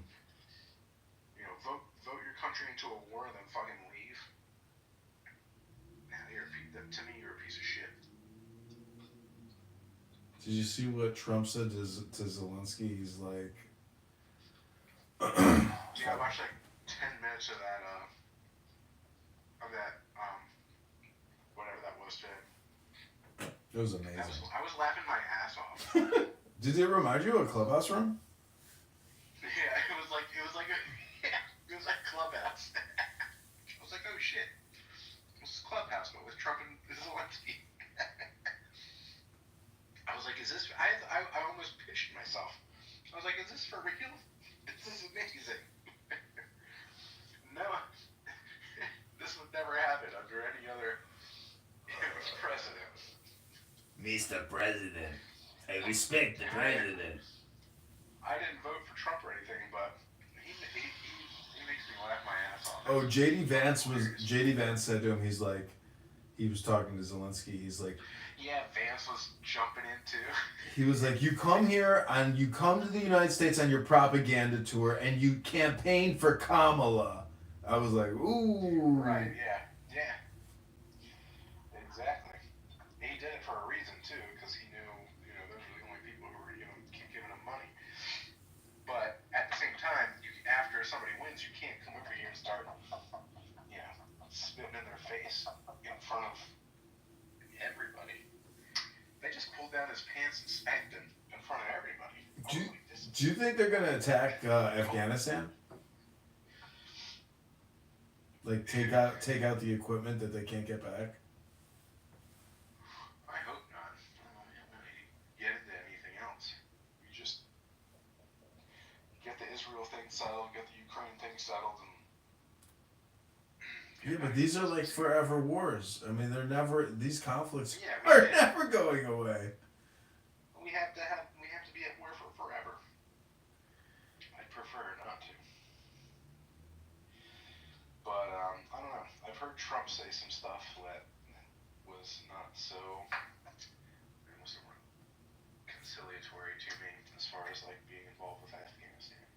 He even said after Biden pulled out, he even said that he didn't even want to pull out. He was like, no, I wanted to leave at least one military base there, which was the place that was getting bombed all the fucking time. Who said that, Biden? I was like, no, Trump. Trump said he wanted to stay there. After he planned that whole thing where they were going to pull out, then after Biden pulled out, Trump was like, I would have stayed there. I would have kept a base there.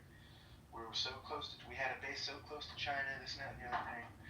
He was talking, he was like going on for like 5 straight minutes about how he wanted to stay in Afghanistan. I was like, why? Like, why? Why not just like accept the credit for like wanting to get out to begin with instead of being like, I would have actually stayed.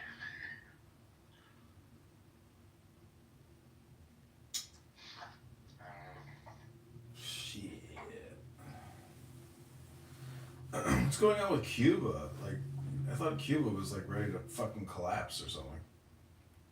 I haven't heard anything about Cuba lately. Like their electric grid is down, their government is like everything, that's what I'm saying, the media is so stupid. It's just like fake news after fake news after fake news after fake news. There was something that came out about how Trump has syphilis, and that's the reason why he's yelling at Zelensky. Yeah, I'm serious. That was like a major headline today. So that was syphilis brain that I Yeah, that was syphilis talking brain. to Zelensky. People are so fucking deranged. It's crazy. I'm gonna have to rewatch that video now. Hey guys, what's up? Oh hey, how's it going? What's going on? What up, dog? Just chilling. We're just talking about Trump and Zelensky and Ukraine and Cuba and all that shit. Mm. Yeah. I know. It's hot. It's hot and steamy in here. Zelensky, Trump, all the fun shit. Yeah. All of it.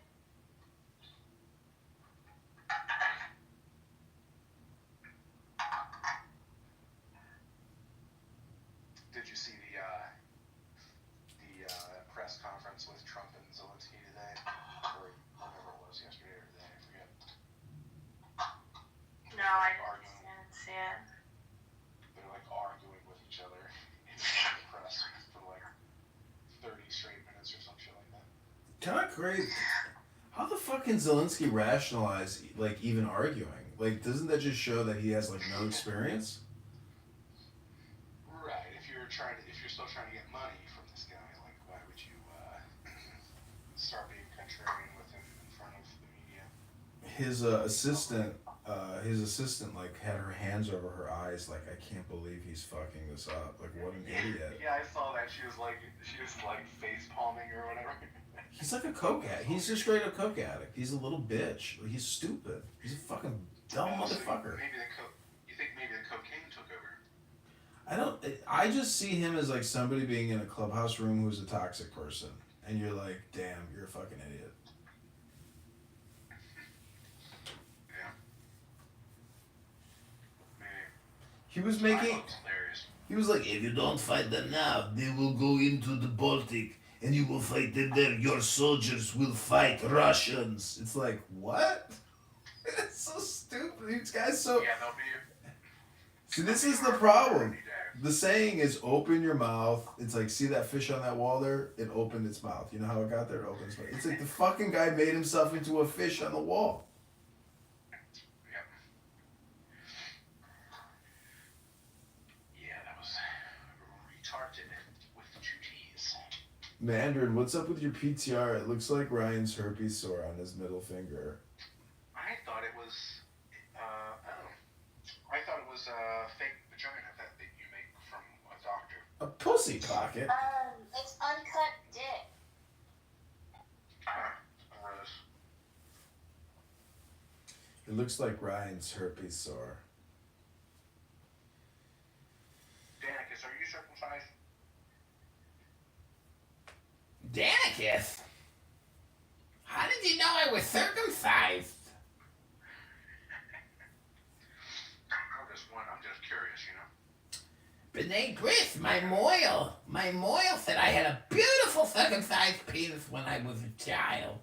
But I haven't been able to find a girlfriend in a couple of years to give me her latest opinion on the update. Why do you guys come on this app and talk about this stupid shit every day? It's fucking stupid! Mandarin, do you care if a guy is circumcised?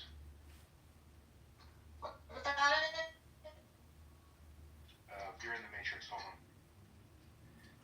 Do I like to date guys that are circumcised or uncircumcised? Do you have a preference? Circumcised, uncircumcised? Uncircumcised is fine. You think uncircumcised is okay? I'm just kidding. No, circumcised. I'm a circumcised type of person. Yeah. You were about to be the first person, the first female down here in a while that. No, I would not say no. Come on, uncut dick. No. But when it's erect, you can't even tell that it's an uncut dick.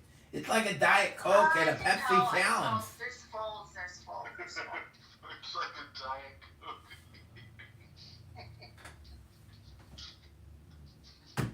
Is it true that if you are uncircumcised, you have a lot of like pus buildup in your extra penis foreskin?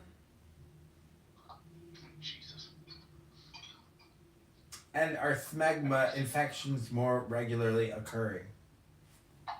Apparently it's more common, but with modern plumbing, apparently it's not as much of a concern. That's what I keep hearing. Now, see, I'm very bitter. My wife wouldn't let me get our son circumcised, so every chance I get, I have to let her know, like, people don't like Your that. son is not with the covenant of Abraham? Nope. He's an uncircumcised Philistine. Well, then he's got a big opportunity ahead of him. Yeah. I mean, apparently, according to her, he can, always get circumcised later if he wants to. And then I don't know what you do with it after that. You put it under your pillow for the foreskin fairy or something. I don't know how that works, but. No, you post on Instagram, YouTube, Snapchat, TikTok. Hey, everybody! I just got my dick cut off! I told her, I'm looking out for my son, okay? Like, he's not, he doesn't have to deal with anything like that right now, but when he's older, and he's got to whip that thing out, Oh, hey, Soren. Too confident. Soren has an opinion on scrotums.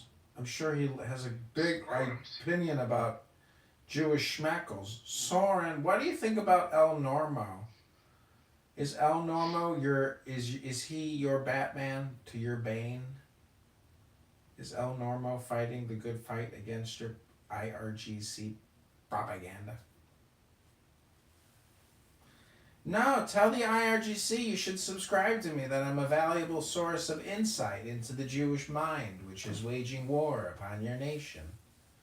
It's only $1 a day, Soren.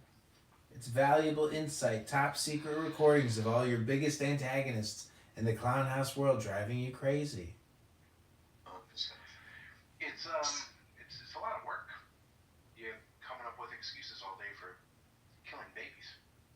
There's a lot of they figured out a lot of them. But they keep coming up with them. Crazy. Oh, Soren's gone.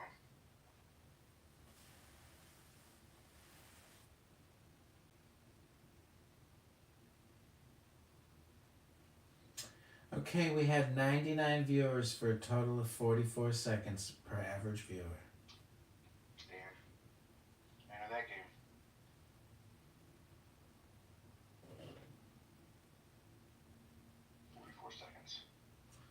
I just say now that I'm a Joe Rogan and Andrew Tate impersonator.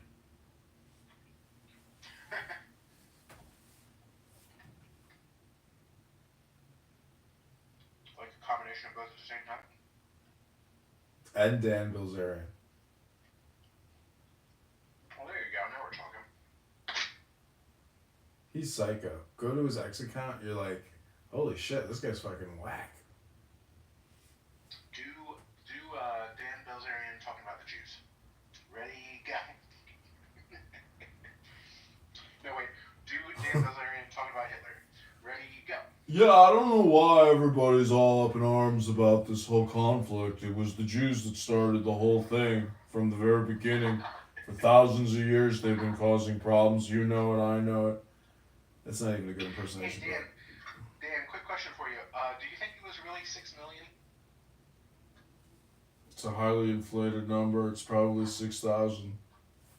You know, so I was gonna say 250, but Let me just read you his X account. Like, the first thing on there is like, the Jews killed Jesus and they should all burn in hell. the Jews did kill Jesus. You can't argue with that bit of history. How did the Jews kill Jesus? There was something about a cross and a crucifixion or something like that. I know, but it was the Romans that were in charge. The Jews were just a bunch of people complaining. The Jews were just the ones who told them to do it. It wasn't it was Pontius Pilate that ultimately fucking, Well, Pontius Pilate, he said he didn't want to. He said, hey, what about, what if we, I know, but that's him just placating, being political, saying... They were like, no, let Barabbas free, crucify that piece of shit Jesus. We'd rather have the murderer Pontius Pilate. I mean, the murderer Barabbas. The murderer Pontius That guy really Barabbas, he had a good day, and then he got home, he's like, oh, my life still sucks. Pontius Pilate famously washed his hands, okay, so... He washed his hands of the whole thing. He's technically like one of the most famous Romans of all time. Pontius Pilate? Aside from maybe... Caesar, Augustus, I mean, there's a lot of famous Romans. Cicero. Seneca. Old Seneca. Pontius Pilate, do you think he ever came out with a book? He should have. He never had a He made bank. press agent or He anything. made Bernie Sanders book money. Imagine if they find a book called, like, The Real Jesus by Pontius Pilate. Jesus as I knew him. My struggle. My struggle. It is Mein Kampf. A newly discovered book by Pontius Pilate in the catacombs in East Jerusalem titled My Struggle. Mein Kampf.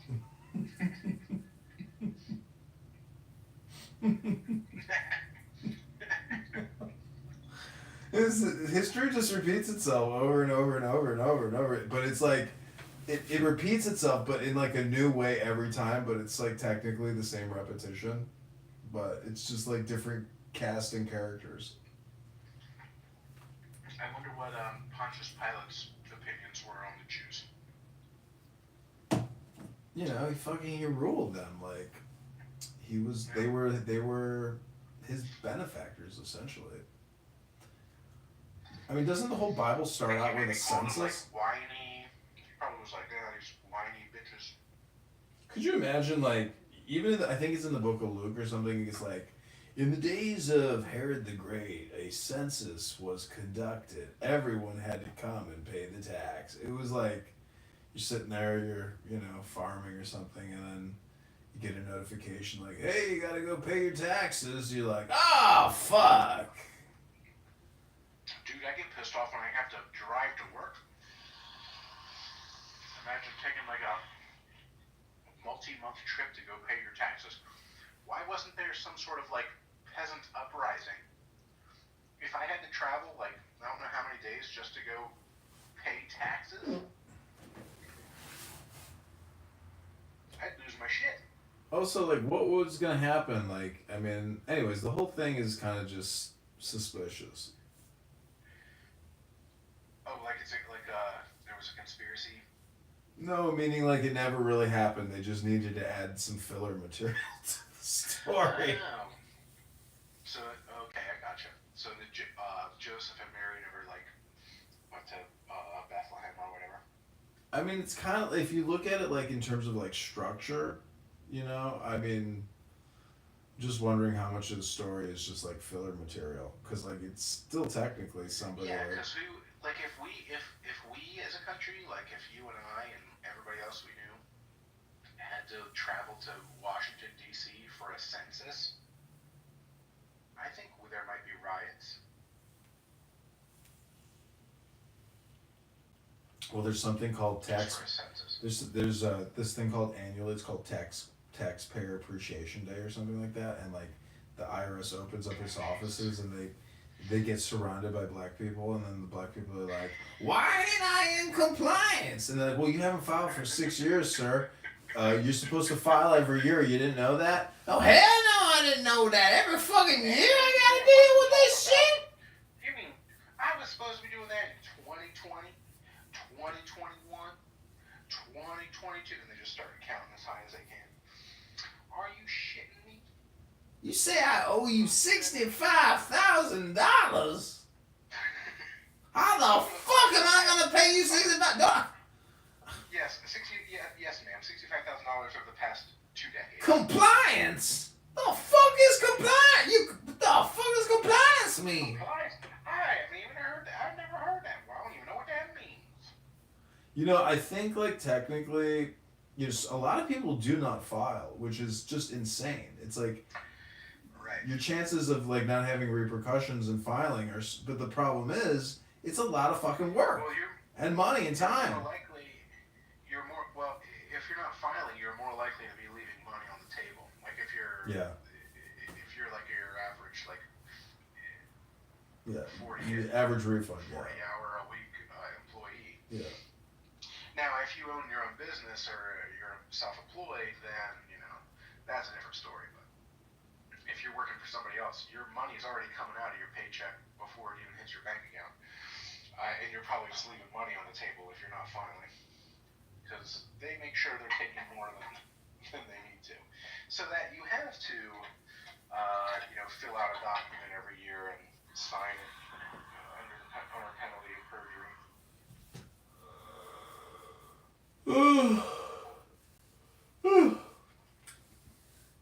I think, yeah, man. I mean, it's amazing, like that Trump is gonna be here for 4 years, and every day now is like the Trump show, where like everybody stops working, stops doing anything, and they're just like, "Oh my God, what's happening? What's he gonna do? What's he saying?" He's got to go faster than they can have a problem with it, right? Like if he just keeps up the pace, like they can't even keep up. I know, and that it puts them into suspended animation.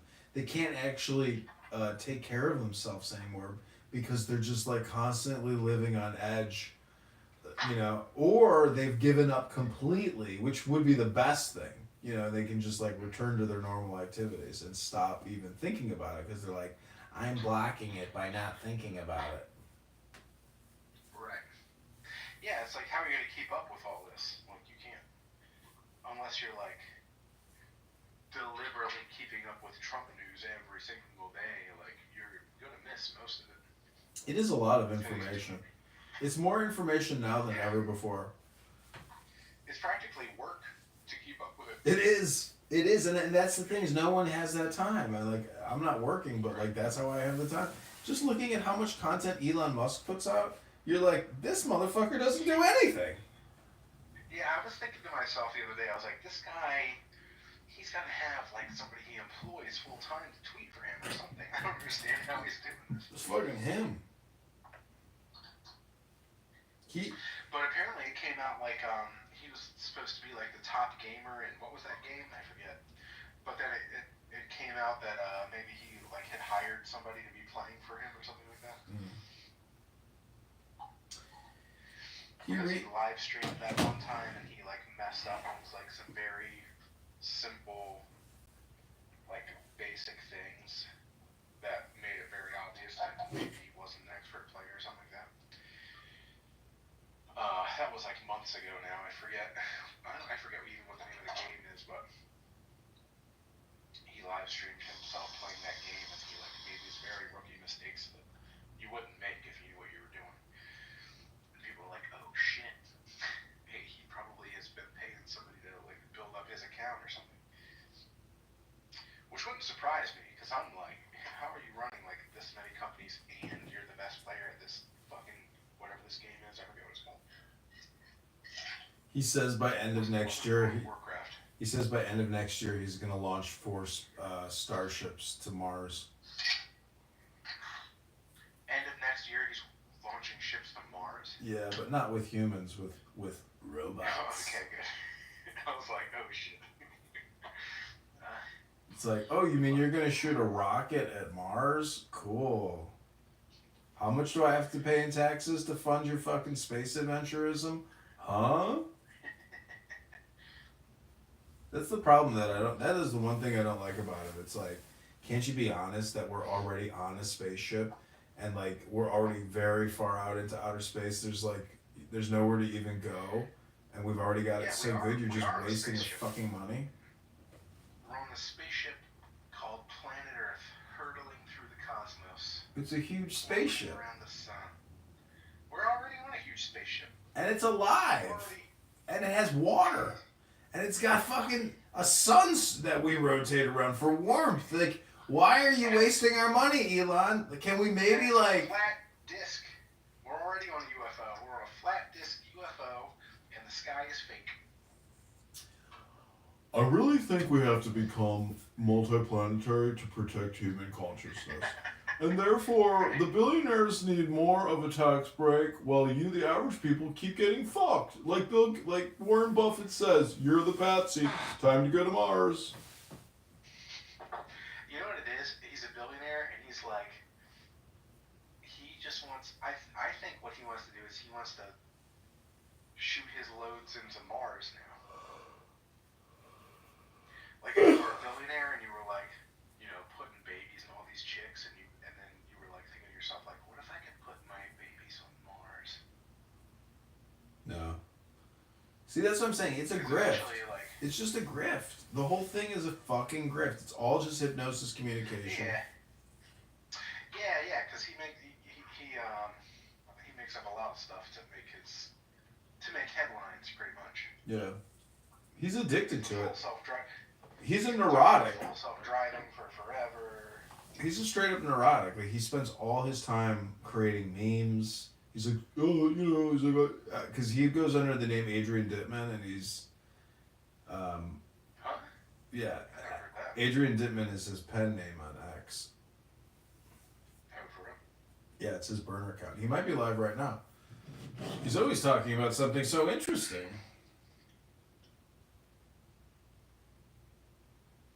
Let's see if he's live. And he just went on Joe Rogan as well. Again? Yeah, just like today actually. I just watched the Woody Harrelson one the other day with the wife. They were very obviously super big. I was a little bit disappointed actually. I was like, oh my god, these guys are so fucked up right now. I thought Woody Harrelson was going to be a little bit more interesting. Still like him, but I was a little disappointed about the episode.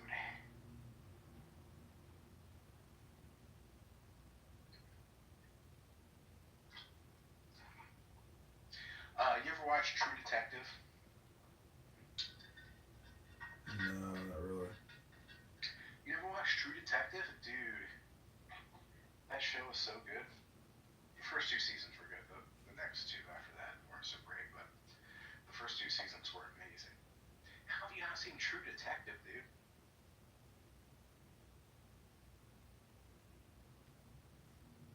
Well, put it on your watch list then.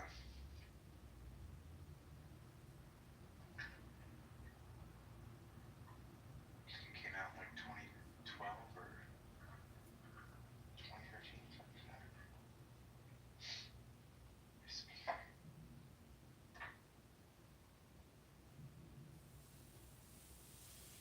True Detective.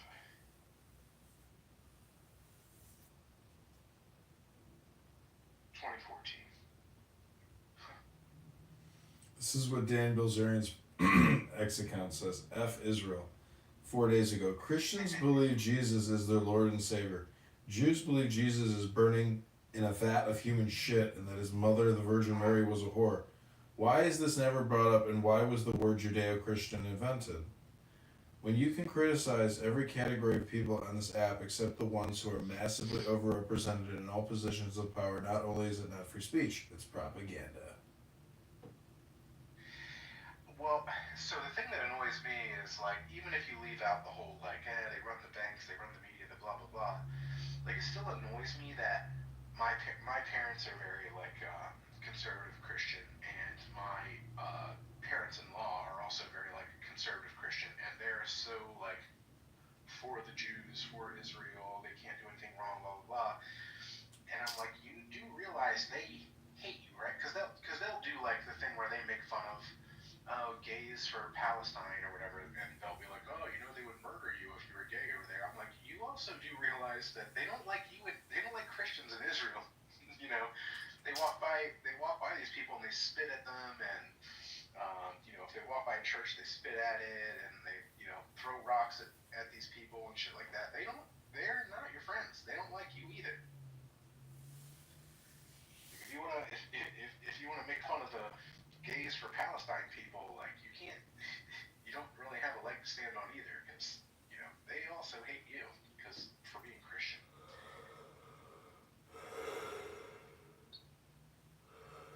Jesus. Wait, why don't we care what Dan Bilzerian? He's like such a douche canoe. I know. Didn't he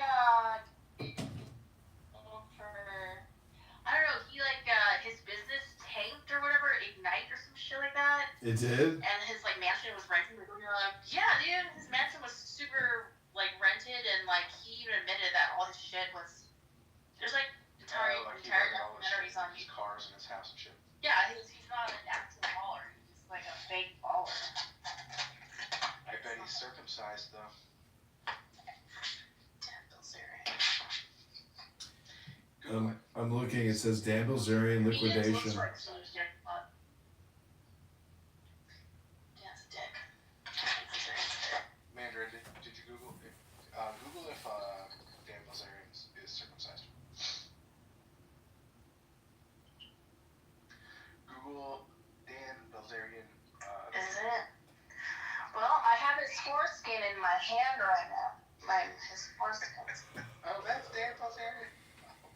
Yeah, I have Dan Bilzerian's foreskin in my hand right now. Jesus. You lucky lady. You dog.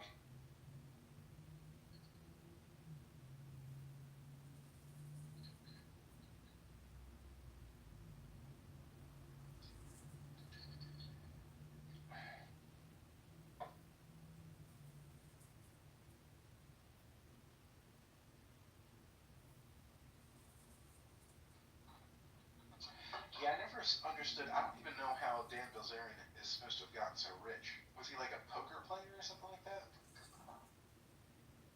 There's like an heir, $100 million trust fund, baby. So he inherited it? It says Bilzerian had a family trust fund that he claimed was once worth almost $100 million. While he had claimed big winnings in poker, the Hendon Mob site that tracks tournament winnings shows he only earned $36,000. Dude, if I had $100 million, I would not be going to the casino.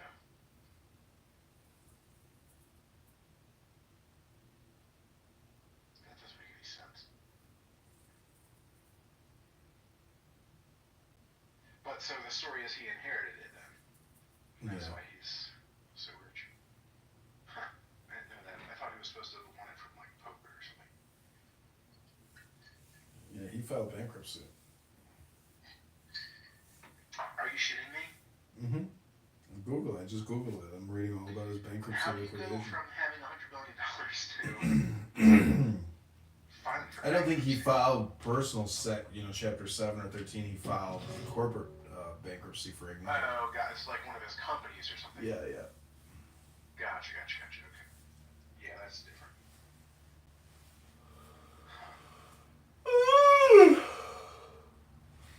I wouldn't turn my nose up at $100 million. First thing I would do, go get the circumcision I always had my eyes on.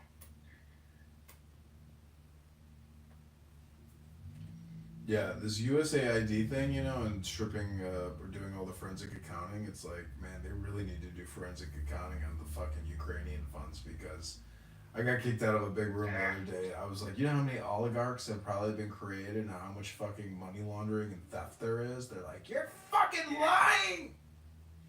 They'll never figure it out. That money's gone. Half of whatever was sent over there is gone.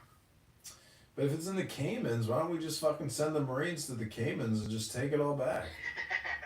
That's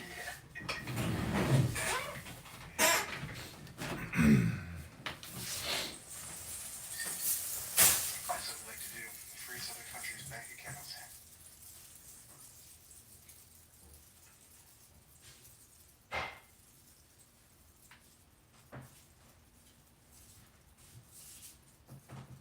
Eventually, nobody's going to trust the dollar anymore. They realize the U.S. can just take their money whenever they want.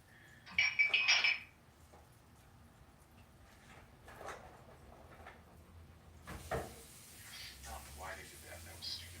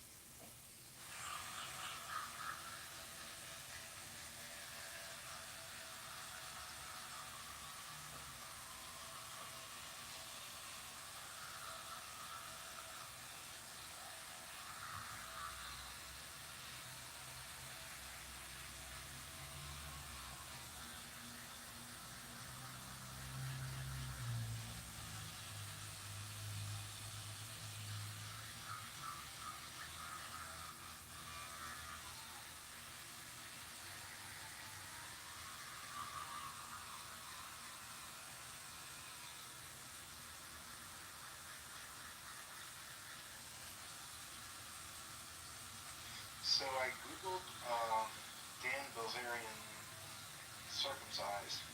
I still don't know if he's circumcised or not, but I see this video on YouTube about him injecting stem cells into his wiener.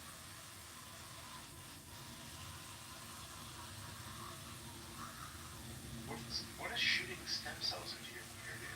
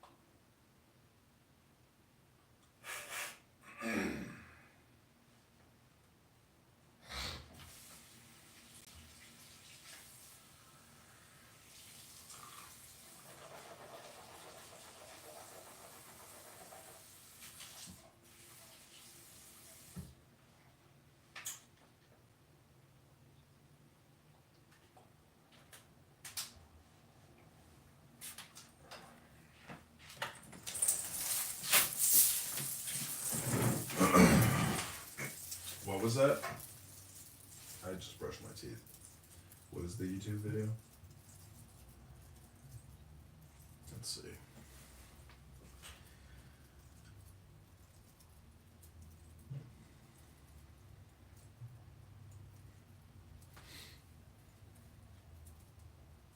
I shit once? Not with steroids, but I shot stem cells. Oh, stem cells. Yeah. Because I hear from the porn stars that they got something that you like prick into your dick, and then you take it and you like massage it into your dick, and then you have like the craziest 2-hour erection.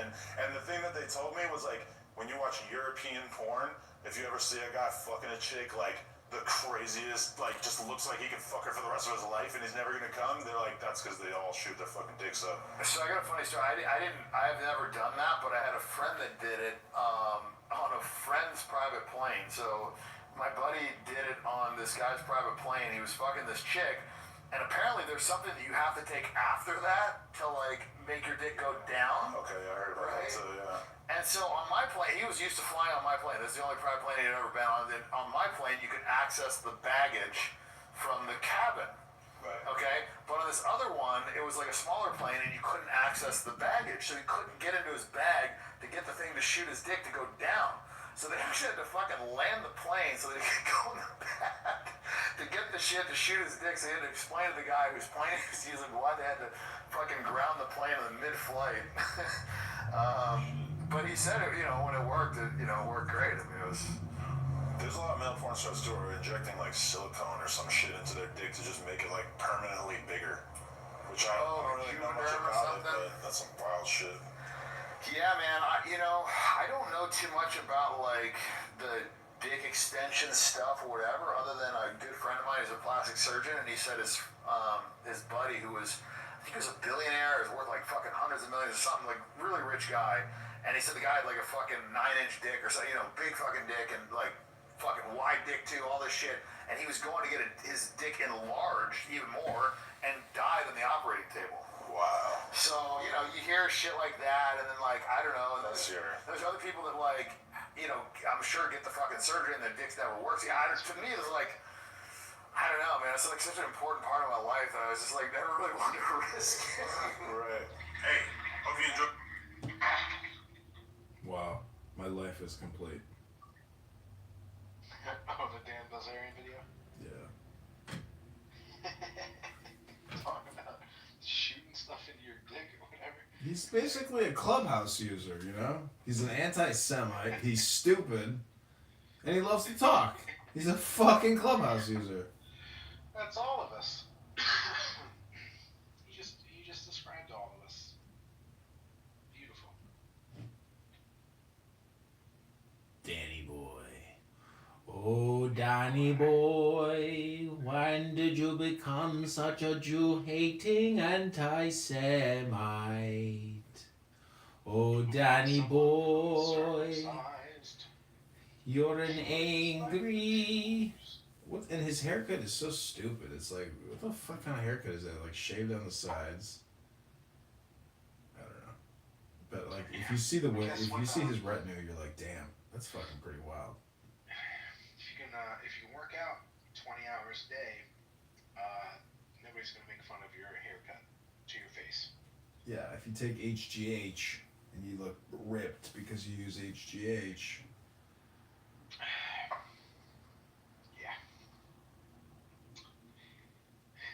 Yeah, there's that too. I don't know. I know, some people have erectile dysfunction. It's like very upsetting to them. But it's also like, bro, it's like you gotta go to the gym, man, and stop taking Adderall. Yeah, it's probably the Adderall. It's all the Adderall that's making you soft, dude.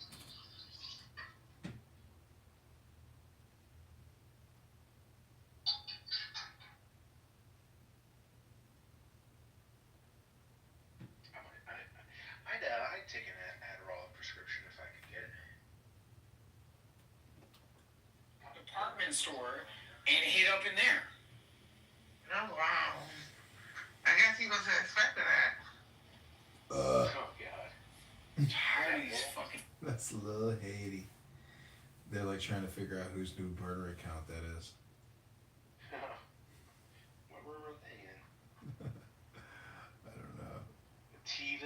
T-ville? Yeah. All right, I'm going to bed. God bless and have fun. Have a good night. Take care.